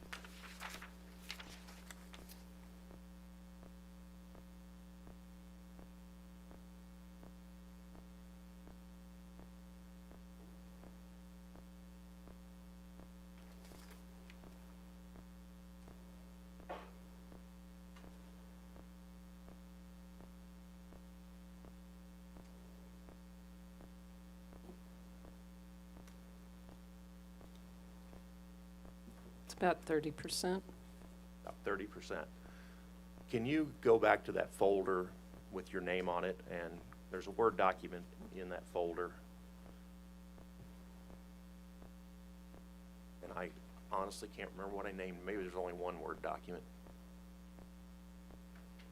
There are no Word documents unless it's in the, Approach, Your Honor.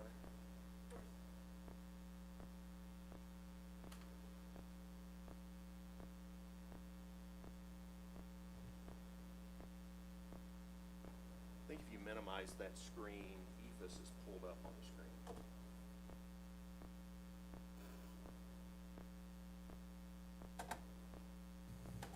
Do you have an EFIS login? unless it's confidential, I do not need to log in. Well, that's true. Can you just search? Thank you. Can you just pull up EF, the case EF 202 2022 0155?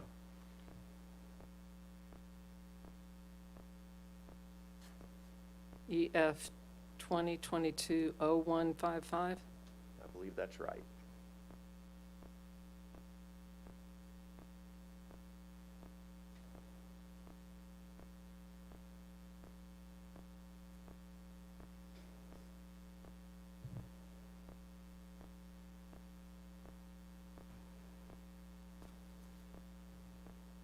got the docket sheet there. Yes. Could you click on item 198?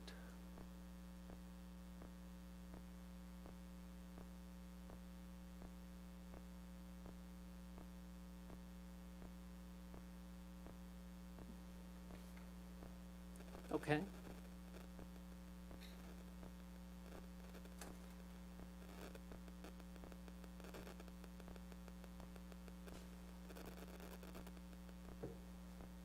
Could you click on the first document there, the letter? The PDF document? Evergy 2025 SUR letter?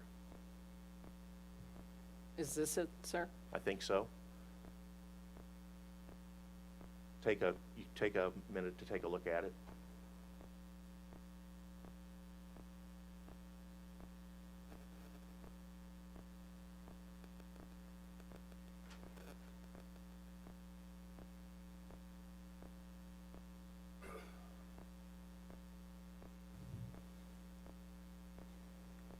Okay. Does that appear to be a filing where Evergy is filing to change its rider or its schedule SUR rate that's being charged to recover those securitization costs?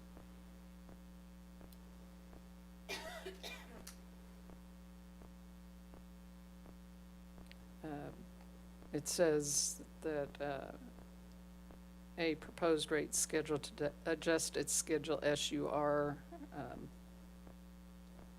is being provided with this filing. And go ahead, John. Apologies. Is Mr. Lauer, are you intending to make this an exhibit of some kind? At this point, I'm just asking some questions. Oh, I'm just saying that to the extent that there's going to be a reference to a document in the official record, I would prefer that it be an exhibit just so that parties can refer back to it later, whether that's by administrative notice or otherwise. I mean, I can short circuit this and ask the commission to take administrative notice of 3 different documents in this docket. That'd be EFIS item number 198, which is the one that Ms. Mantle has open. EFIS item 200, which is the staff recommendation based on that filing, and EFIS item number 201 in that docket, which is the commission's approval of the adjustment, the tariff sheet that adjusted the rate. And I can certainly submit copies in EFIS in the same way, Judge, if you'd like.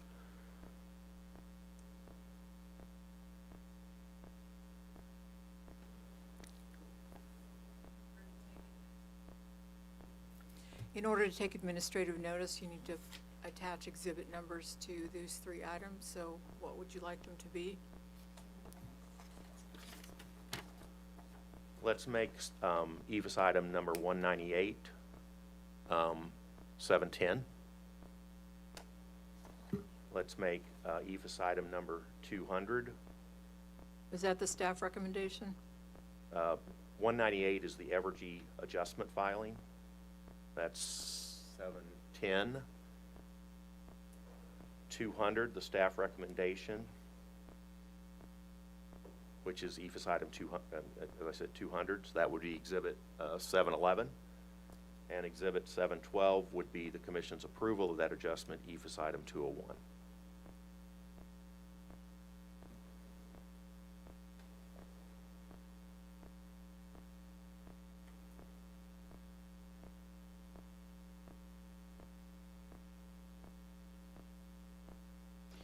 Let's take them one at a time.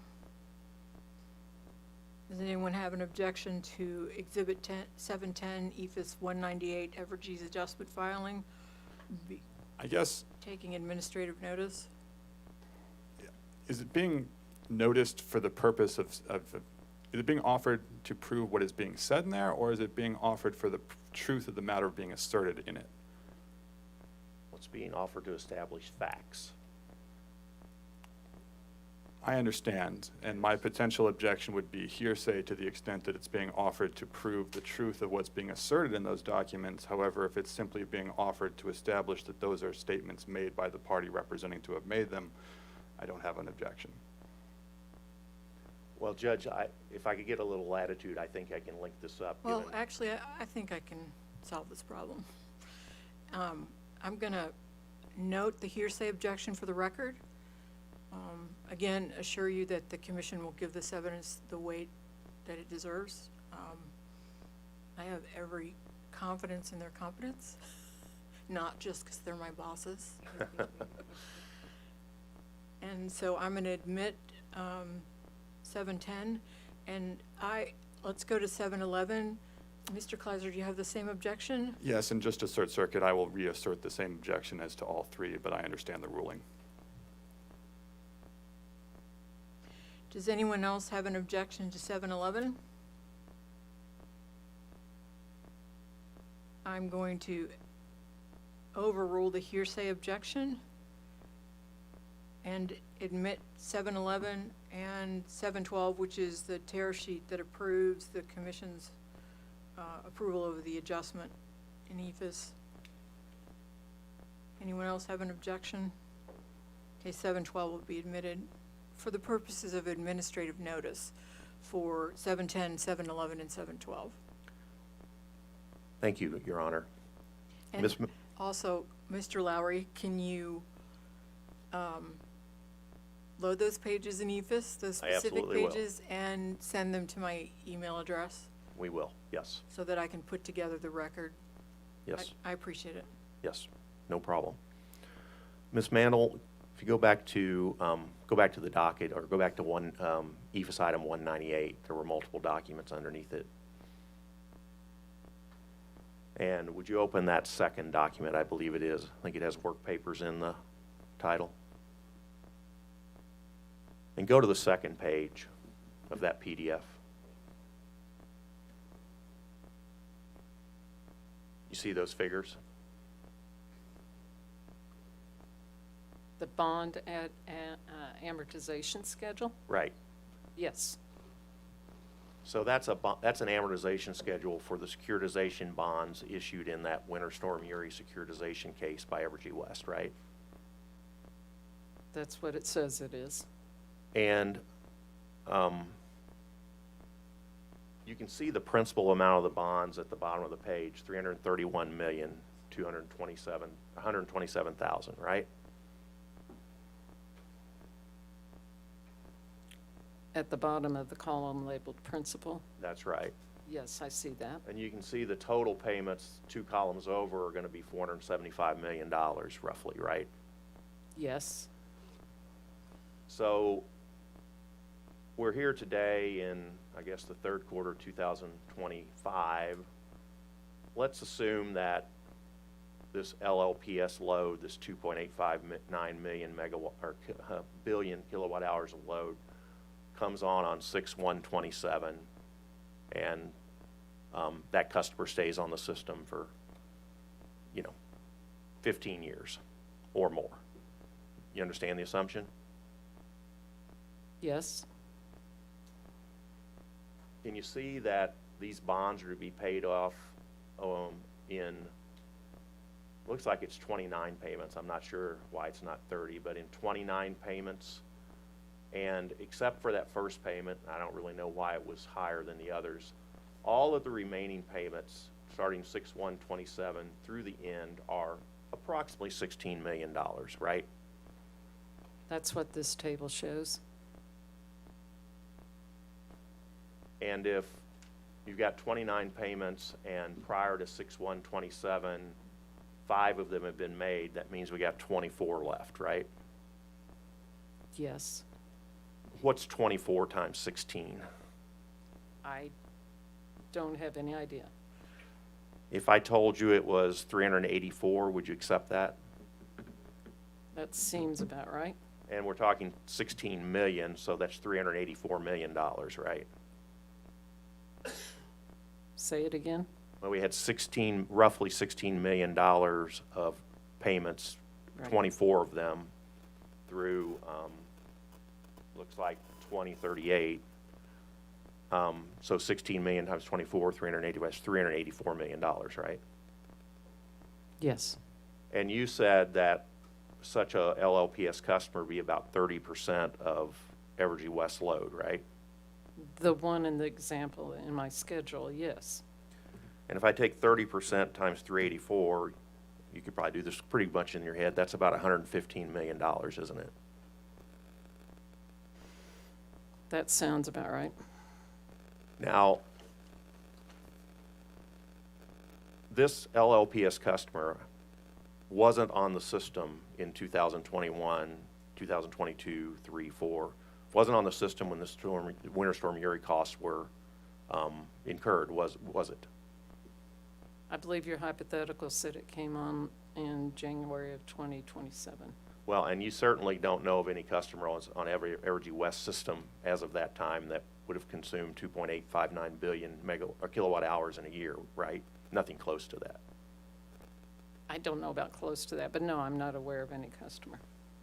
So this customer that would come on the system is going to pay $115 million towards paying off the $384 million that's left to be paid on these bonds. Isn't that right? I'm going to object on assuming facts, not in evidence. Well, it's a hypothetical, Judge, and If you could let me roll. I'm sorry. If I need help, I'll ask. Okay, fair enough. I often do, I realize.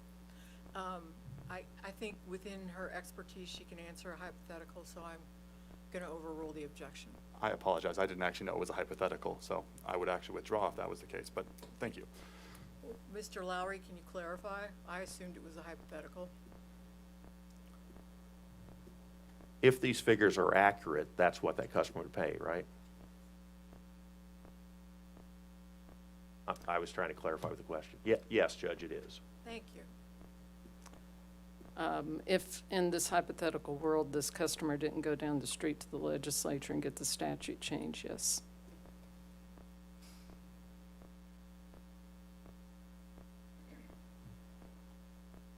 And if hypothetically this customer did have to pay $115 million over the next 13 years or so, I mean, that's a long-term commitment that they're going to have to pay, right?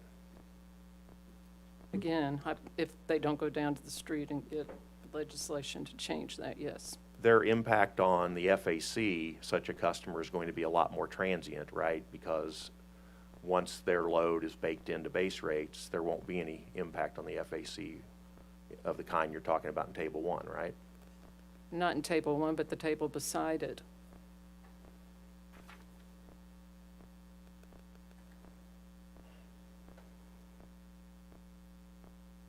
Okay, let's switch gears and talk about another table. Let me direct your attention to page 2, lines 18 to 22 of your rebuttal testimony.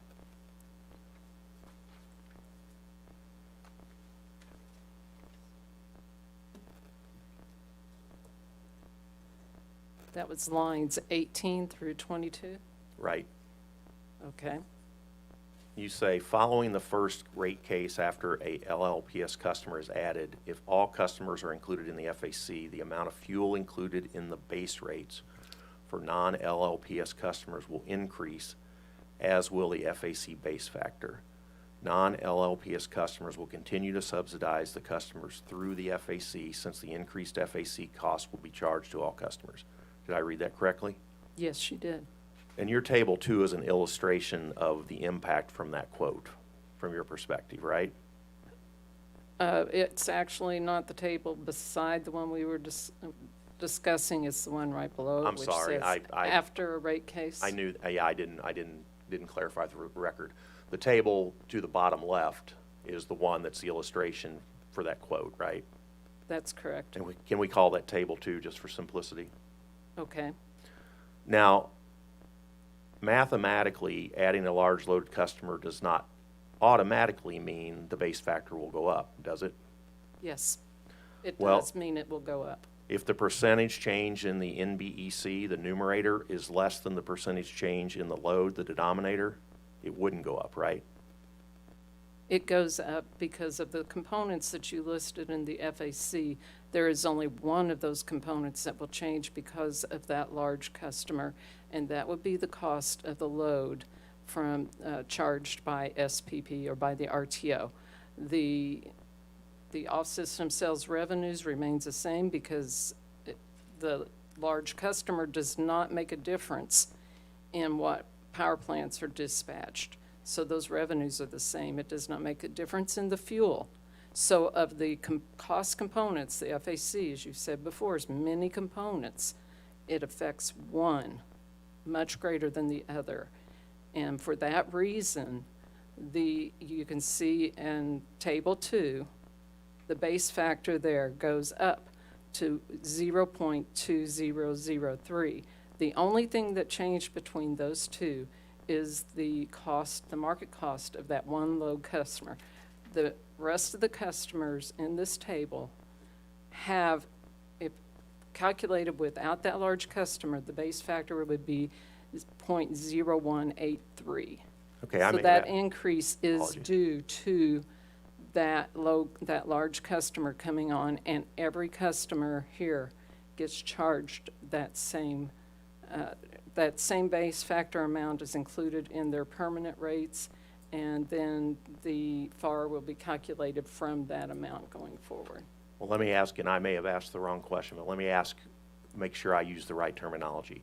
Mathematically, adding a large load customers does not necessarily mean that factor BF goes up, right? Because you have to take into account the change in the denominator, the change in the load from the LLPS customer, as well as the change in the numerator. The only way that would happen would be if they did not increase cost at all. If they did not increase cost at all, you're saying that's the only way that could happen? For the numerator, what I heard you saying was the denominator stayed the number that's on the top stays the same. The kilowatt hours that is charged below for the calculation of that factor increases. Can you open up a file called copy of BF change in that directory that has your name on it?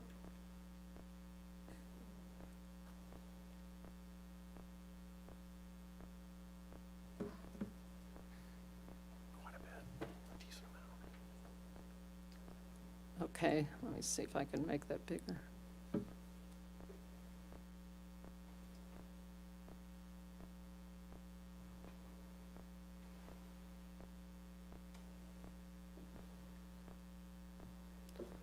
So let me ask you a few questions about this, and it's an illustration. It's a hypothetical illustration. You see there's a net base energy cost number in dollars without the large load customer, and the next row is a net base energy cost with the large load customer. And there's four scenarios. One is, well, there's three scenarios. One is the net base energy costs are increased by $50 million by the large load customer's presence. The next one, it's increased by $52.324 million. And the last one, the NBEC is increased because of the large load customer by $70 million. You see that? Yes. And you see in rows 5 and 6, we've taken your numbers for both the large customer load and the non-large customer code, and we've added those together to come up in row 7 with the 13.9 billion kilowatt hours, right? Actually, my non-large load customer amount was 8.193 million. When the large load power was added, that's when we got to the 11 million. Well, that is the scenario here, right? You're saying that when you bring on the large load customer, that you testified a minute ago that in every instance mathematically the base factor will go up. That was your testimony, right? With the large load customer. Yes, I was responding to you saying that in this spreadsheet that the non-LLC customer load was 11 million. The same as in my example. That is not the same as is in my example. But you are right, that load factor is going up. We'll take a look at your table 2.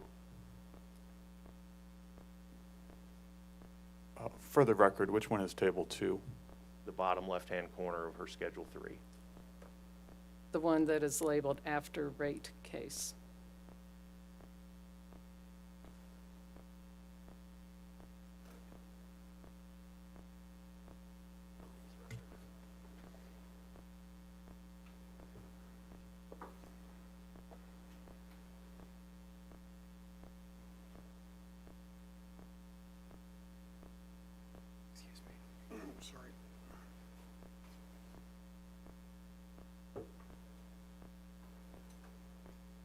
So you're saying that the 11052 includes both the non-LOPS and the LOPS load?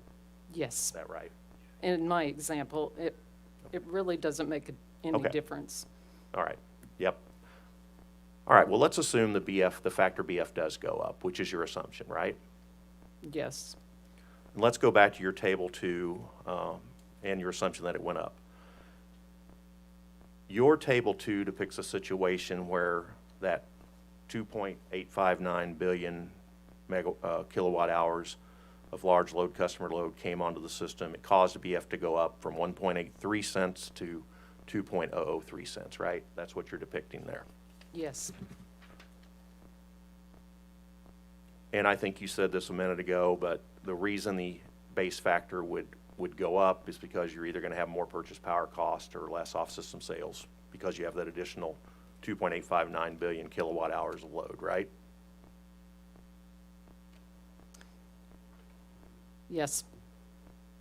And you said, you pointed to the wholesale energy cost, which you said was 2.5 cents per kilowatt hour, and you looked at the large load customer load, that 2.859 billion kilowatt hours, and that got you $71 million figure, right? And I'm rounding. Yes, this shows the actual net energy cost for the large load power customers was $71,481,600. Now, would you agree that when the LLC customer comes on, they'll pay rates under the FAC, that's true, but they'll also pay Evergy's total retail rate for the service?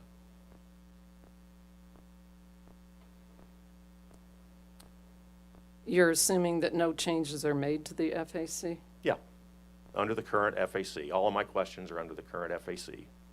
Under the current FAC, they would be paying the FAC rate, and any overages paid would be returned back the next accumulation period for in the true-up. Do you recall, I think you've been here all day, I think, or have you not been here all day? Yes, I've been here all day. Do you recall that, and this was in the staff rebuttal report, and they've changed this, I think initially it was an average per kilowatt hour rate that staff had come up with for Evergy Metro was 6.9, and it was and under staff's I'm sorry, I goofed it up. Evergy's filed position in terms of what the average per kilowatt hour rate would be, according to staff, was 6.9 cents per kilowatt hour, and staff's, and I'm talking about Evergy Metro only, and staff's was 7.5 cents per kilowatt hour. Does that sound right? That sounds right. So 2.859 billion kilowatt hours at 6.9 cents per kilowatt hour is $197 million. Is that right? And if you need to do the calculation, please use Excel or however you'd like to do it to confirm that. What was the rate again? 6.9 cents applied to the 2.859 billion kilowatt hours.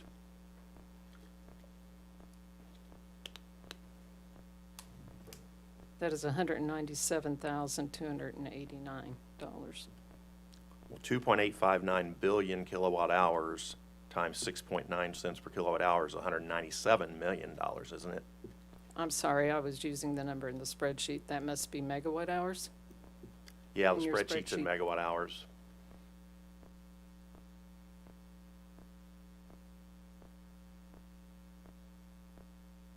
Just ignore the rest. I'm just having you use Excel to do a calculation. Don't worry about the spreadsheet. I was trying to avoid typing in numbers. Oh, sorry. Yeah. So yes, the number, if that is, you convert that to kilowatt hours, it's $197,289,216. So in round numbers, it's 197 million. Is that fair? Yes. What's the difference between 197 million and 71 million?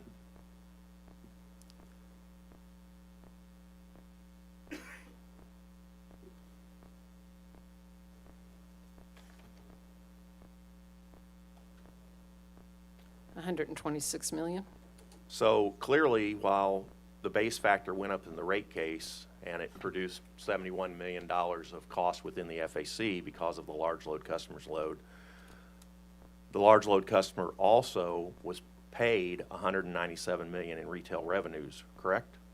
That would be assuming that what was baked into the rate that you gave me actually included this cost for a base factor consistent with what's in the FAC. Well, you don't have any reason to believe that it doesn't, do you?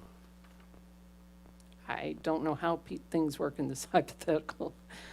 Well, it's not actually a hypothetical in terms of the figure. Staff came up with the 6.9 cent figure, right? They're modeling the base rate for Evergy Metro, and base rates in Missouri do include net base energy costs, right?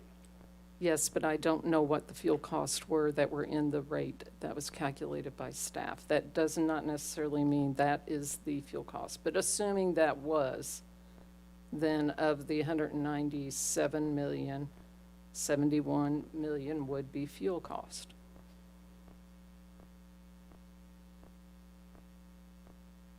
Well, let's back up. You agree that if this customer is paying 6.9 cents per kilowatt hour and the load is at 2.859 billion, you agree that they're going to pay base rates totaling 197 million in a year, right? Yes. And you've illustrated a $71 million impact to the FAC because of that same 2.859 billion kilowatt hours of load from the large load customer, right?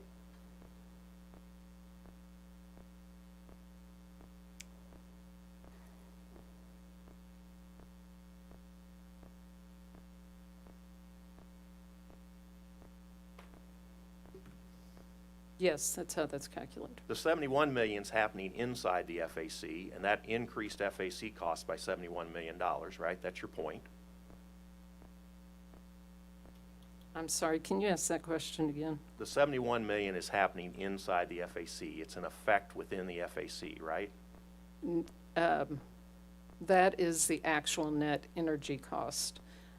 There's also, that customer is paying I stand corrected, of the 197, they're paying 57 million in fuel cost in base rates.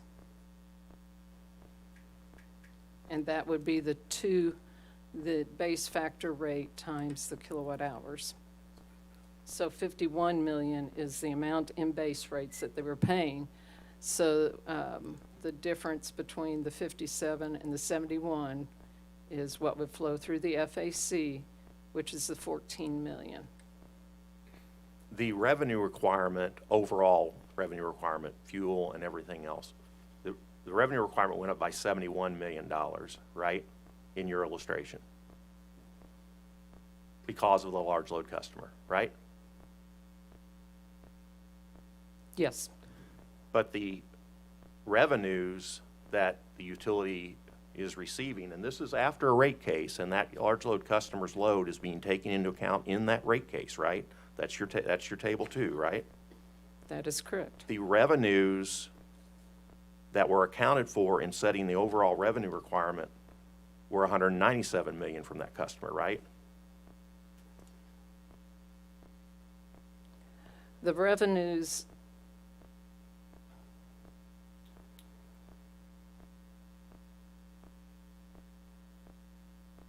the load was used to calculate the fuel and purchase power costs, the net cost.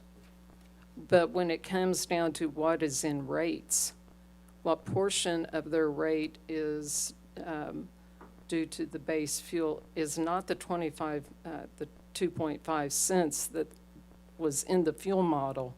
What is in their rates is actually the 2 cents, the base factor amount that's brought down due to the fact that the other customers, it's an average. I'm not talking about what's happening within the FAC. The revenue requirement went up by $71 million. In setting rates in that case, the revenues went up by $71 million, the cost went up by $71 million because of this customer. But in that same case, the billing units used to set base rates included the 2.85 billion kilowatt hours, and it included them paying 6.9 cents per kilowatt hours associated with that 2.85 billion kilowatt hours, right? But when they allocated the cost, the fuel and purchase power cost, the amount that was allocated to this class was 57 million. It was not 71 million. I'm not So talking that is what is in the rates that was calculated. Of that 6.5 cents,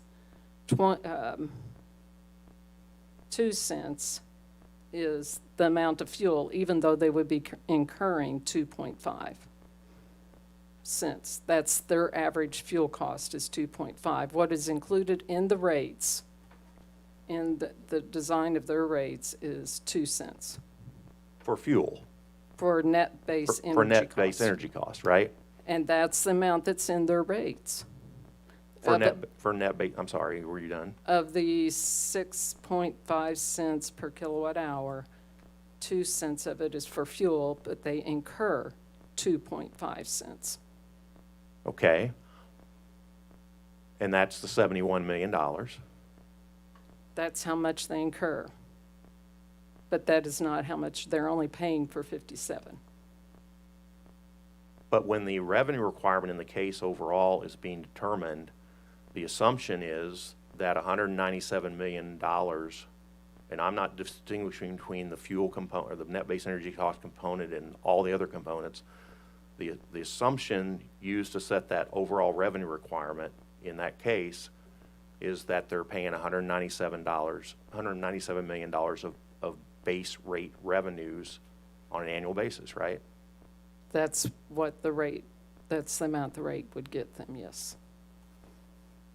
And if you didn't have that $197 million from them,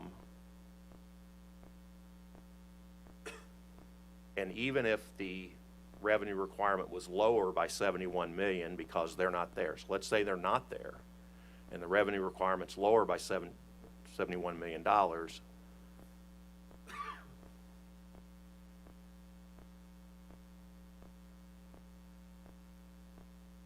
let me try it this way. It's true in your hypothetical, in your illustration, that they cause an increase in net base energy costs in that case, right? Yes. But they also contributed revenues to cover the revenue requirement that was significantly more than the increase in revenue requirement they caused, significantly more than the 71 million, right? Are you asking if their revenues are greater than the costs that they incurred? Greater than their fuel cost? It's greater I'm than asking their if fuel the cost. revenues they contributed to the calculation of the revenue requirement are greater than the costs that they contributed to the calculation of the revenue requirement. And they are, right? No. They are, in this case, they're getting a lower fuel cost because as their market cost is 2.5 cents. All the other customers are lower, and that's how is 1.83 cents. When you set base rates, for purposes of figuring out what we're going to track against in future FAC periods, we do have to set a net base energy cost and we have to set a base factor, right? That's correct. And that's why we do that. But the only reason we do it is so we know what we can compare it to in future FAC periods, right? That is the amount that's included in base rates. Right. But it's the amount recovered in base rates. I understand that. But once it's built into base rates with all of the other costs, net of whatever revenues are coming in, once it's built into base rates, the customer's just paying a base rate. And the customer isn't distinguishing between which component's fuel, which component was production costs, which component were salaries, which component were pensions, whatever. The customer's just paying based on this example, the 6.9 cents per kilowatt hour, right?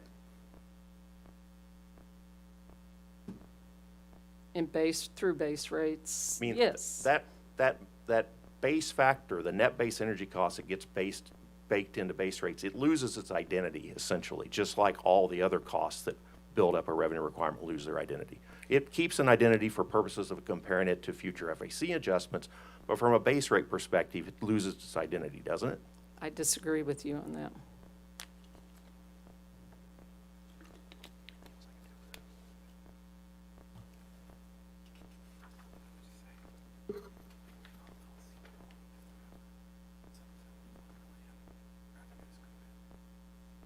Let me ask you this, holding everything else equal, if the revenue requirement in a rate case goes up $71 million related to net base energy cost, and the revenues from customers go up $197 million, what's the impact going to be on the revenue requirement? Is the revenue requirement going to be lower by the difference between those two? So what you're asking me is if all other costs stayed the same. I mean, it's, for that hypothetical, yeah, the 190, they make money off that 197, but yours. Well, the answer to my question is yes, right? You're saying if all costs, it was my hypothetical, everything else stays equal, and there was $71 million of increased cost, but there was $197 million of increased revenues. The revenue requirement, overall base rate revenue requirement, is going to go down by that difference, right? But why would you set rates with revenue that high without revenue I can't understand why the rates would be 6.5 cents if all that it was increasing was the fuel amount. The things don't happen that way. Because they're paying for the embedded fixed cost in the system already, right? That 197 million is contributing to fixed costs because there's more billing units in that case. So you're assuming that the utility would just automatically make 140 million and its costs not increase, and customers would be okay with setting rates that way. Utility's not making more money in that instance. Utility is getting additional revenues from new load to cover the same level of fixed cost, and they need less revenues from all the other customers because of that customer's contribution. There's the piece that was missing. I couldn't understand why everything else would remain the same. You're saying that everybody else's cost would go down by that much? The allocation, the other customers don't need to contribute that 197 million to the revenue requirement because this customer's come on the system and is contributing that 197, right? If a customer was being charged that 197 million and there were no other increased cost except for fuel, and that hypothetical, which it's very much a hypothetical, yeah, the other customers' rates will go down but that doesn't mean that they're not subsidizing fuel costs going forward. I was talking about the other side of the equation. You've got your contention that there's a subsidization going on within the FAC, but in that hypothetical, the other customers are benefiting from that 197 million of revenues because they don't have to contribute it to cover the utilities costs, right?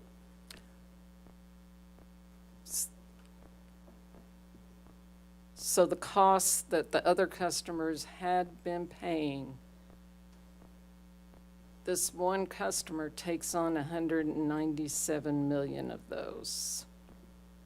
So the utility, just by taking on one customer, that, I guess I'm still stuck on cost causation, and if it costs that much prior to this one customer coming on, why would it drop this much now?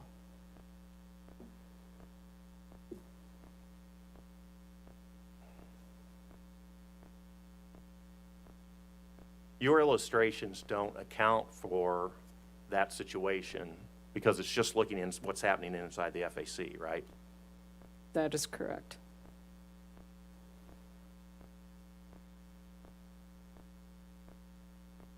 Let's talk about another issue with Table 2.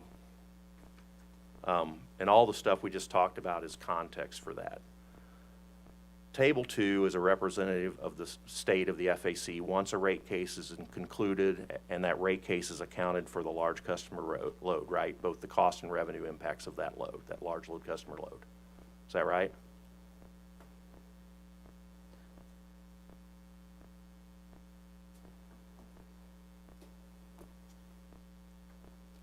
What I'm struggling with is revenue. It is accounting for the cost. The rate case accounted for both the revenues coming from the large load customer and for the cost caused by the large load customer in your Table 2 illustration, because your Table 2 illustration assumes we've had a rate case and that large load customer's load was in there, right? You're taking it beyond what I did, what my intent was for this table, but yes, that's the way rate cases work. Going back to your work paper, I want to direct your attention to the calculation of ANEC that you have. And again, that ANEC represents those three buckets primarily: the fuel cost, the purchase power cost, offset by off-system sales, right? Yes. The Table 2 scenario, in that scenario, the net base energy costs were calculated to be inclusive of the impact of all customers, including the large load customer, right? That is correct. So the net base energy costs in Table 2 reflect the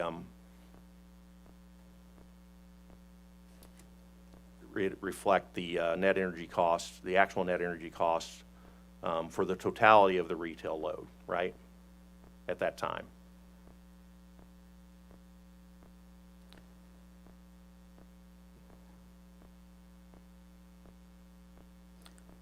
It reflects the 2 cents for every kilowatt hour for all the customers,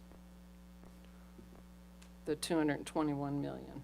But of that, 57 million would be in the large load customers, their rate, and 164 million would be on the other customers. So let's look at the calculation of ANEC, the 71.481 million. And that's in cell G33, right? Correct. And the formula in that cell is multiplying the values from two other cells, the G31, which is the load of the large load customer, the 2.859 million megawatt hours, right? Yes. And it's and multiplying that value with the value in G28, the 0.025 cents, right? That is the cost that customer actually incurred. G31 is the assumed large load, and G28 is the wholesale cost of energy used to serve the large load, right? Yes. Now, let's look at the ANEC that you calculate for the rest of the retail customer base, not including the large load, specifically the non-LLPS load. Take a look at cell H33, the $149.851 million. See that? Yes. And the formula in that cell is again multiplying two values. It's multiplying that H31, the 8.193 million megawatt hours of non-LLPS customer load, by G3 from Table 1, the 0.0183 cents, right? That's correct. That's what their cost would be had that that large load customer not been on the system. So H31 is the non-LLPS kilowatt hour usage. So that's being determined similarly to the ANEC for the large load customer so far, in so much as it's just using the actual usage for that customer group, the non-LLPS customer, right? And it's multiplied times the cost that was incurred to meet that kilowatt hours, yes. But for the non-LLPS customer, the rate that's being applied to the actual usage in your example is the original base factor prior to that customer coming on the system, right? That's what the base factor would have been in Table 2 had that large load customer not been on the system. The base factor determined in the prior case looked at fuel purchase power and off-system sales in that prior case, right? Yes, and in this example, and this is part of my hypothetical, nothing changed. Those customers used the same, costs were the same, and so forth going forward. The only difference between Table 1 and Table 2 is that now this large load customer had incurred market costs that averaged out to 2.5 cents. But after you have a rate case where the large load customer is actually included in that rate case,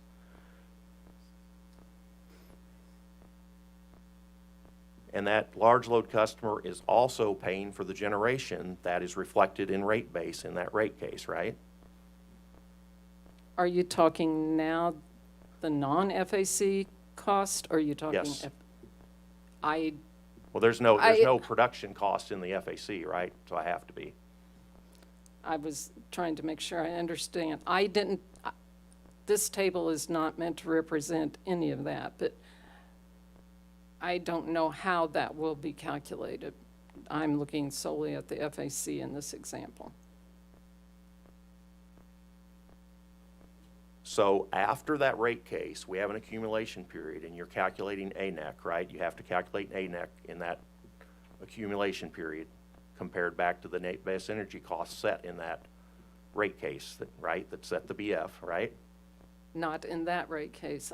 If you're talking about the non-large load customers, their loads were the same, their costs were the same as they were before there was a large load customer. In this example, to try to show, if you have too many moving parts in an example, you can't say what the direct result of any one moving part was. Well, let me ask it this way.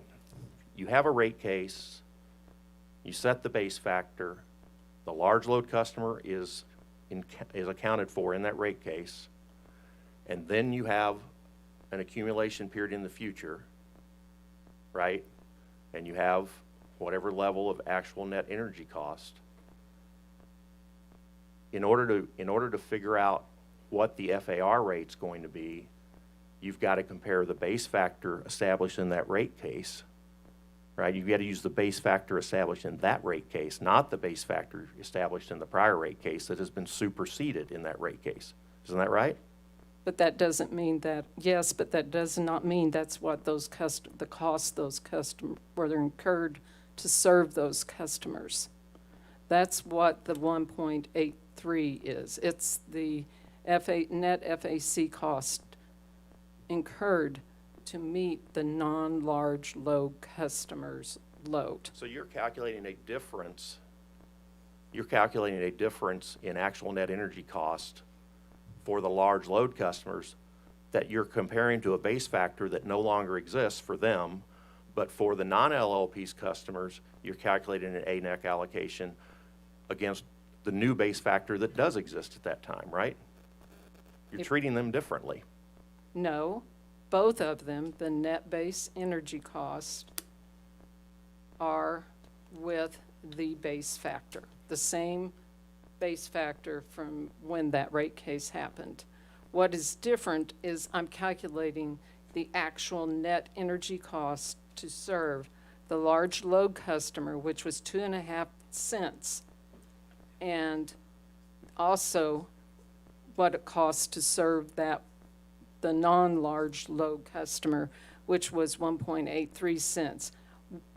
In a FAC table, these would not be split out this way. All that would be shown would be this total here. The total kilowatt hours times the base factor. And in this case, we were dead on the amount of, there's no difference between actual and normalized kilowatt hours. Again, to take out moving parts so that you could see really what was happening. And these numbers here, the 45,000, those are rounding errors. So let me ask you They're this. not errors, but they're rounding differences. So what, yes, the large load customers are not paying enough. They don't, the 2 cents is not enough to cover the cost of their loads. And the other customers are paying more. They're paying the 2 cents when actually the cost that they're incurring is 1.8 cents. So the large load customers' load has been built into that rate, that revenue requirement. The large load customer is paying costs that include the fuel that's embedded in the base factor, right? The new base factor, which would be the 2 cents, right? Yes. Yes. And you're not giving them any credit for having paid a portion of those fuel costs, a portion of that 2 cents, even though that 2 cents is a part of their base rate that they're paying. I am looking at the FAC costs. No, I did not take into account that. I don't know if they're being subsidized. If they are subsidizing in the non-FAC, I'm looking only at the FAC piece. So back to where we started, what you looked at in your testimony and all your illustrations, only look at what's happening within the FAC and ignore what's happening on the other side of the equation in terms of base rates, right? You didn't even look at that. You didn't even consider it. That's correct.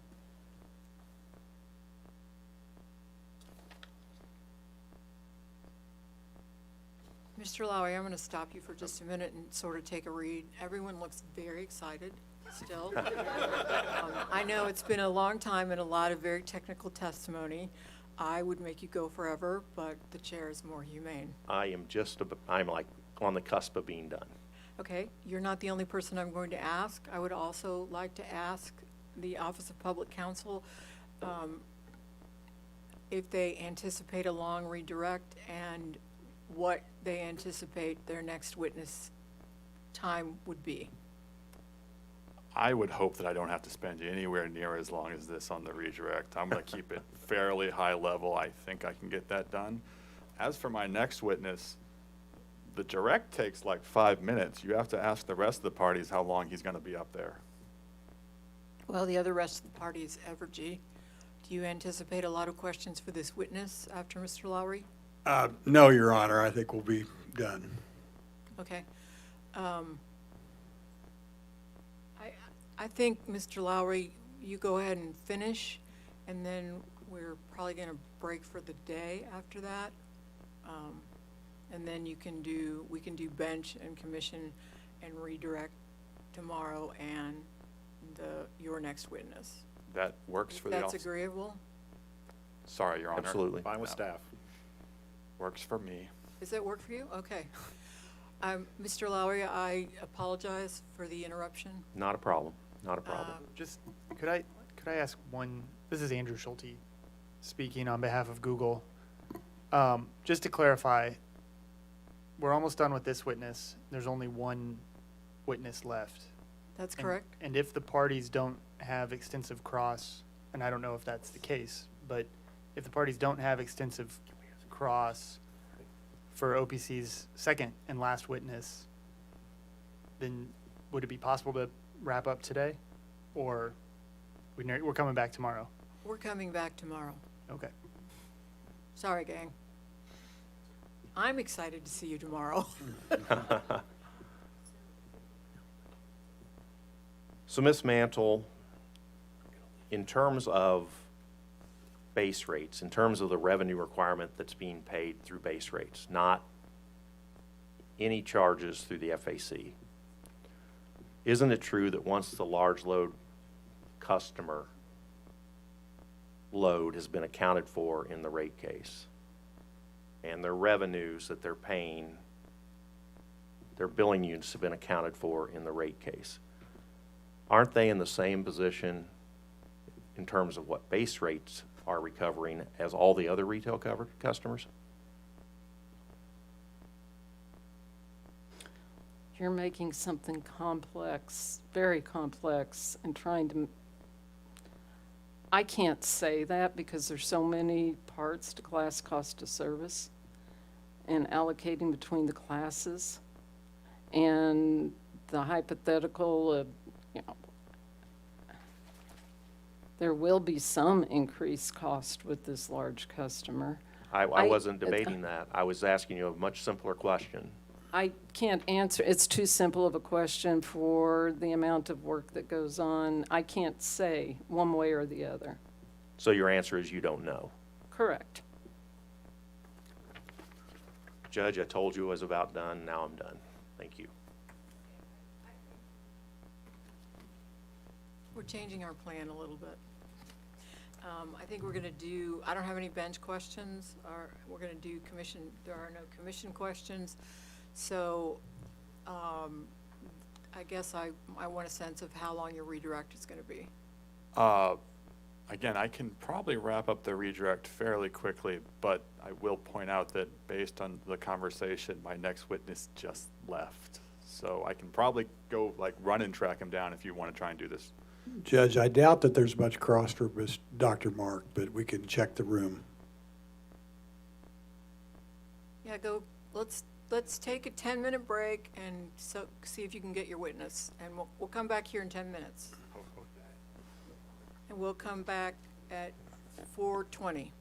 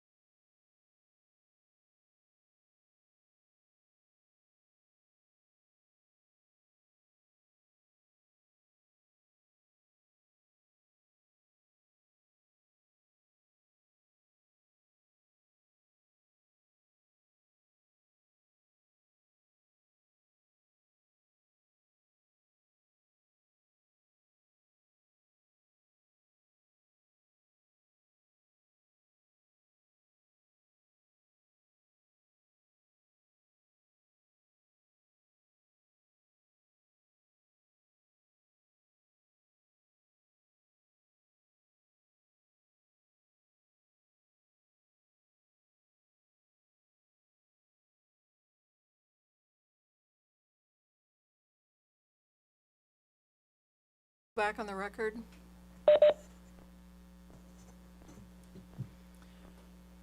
Mr. Lowry, are you finished with your cross?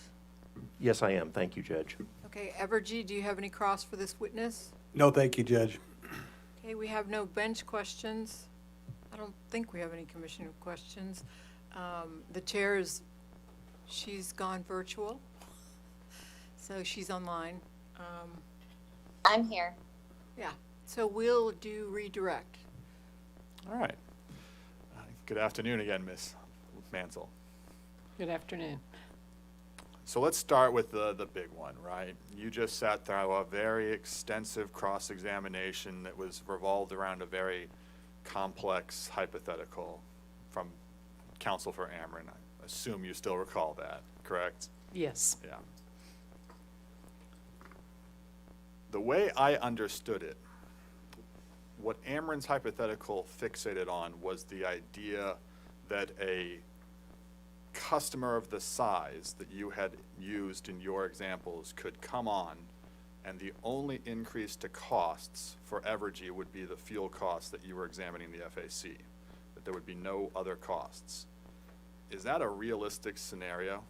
No, it's a very, especially for Evergy West, because they're going to need, they've been so close, well, they haven't had enough capacity to meet their capacity requirements. They've had to enter into PPAs to meet the SPP capacity requirements. They don't have energy to meet their current load, let alone a load of a customer this big. So the fact that a large load customer cannot come onto Evergy West system and not increase cost in many ways much more than just the load cost. And as far as Evergy Metro, because of a large customer that's coming on in Kansas, it's my understanding that they too are going to be needing more capacity.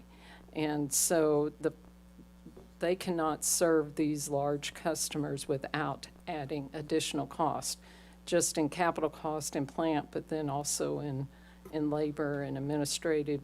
Costs are going to increase when you take on a customer that big. And all those costs that you're referring to, those would also offset the $197 million figure that Mr. Lowry referred to in his cross-examination of you. That's what you're trying to say. I'm assuming the 197,000 or million would not have been set without an increased cost. When class cost of service, when staff came up with their rate, I'm sure they looked at cost. Ms. Langy said this morning that she went back and pretty much did another class cost of service and looked at all of the different costs and then what cost extra would be incurred. So that wasn't just a hypothetical number made up. That was a number that had cost behind it. So overall, what is your assessment then of the hypothetical example that you walked through?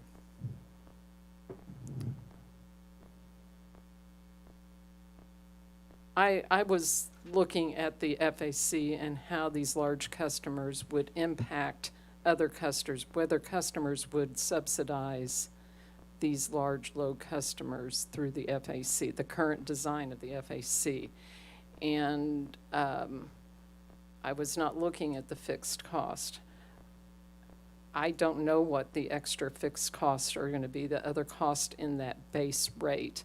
But I do know by the way the FAC base factor is calculated that non-large load customers' cost will increase in the FAC, and they will subsidize the cost of these large customers through the FAC. There's been a couple of cases recently concerning Evergy's attempt to secure additional generation for its system. Are you familiar with those? Let me start there. I'm assuming you're talking about the certificate of convenience and necessity for combustion turbine and combined cycle Those plants? are what I was referring to, yes. Yes. Now, please bear in mind that I believe the specific numbers are confidential, so I don't want you to speak specifically to any given numbers. But can you speak generally What is your observation regarding fixed cost increases related to generation based on your experience with those cases?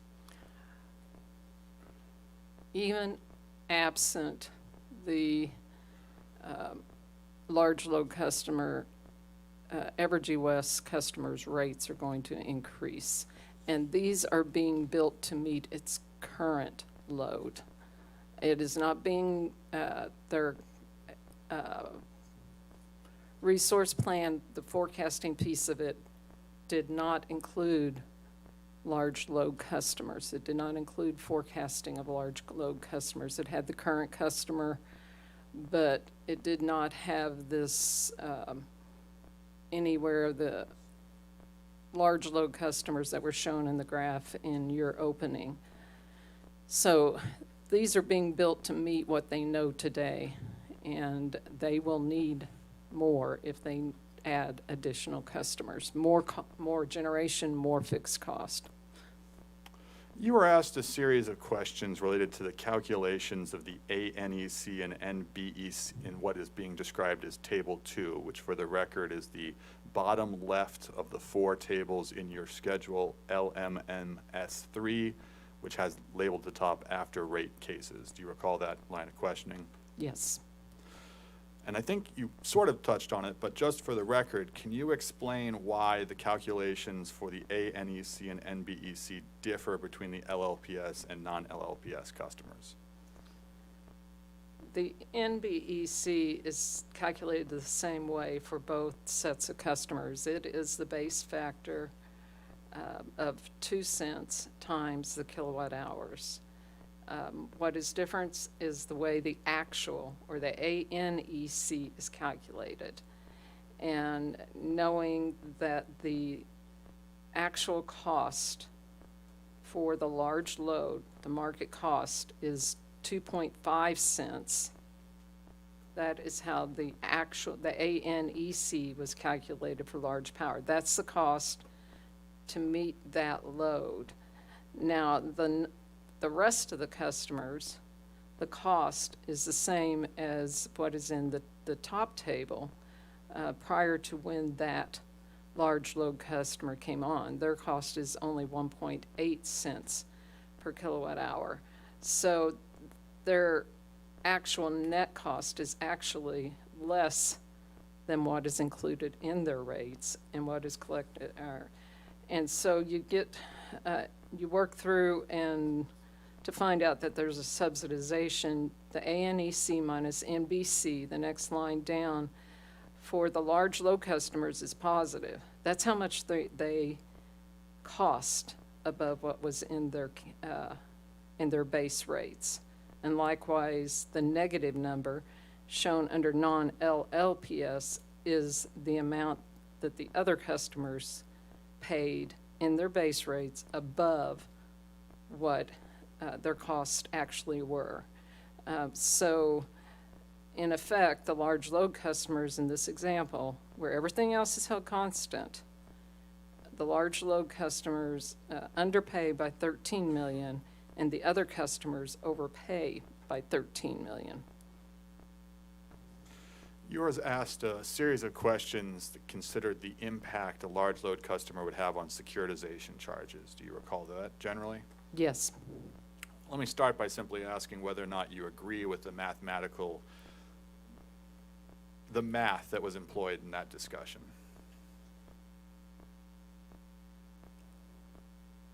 Sitting here, I didn't see anything wrong with it. That's fair. Specifically in responding to what you were being asked about, you noted the idea that there was a potential for the legislature to change the application of the securitization statute. Why did you bring that up? Because large customers, I've seen it over and over again. I've worked in this area for 40 plus years. I've seen when large load customers, and not just the new ones here, but our current large load customers, when legislation is consistently introduced down at the Capitol that gets them out of paying different parts of of cost. They can opt out of the DSIM. I believe there may be a customer that doesn't have to pay securitization. I'm not for sure. But what they tend to do when it looks like there's going to be a big cost that will hit their bottom line, they go down to the legislature and get an exemption from having to pay that cost. And the other customers are left paying that cost.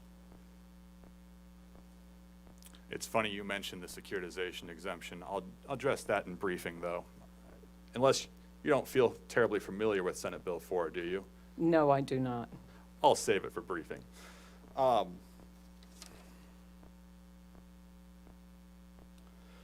At the very beginning of the discussion with the cross-examination by Ameren, there was an attempt to sort of divide out the costs in the FAC into 3 buckets, and I hope I get them right as fuel, purchase power, and off-system sales.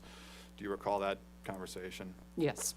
Now, of those 3 buckets, which are being affected by the addition of a large load customer and how? The only one of those 3 components that it's being affected is the purchase power cost, because Mr. Lowry and I had the conversation about purchase power is the difference between your load and what you generate and what your requirement is, your customer's requirement. What you generate is not necessarily based on what the generation you have. It's bid into the market. SPP dispatches based on what is bid into the market.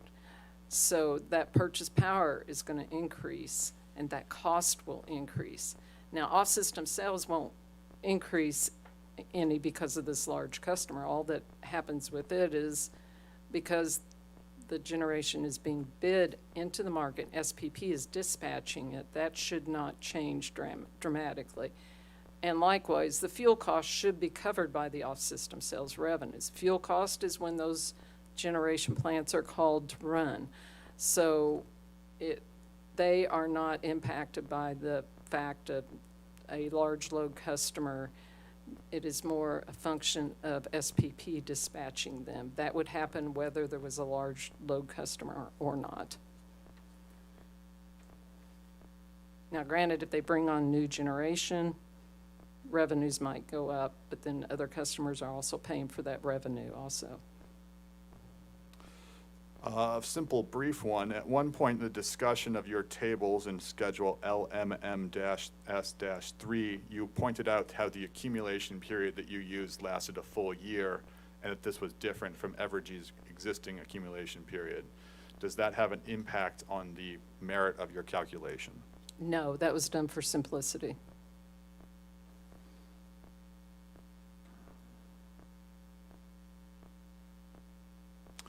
In large part, the examination by Ameren appeared to be driving at why they disagreed with your interpretation of a possible subsidy of customers by the FAC.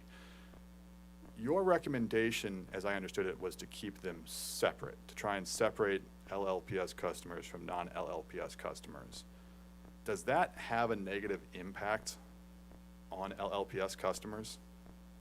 No, it should just make sure that costs are recovered correctly from both sets of customers. It could be in the future that the non-large customer costs go up, then the large power customers would not be subsidizing the non. The only way you can make sure that there is no subsidization is to split the two.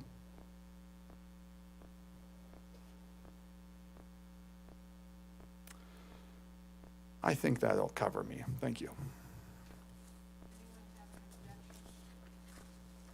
Does anyone have an objection to this witness being excused? Hearing none. Ms. Mantley, you are excused. Thank you.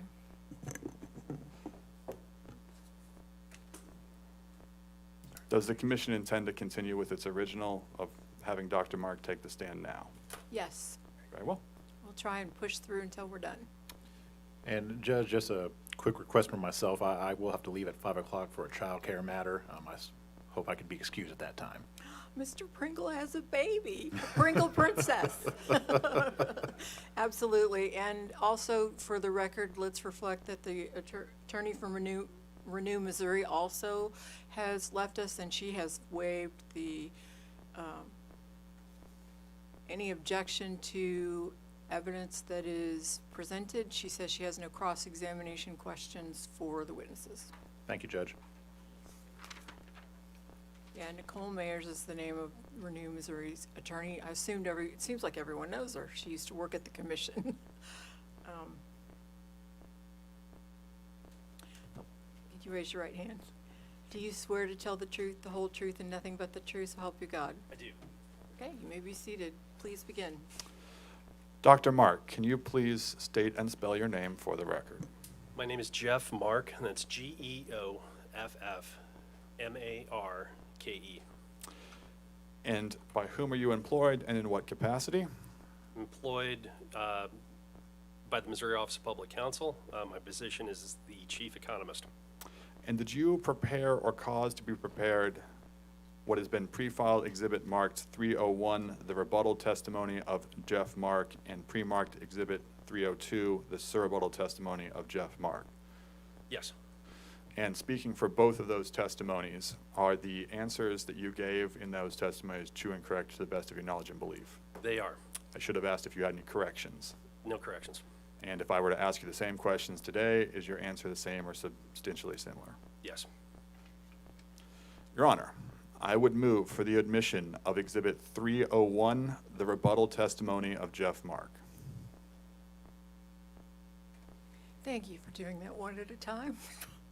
Exhibit 301, the rebuttal testimony of Jeff Mark. Does anyone have an objection to this exhibit being admitted? Okay, hearing no objections, it will be admitted. Your Honor, I would move for the admission of Exhibit number 302, the surrebuttal testimony of Jeff Mark. Exhibit 302, the surrebuttal testimony of Jeff Mark. Does anyone have an objection to this exhibit being admitted? Hearing no objections, Exhibit 302 will be admitted into the record. Your Honor, I tender this witness for cross-examination. Okay, Data Center Coalition. No questions. Thank you, Your Honor. Your Honor, I apologize, but I believe that the first in the list of order would be the staff of the Public Service Commission. Oh, I'm so sorry. Please, thank you for that. And, you know, Andrea, speak up. Can do. All right, thank you very much. Dr. Mark, just a couple of questions for you. You stated in your surrebuttal testimony that John Johnson, the CEO of the data center operator Pat Most Hosting, said, data centers have rightly earned a dismal reputation of creating the lowest number of jobs per square foot. Is that correct? That's correct. Okay. All right, and then the next couple of questions I have from you come from your GM1 schedule to your surrebuttal testimony. Do you have a copy of that with you? If you don't, I can provide you with one. I should. I do. Great. And I'll wait till you get there. I'm there. All right. So I'm going to direct you to page 2. Okay. Okay. And under the heading Land Use Considerations, 3 paragraphs down, can you read that paragraph for me? It starts with larger and it ends in adjacent uses. Actually, sorry. And it's going to end in street activity. Can you read that portion for me, please? Sure. Larger, single-use data centers can be considered a modern industrial warehousing use, as they simply warehouse servers and associated infrastructure and contribute little in the way of activity or interaction with surrounding uses. Creating few jobs, data centers do not meaningfully contribute to street activity. Thank you very much. And then I'm going to direct you over to page 4. I'm there. And one thing that I did forget to mention is that this is, can you actually go back to the first page? Can you tell me what party this is to? This is a informational item created by the City of St. Louis's Planning and Urban Design Agency. Specifically, it's drafted up by Don Rowe, who's the executive director, and he's writing it effectively in regards to the City of St. Louis Planning Commission. All right, thank you very much. Okay, back to page 4. I'm there. Okay, and then under the heading of economic considerations, if you could read the paragraph starting at the local economic and then it ends in 8-hour shifts. Can you please read that portion for me? Excuse me, before you do so, I'd like to lodge an objection. She is merely asking him to read into the record again something that's already been admitted into the record. There's no cross-examination, it's cumulative, and it should not be allowed. Overruled. The local economic benefits and impacts of data centers are somewhat unclear at this time. Like any new construction project, a data center's construction will create valuable jobs for the period of construction. However, permanent jobs associated with data centers are very limited. Compared to traditional industrial uses, very large data centers require only a small number of people to secure and manage the building. For example, 10 people at any given time for a 100,000 square foot facility, or 30 jobs total for individuals working in 8-hour shifts. Staff do not yet know about the fiscal benefits of data centers, e.g. local tax revenue. Thank you very much. And then I'm going to direct you over to your rebuttal testimony. Okay. Ms. Hanson, I hope you have questions attached to these readings. Otherwise, I will rule them as inadmissible. I do not have additional questions. Okay. I do have questions, though, regarding rebuttal testimony. Go ahead.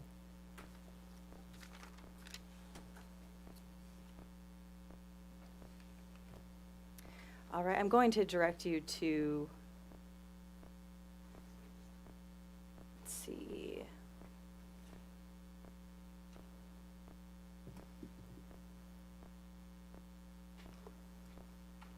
Oh, yeah, I apologize, one moment. Take your time. All right. In your rebuttal testimony, you discuss stranded assets, correct? I do. You know Evergy's response to staff's DRs 30 and 106 regarding stranded assets in your rebuttal testimony, is that correct? That's correct. Did Evergy's responses to these DRs alleviate your concerns regarding the potential for stranded assets? No, they did not.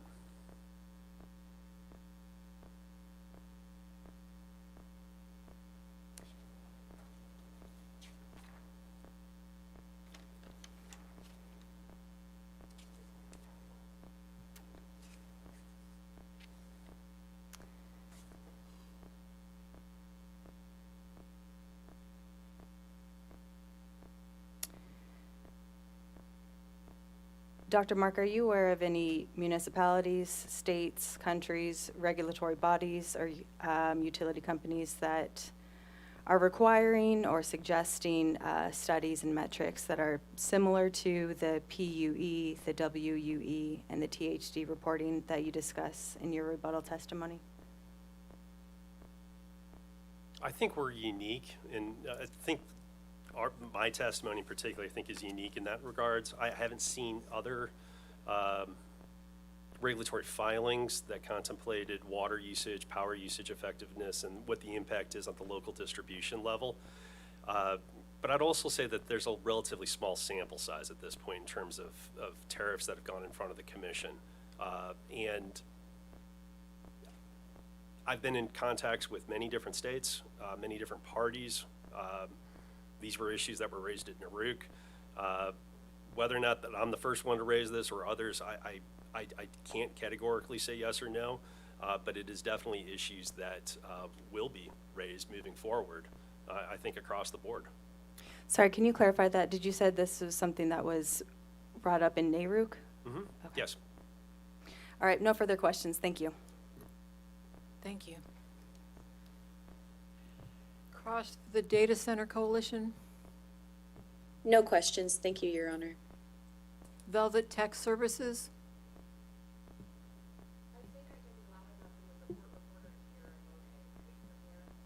No, please come to the podium. We want to hear everything you have to say.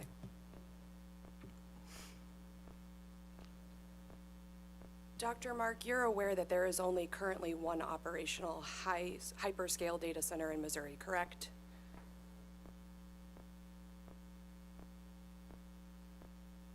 I don't know, I'll be honest with you. Yes, I'm aware of one. If you say so, I will take that. I'm aware of that one. Okay, and that hyperscale data center is Velvet Tech, correct? Yes.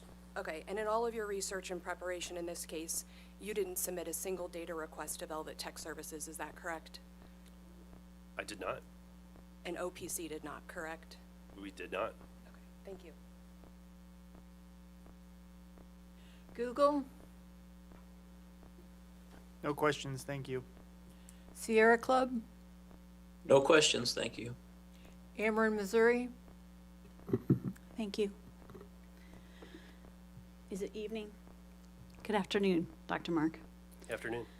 If I ask you a question using the phrase the regulatory compact, do you know what I mean? I do. You want to define that? Effectively the agreement between the utility, captive customers, and the commission to provide safe and reliable service. In exchange, the utility gets an exclusive service territory? That's correct. Okay. So under the regulatory compact and state law, does a utility in Missouri, an IOU in Missouri, have the ability to decide it will not serve a customer because it finds the business objectionable? I feel like I'm out of my element there as far as that being a legal question. To your experience, I will not hold you to a legal standard, but in your experience, what is your understanding? Can you repeat the question for me? Sure. Mm-hmm. Under the regulatory compact and state law, does a Missouri IOU have the ability to decide it will not serve a customer because it finds the business objectionable? I will object. I know that she said she wouldn't hold him to a legal standard, but then she also added the word under state law. So I'm a little confused. Is it a legal question or not? I assume your objection calls for a legal conclusion. Yes. And I will sustain that objection. Let me try again. Under the regulatory compact, and in your experience at the commission, do you believe the utility has the ability to decide it will not serve a customer because it finds a business objectionable? Generally speaking, no. Okay. Do you believe Evergy would be allowed to refuse to provide service to a Chinese-owned corporate farm located in its service territory, even if doing so would be in the best interest for family farms in Missouri? I don't know. Okay, what about the commission? Do you think the commission has the ability to make a decision that a particular type of customer should not be served in Missouri? So I struggle with that question, and I'll explain why. Like, what I really struggle with is that I'm not aware of any other situation where, in any industry, let alone the utility industry, where a buyer comes in and is asking to have the supplier invest billions of dollars of capital investment on the hopes that they may come in, that they may operate. And I think that's what gives me pause with answering that in an affirmative. So absent that additional fact which you presented, how would you, if that was not part of the equation, how would you answer that question? If a customer was not imposing additional cost of that magnitude, I don't think that would be an issue.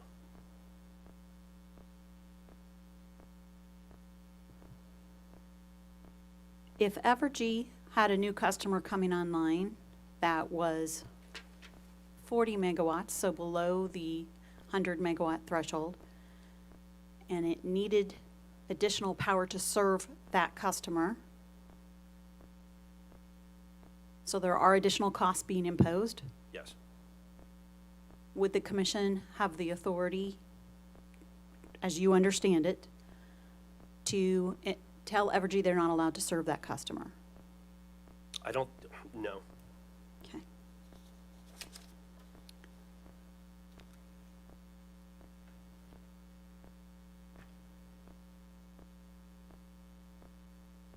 So we've been talking about 393-130.7, which came from Senate Bill 4. Are you familiar with the language in that statute? I am. I don't think I can quote it verbatim, but I am familiar. All right. As you understand that statute, does it give the commission does it change the commission's authority about whether or not it can allow service to data centers in the state of Missouri? I guess I'm confused. I don't think anybody's taking that position that we're saying don't provide. Well, that is the question I'm asking you, and I'd like you to answer it. 393-137. Mm-hmm. Is there, I'm going to paraphrase what I heard. Is Fair there enough. anything within that language there that is prohibiting or directing the commission to prohibit customers from taking service? Or would allow the commission to prohibit? I don't read it in that manner. Okay. As you look at the statute, 393-130.7, does it give the commission authority to approve or deny siting decisions by a data center?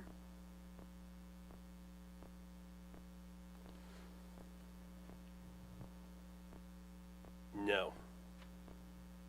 How about, does it give the commission authority to issue or enforce environmental regulations? I guess I'll just object at this point regarding calls for legal conclusion. As he understands the statute. I Sustain. think that's open to interpretation. Sustained means you sorry. don't have to answer the question. I was in the zone. I'm sure she'll rephrase so you can answer Okay. it. Just give her a minute. So you're familiar with this statute, Yes. and as you read the statute, do you believe it allows the commission to order enforcement of any environmental regulation, or environmental restriction?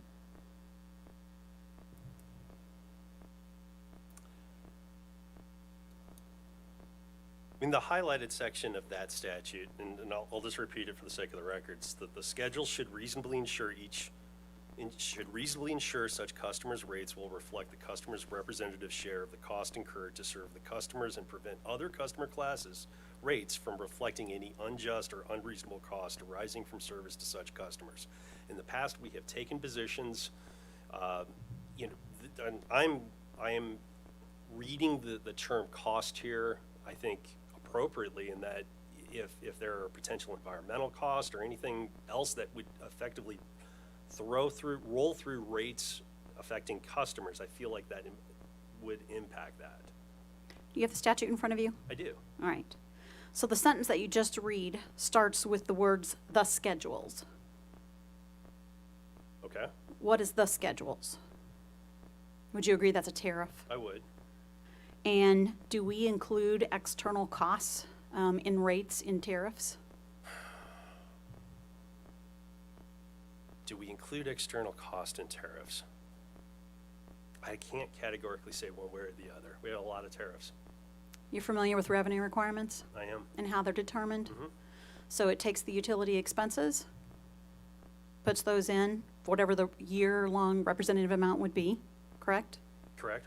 Takes capital investments Mm-hmm. that are in service, adds that to the mix, times the return and depreciation. Where are the costs, these external costs, let's say the water costs? If the utility's not paying that cost, how does it end up in the revenue requirement?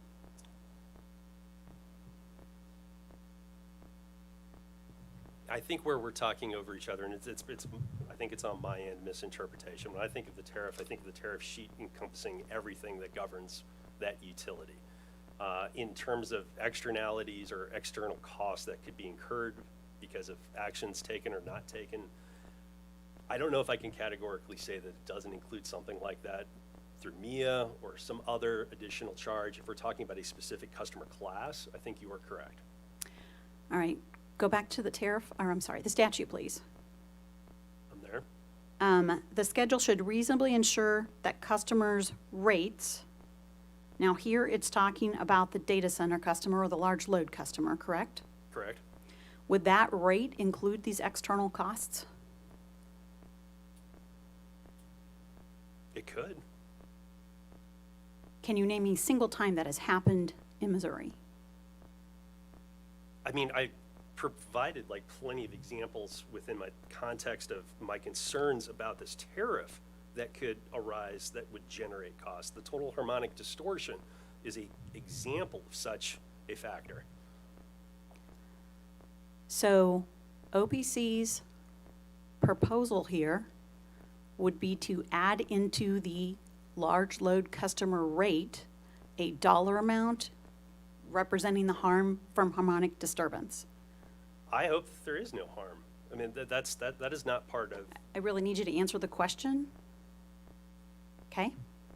Does a rate, is OPC's proposal here, that the customer's rate, and we've agreed that's the large load customer rate that is in the tariff, should include some dollar amount to represent the harm of harmonic convergence? No. Disturbance?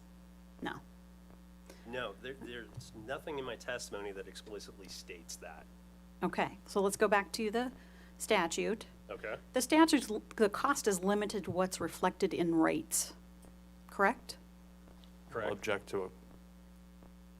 Never mind, I think he's already answered before I have my Well, objection. let's get the objection on the record, I will object for calling for legal conclusion. and I will sustain that objection. Mr. Mark is not a lawyer in my understanding. It's true. May I respond? No. Sorry. All right, Mr. Mark, you're familiar with how rates are set. Yes. You're familiar with what costs are included in rates. Yes. How does a cost that is not paid by the utility end up in a tariffed rate?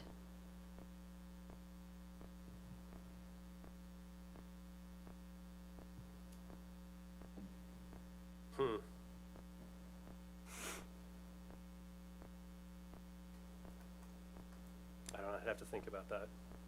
I'm happy to give you a moment. Okay.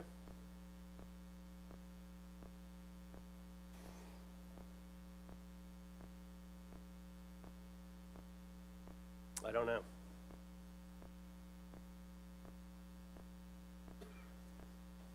Well, let me give you an example. Okay. If Google is fined for violating the Clean Water Act, would that be a cost that could end up in the rate for that class, in the utility tariffed rate?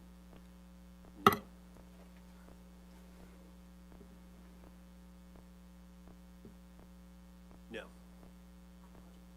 Apologies, I missed your answer. All right.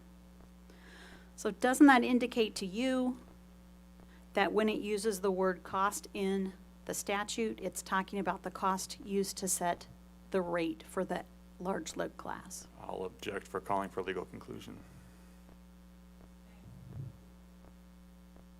He's already testified to what costs he thinks should be included.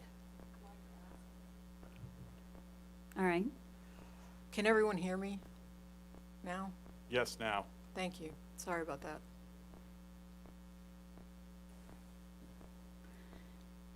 Given that it's your opinion that the fine Google pays will not end up in the utility tariffed rate, and so the next part of the statute talks about representative shares of the cost incurred to serve the customer. As you understand it, is Google's fine a cost incurred to serve the customer, incurred by the utility?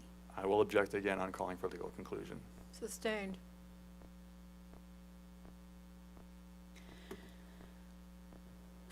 In your understanding of rate making, okay, I'm going to end there on that one. Not done asking you questions. Page 3 of your SOAR rebuttal.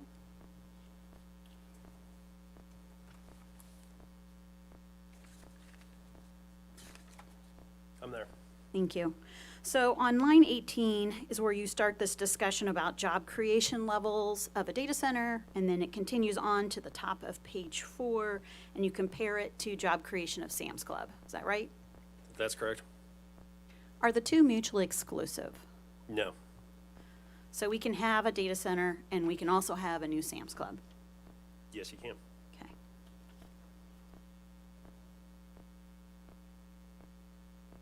Now, you've heard in the hearing room today that staff proposes using a workshop process to flesh out a tariff for large load customers, correct? Correct.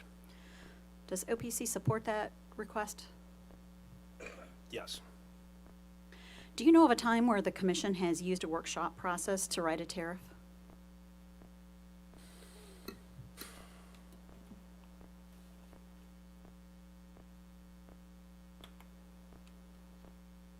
None come to mind. Have you participated in commission workshops I have. frequently? I would say frequently. Okay. I'm gonna mark, what number are we ready for? 713 being the docket sheet for case number AW 2020-0148. And also, I would like to mark 714 for the docket sheet of EW 2015-0105.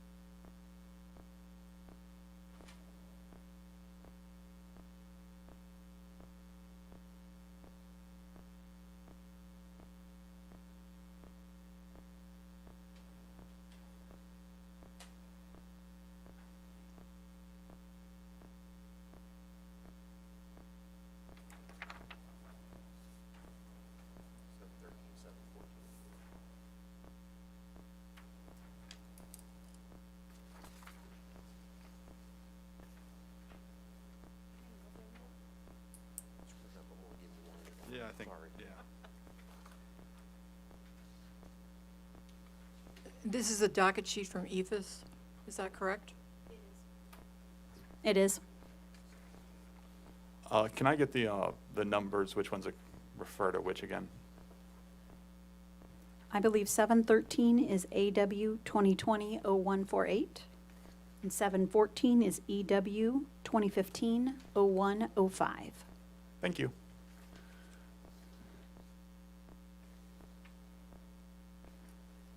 Okay, I have 13 as EW 2015-0105.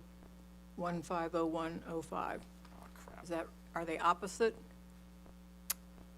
I'm happy to switch. So we will make the one that Great. ends in 010513, 713, and the one that ends in 0148, 714. Thank you. Absolutely. I might have said it backwards. I don't think so. I think I just wrote it down. So, Mr. Mark, have you had the opportunity to look at those? I have. And do they look like docket sheets that come from EFS? Yes, they do. I expect you don't remember what the docket sheet, so starting with 713, I expect you don't remember what the docket sheet for EW 2015-0105 looks like. Would you like to pull that up on EFS to confirm that it is accurate, or will you accept my word that it is the docket sheet from that case? I can accept that. All right. Can you tell me when this docket was open? Well, first of all, this was, can you look at the style of the case and tell us what it was, Sure. This what the case was? It's a matter of a working docket to review the commission's MIA rules. So it was a workshop? It was. Yeah, A working in this form, docket? yes. Just really quick, for the sake of the record, MIA? The Missouri Energy Efficiency Investment Act. That's right. And let me just clarify for the record, these are the complete docket sheets? Yes. For these cases? Okay, Yes. thank you. Mm-hmm. So when I just want to make sure we're on the same page, it says working docket. In your mind, that's the same as a workshop. It is, yes. All right. When was this workshop opened? Looks like it was opened on 10/24/2014. Okay, and when did it close?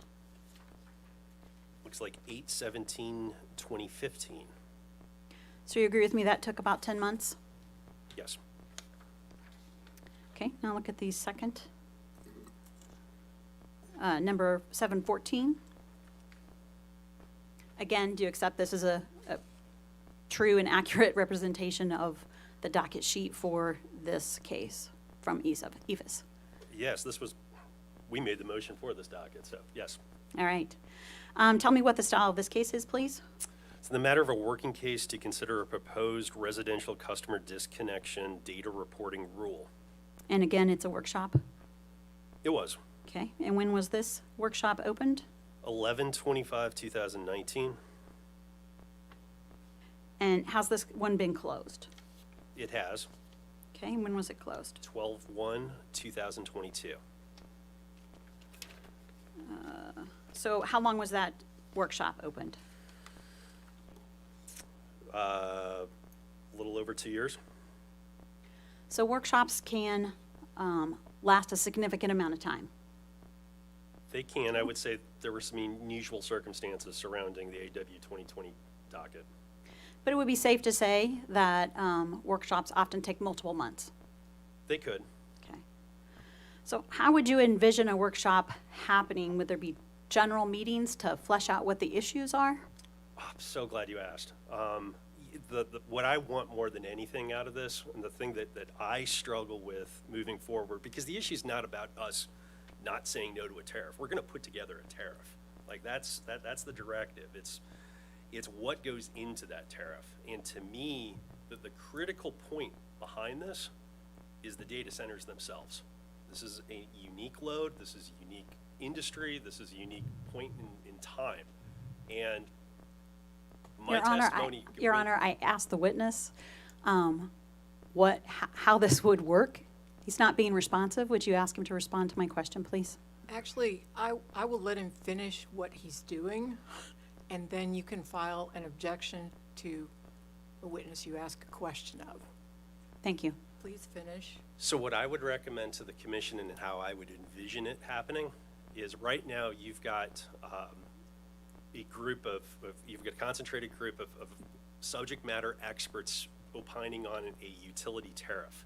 The key issue behind the economic development and moving forward in this industry, really, from my vantage point, my testimony in both rebuttal and surrebuttal speak at length to this, is to put it real bluntly, it's what $1 trillion problem are we solving? What is AI? How is AI and the data centers associated with it going to make a profit? This is critically important because the success of AI and the continued support of being able to support all of the infrastructure and the CapEx that we are proposing or envisioning moving forward here is dependent on that. And there are so many issues with that. And I don't think Dr. Carolyn Berry or literally any of the other witnesses are in a position to testify to that point. What I'd recommend is having the data coalition experts, and I say by experts, I mean management, like come in and explain how you're going to cover your cost, how this makes sense for Missouri. Right now, that's the thing that's giving me pause with giving my full endorsement on business as usual economic development tariffs. I actually find that to be responsive, so I'm going to overrule that objection, but feel free to ask another question to clarify what he said.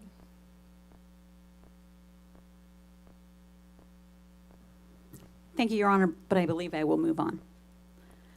After the workshop process is over, Dr. Mark, Yes. then would you agree utilities have to file a tariff to implement the result? Yes. And how long does a tariff process take? It can vary. So a tariff can take multiple months? I mean, the hope would be that the workshop process itself would help bring parties together and make sense of this issue. That's the hope. It doesn't necessarily mean that the workshop process will bring around consensus, correct? That's true. And if there is not consensus, there still could be a fight over the tariff. That is true. And so that process also can take multiple months. Sure. Okay.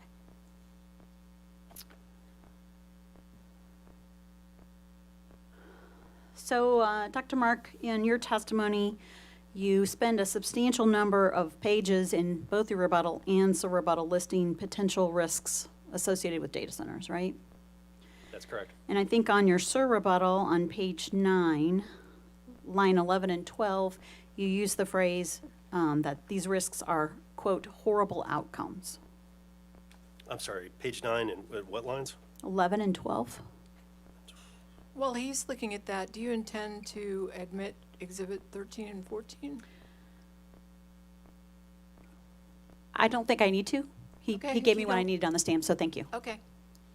I appreciate the question so that I don't forget. I'm going to ask you to repeat that question. Did you describe these risks as, quote, horrible outcomes? Well, I think my testimony literally says on 11 that there are many, as AIs function as a speculative black box of both wonderful and horrible outcomes. I don't think I just focused on the horrible outcomes. All right, just a moment.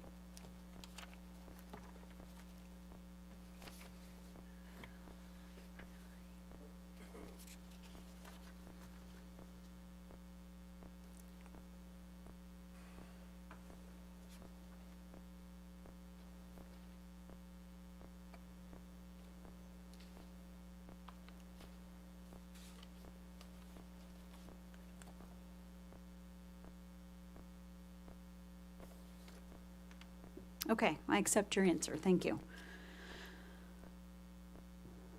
Does the state of Missouri, to your knowledge, use data centers to process its information? Yes. Do any of the IOUs in the state of Missouri use data centers to process information? Yes. So there are uses other than AI? Yes. Okay.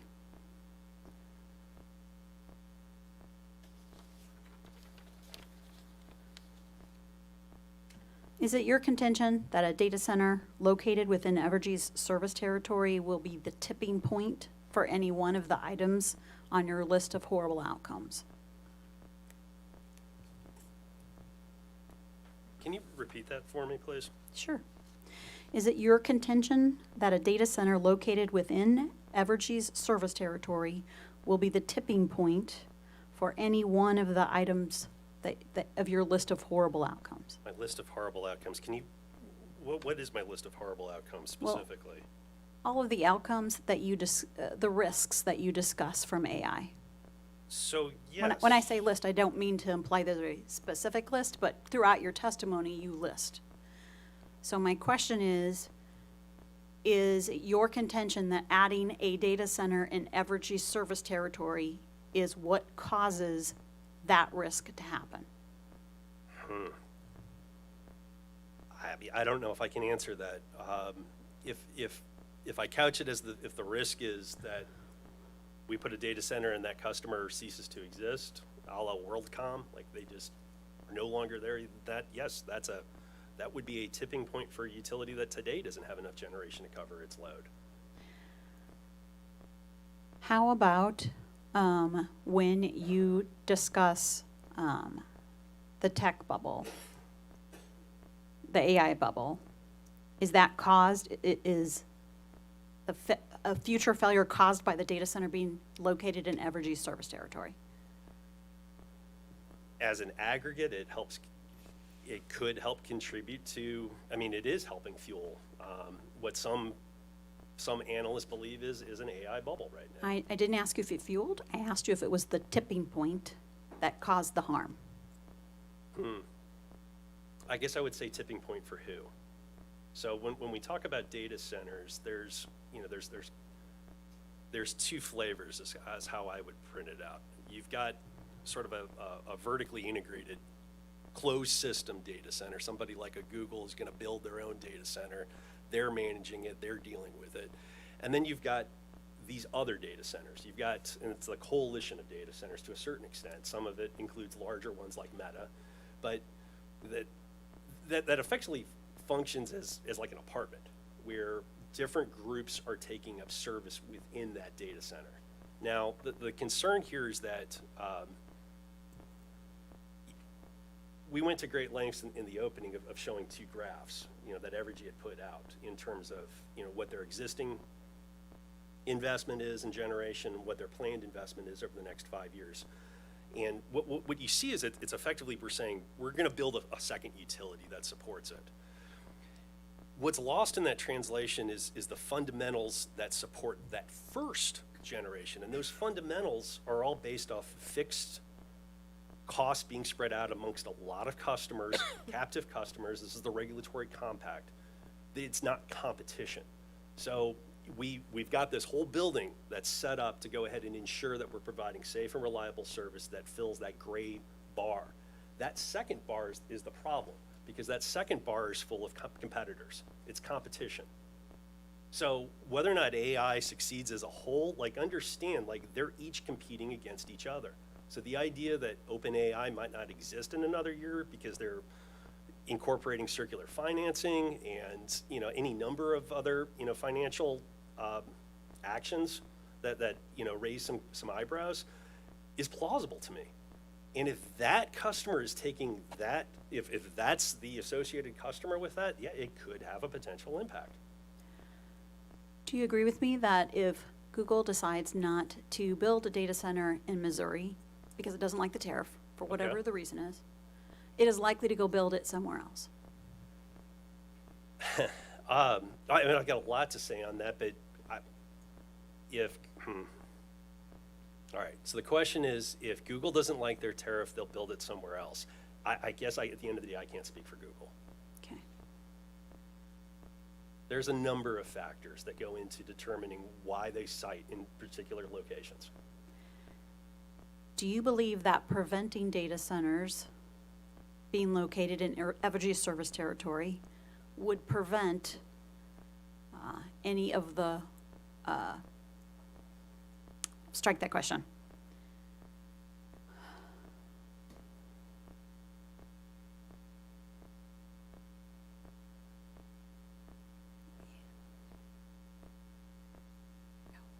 All right, so now Dr. Mark, sorry, apologies. Your rebuttal testimony has 42 citations to articles from outside sources out of a total of 49. Does that sound right? I'm not counting citations to EFIS and those types of things. I'll take your word for it. There's a few citations. Yes.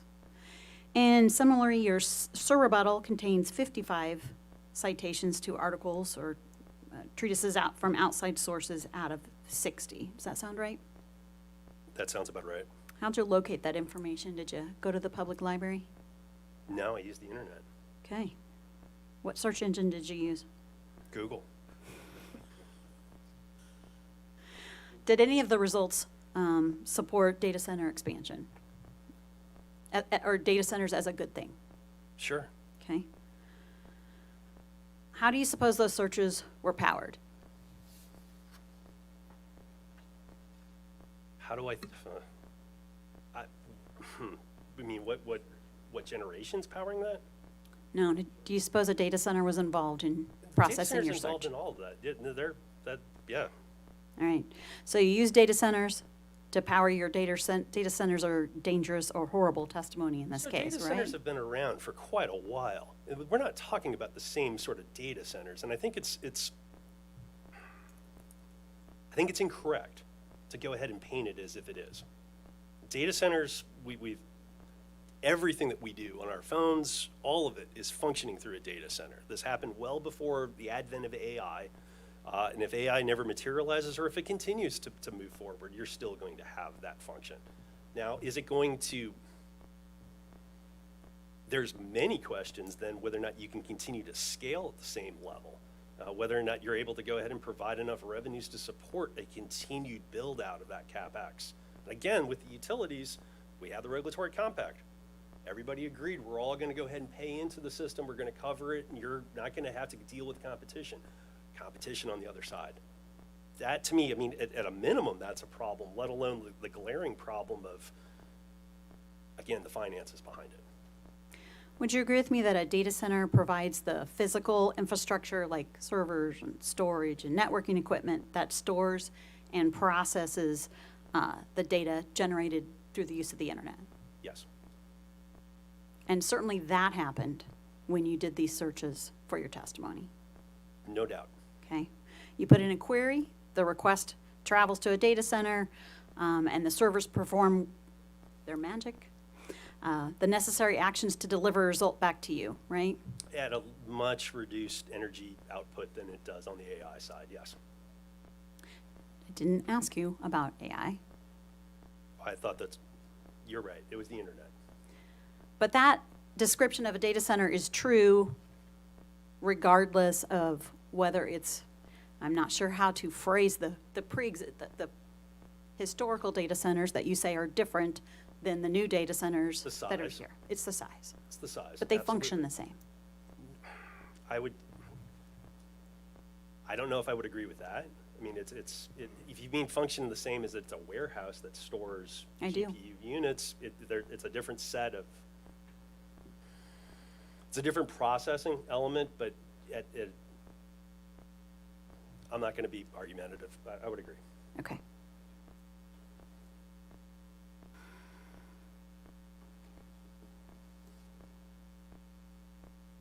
I have no further questions.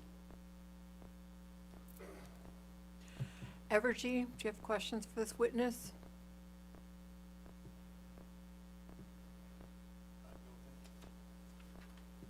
No, thank you, Judge. Okay. I don't have any bench questions. Okay. I hear no commission questions, so we will go to redirect. Oh, thank you, Your Honor. I know it's getting late, so I will try and make this fast. We'll see how it goes. Let's start with the discussion you had for counsel from Ameren. There was obviously a lot of emphasis put on the fact that, we've had data centers for a while, and you even use data centers to write part of your testimony through the internet. So simple question, is the data center build that we're seeing right now that's powering this tariff business as usual? It is not. This is, I mean, again, when we put forward that this is a legacy defining issue, that's not done just glibly. Like, this has the potential to have serious ramifications on the entire Missouri economy moving forward. And I think more questions need to be asked about that. This is framing it as well, we've always had data centers and we're always going to need the internet. I think it is grossly negligent to what is in front of the commission at this point.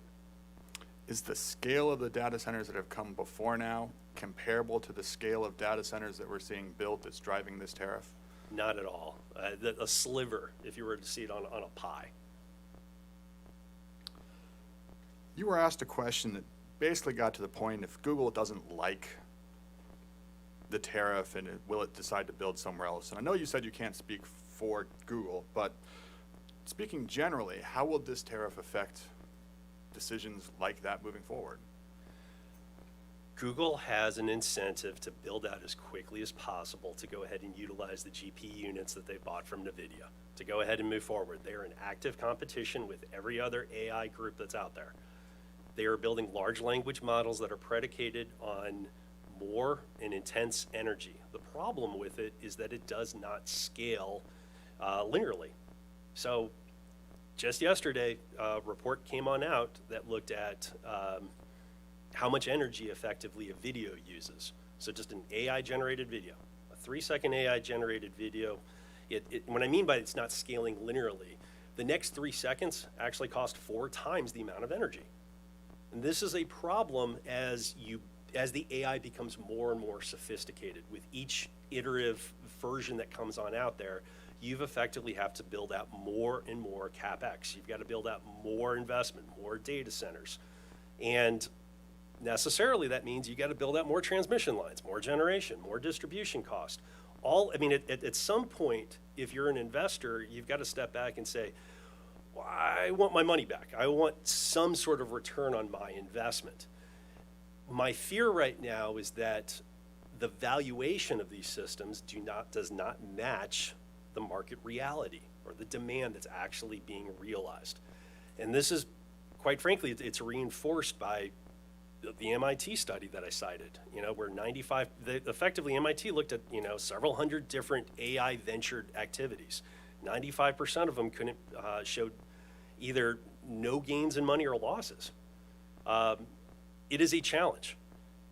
And I think it's significantly unique compared to other bubbles that we've experienced. It shares similar characteristics to the dot-com bubble or the housing crisis, the railroads, even the utilities, and when that busted. All of those share elements with what's going on here, but the one that's singularly unique is I'm still struggling to see what sort of multiple trillion dollar investment problem we are solving for at the end of the day. Thank you. You were asked several questions regarding sort of the tipping point, whether the data center built in Missouri would be the tipping point. Do you recall that? I do. If we allow CapEx build by utilities to serve data centers in Missouri, does it have to be the data center in Missouri that is the tipping point for something to go wrong? Oh, no. Yeah. I personally think you're starting to see that already on the East and West Coast now. So, all the more reason to tread carefully and slow this process down. You were asked a line of questions regarding working dockets and shown some exhibits regarding that. And I know you already discussed how you would envision a working docket looking in this case, but with regard to timing, are there any recommendations you can make to the commission that directly address the issue of timing on working dockets? I mean, the commission can make it what they want to make it. This doesn't need to be a prolonged working docket. I think what both staff and, well, I can't speak for staff. I'll speak for myself. I mean, what I would envision is just an open dialogue, and right now that quite frankly hasn't happened.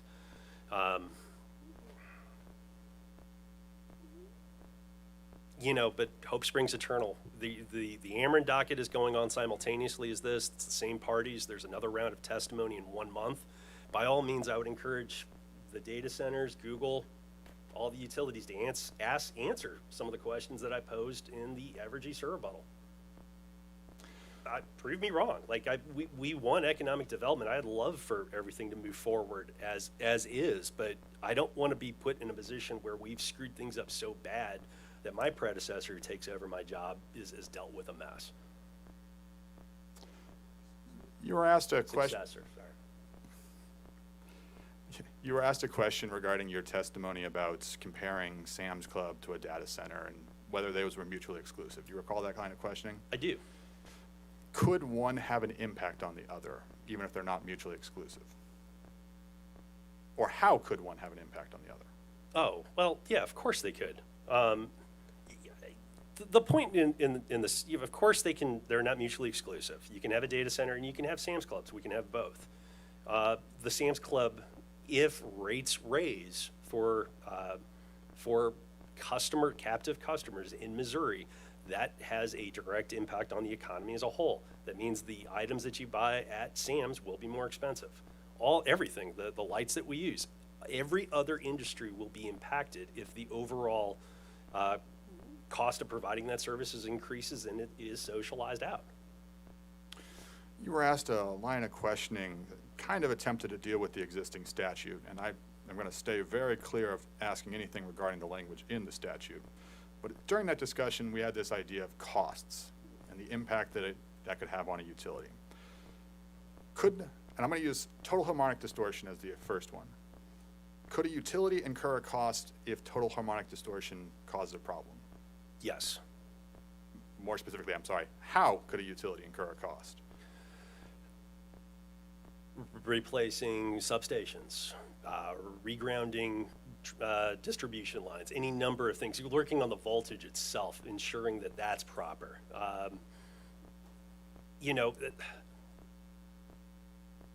This isn't like an investment happening in a vacuum. Like there's a huge spotlight on AI, on data centers, and everything that's associated with that. And part of to put it bluntly, like getting the hearts and minds of consumers, but just the population at large, you're starting to see that pushback. You're starting to see questions about what the impact is on water, what the impact is on my utility bills. We've got empirical evidence to suggest that when data centers are highly concentrated, they make everybody else's power in the surrounding area worse. I haven't seen any convincing evidence to suggest otherwise, but I think it would be naive to assume that knowing this information, it would be negligent on my part not to go ahead and be proactive in trying to address that on the front end. That's what a prudent utility should be doing. Let's look at the other two. Let's talk about water. If a data center is built, but they don't have the water to serve it and it shuts down, would that have a cost? How could that have a cost impact on a utility? Ameren's really good about providing tours to their plants. You know, I try to take my son with me as much as I can. It's a great experience. We went to the Callaway plant, and one of the things that really stuck with me in the Callaway plant, and if you look at it, it's right next to the Missouri River, it's dependent on that. When that Missouri River gets too darn low, they have to contact the lock and dam system, the U.S. Army Corps of Engineers, and ensure that you have enough water to meet that nuclear load. We're talking, it is difficult to really gauge how much of a water impact we're talking about here, because the size and scope of these data centers vary greatly. So, but a large, depending on how that data center is structured and depending on its cooling system that's in there, it could use copious amounts of water. And Missouri's a riparian water rights state, all right? Which is different than Kansas, which is one reason right there. Missouri should be more attractive than Kansas. For that reason alone, we've got an upper hand on them. But there's more. But that's effectively it. So could it have an impact on the ability to provide safe and reliable service? Yes, it could. Could it have a secondary impact on the local economy? Yes, it could. Could it have a tertiary impact on the environment as a whole? All of these things. And all we're asking is to monitor it. Without needing to go too deep into the weeds, does that same also then hold true for your third one, the power efficiency, the power usage efficiency? It does. And I'm going to assume that you're familiar with the Evergy stipulation tariff, right? I am familiar with it. Is cost the only component in that tariff? No. You were asked a series of questions about whether or not the commission should be able to deny service to a particular customer type. Do you recall that? Yes. Is the OPC's position in this case, is that the OPC's position in this case? It is not. There's nowhere in my testimony or Ms. Mannel's that I'm aware of where we've sat there and said, stop, don't serve these data customers. That's not what we're saying.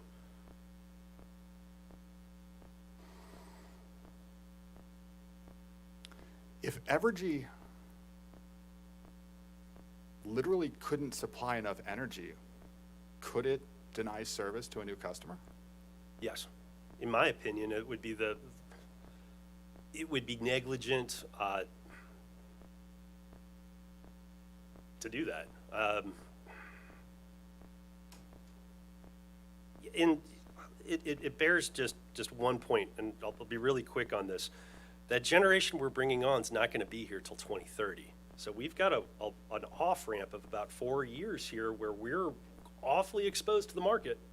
So all of that discussion that Mr. Lowry had about securitization cost, I hope that's the last time we talk about securitization, because you've got we have a long time to make it to make sure that we're not exposed to volatile market prices. And that's a reality whether or not a data center ever shows up in Missouri or not. With regard to the question posed by Velvet Tech Services regarding the DRs, well, let me ask instead. Do you recall the question posed to you by Velvet Tech regarding the DRs? Right. Did I ask Meta DR? Right. Right. Do you rely exclusively on DRs? No. I geek out on this stuff. I love my job. Beyond just testimony and discovery, I talk to a lot of different groups. I make an active effort. Every one of my issues, I reached out to third parties. I did sanity checks to make sure, am I aligned here? Am I off base? The recommendations that OPC put out here, we don't have any recommendation that hasn't been approved by some commission in the United States already today. There is nothing out here that we are an outlier on. Did you speak to any of the other interveners in this case? Oh, yes.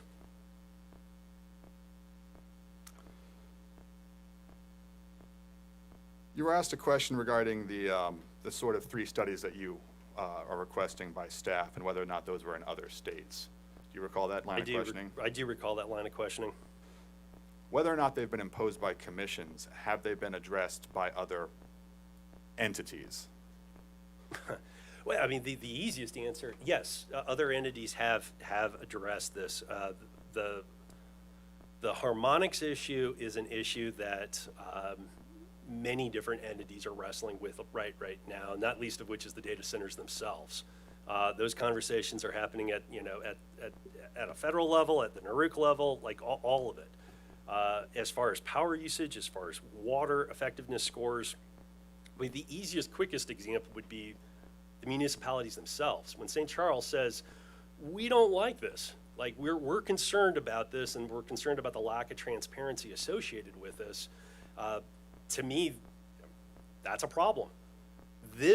Having this dialogue, putting this out here should be in the data center's best interest. We're just saying the quiet part out loud. I think I have just one last question. You were asked a question from staff regarding your DR response you received to your question about stranded investments. Do you recall that question from staff? And you were asked effectively whether or not it quelled your concerns regarding stranded investments. Do you recall? I do. All right. Just simply, can you provide a short general overview of what those concerns are regarding stranded investments? I joke and say that our office bats about 300. We lose about 70% of the stuff that we take in front of the commission, and then I get that. We've lost a lot of stranded investment arguments. I can point to each one of our electric utilities that has, not Metro, but the other ones, that has prematurely stranded an investment, a large-scale power investment, some by choice, some by not. It's been forced upon them. In those situations, particularly on the west side of the state, it has caused rates to increase. It's caused knock-on effects in terms of price volatility associated with Winter Storm Uri or just volatile market prices. And because we haven't built anything for years and we waited until this boom effectively, now we're paying a 60% premium for everything that we're putting out there. I struggle with how customers are going to be able to absorb that. And I think it's a very easy to point the finger at data centers being the problem behind that. And that's what you're seeing in effectively the press print on a daily basis right now, in particular as it relates to PJM. There's unique situations there that make that, admittedly, but sometimes the perception becomes a reality. I guess I lied about that last question. I have, one follow-up there.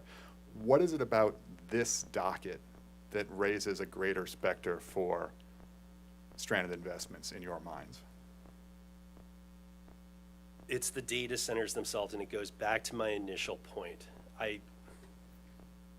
I am concerned about the long-term viability of putting all of our chips into an industry that hasn't shown to make a profit in 3 years into its process. And again, it's the analogy that I gave, and I honestly came up with that analogy just sitting here today. That'll probably go in my rebuttal, and I'll do a better job of articulating that in the Ameren case. All right, that was my last question. I have nothing further. Thank you, Your Honor. Is there any objection to excusing Mr. Marks? Hearing none, you are excused. Thank you. Thank you, Judge.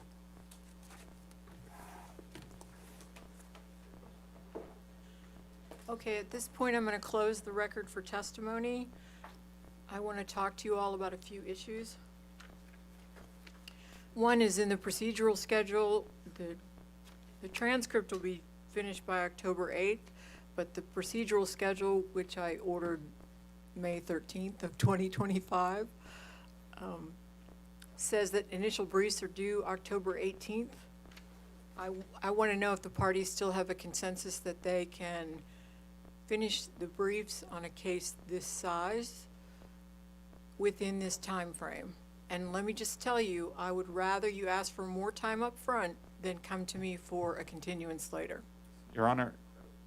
Yes. I might be wrong, but my calendar is saying October 18th is a Saturday. Is that accurate? Yes. I would, at a minimum, I would just ask that we don't have a filing due on a weekend. I don't know, that's kind of annoying. Could we, and it'll possibly push it to the 24th? You guys don't work on weekends? I worked all weekend. I don't enjoy working the weekends. Yeah, can't you turn it in by Friday?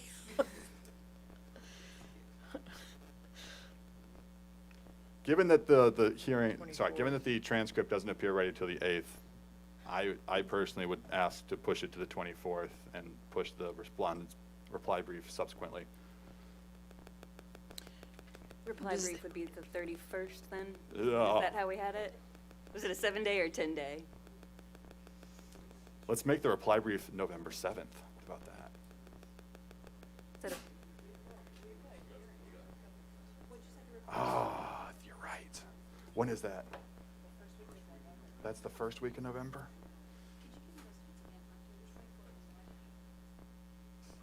Like the Ameren hearing.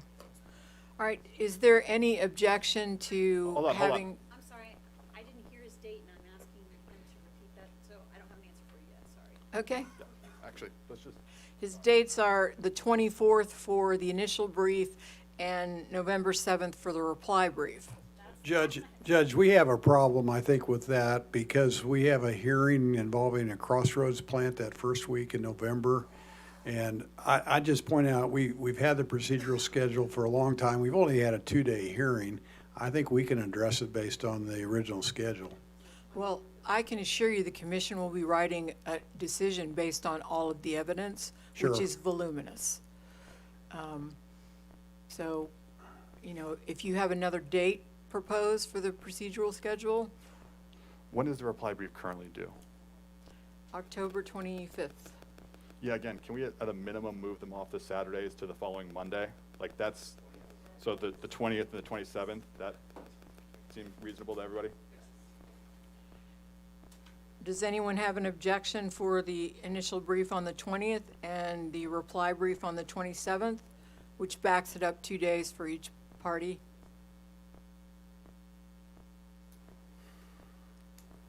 Okay, hearing no objection, I'm going to move the procedural schedule for the initial briefs will be due October 20th, and the reply brief will be due October 27th. I will issue an order in the next few days regarding the procedural schedule. In terms of exhibits, the exhibits will be loaded in EFIS with the transcript. I'm not going to make you stay here and go through them all. If there is something missing or a mistake in EFIS, I expect you to contact me and tell me. I will not be angry, I will be grateful.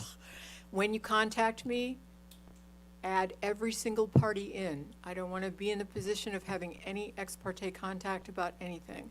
So just send me an email with your concern or objection and CC everybody.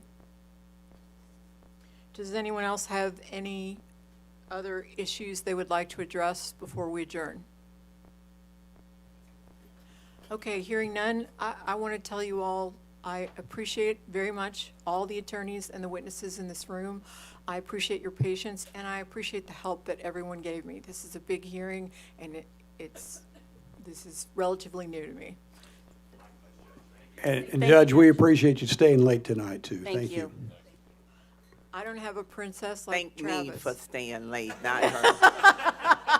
She was trying to get out of here. I did want to mention that this not only was a big and important case, but her very first case. So we Here. do thank you for the support here. I have presided over thousands of cases. We don't but care in about court in that. St. Louis. All right, we're adjourned. We're going off the record.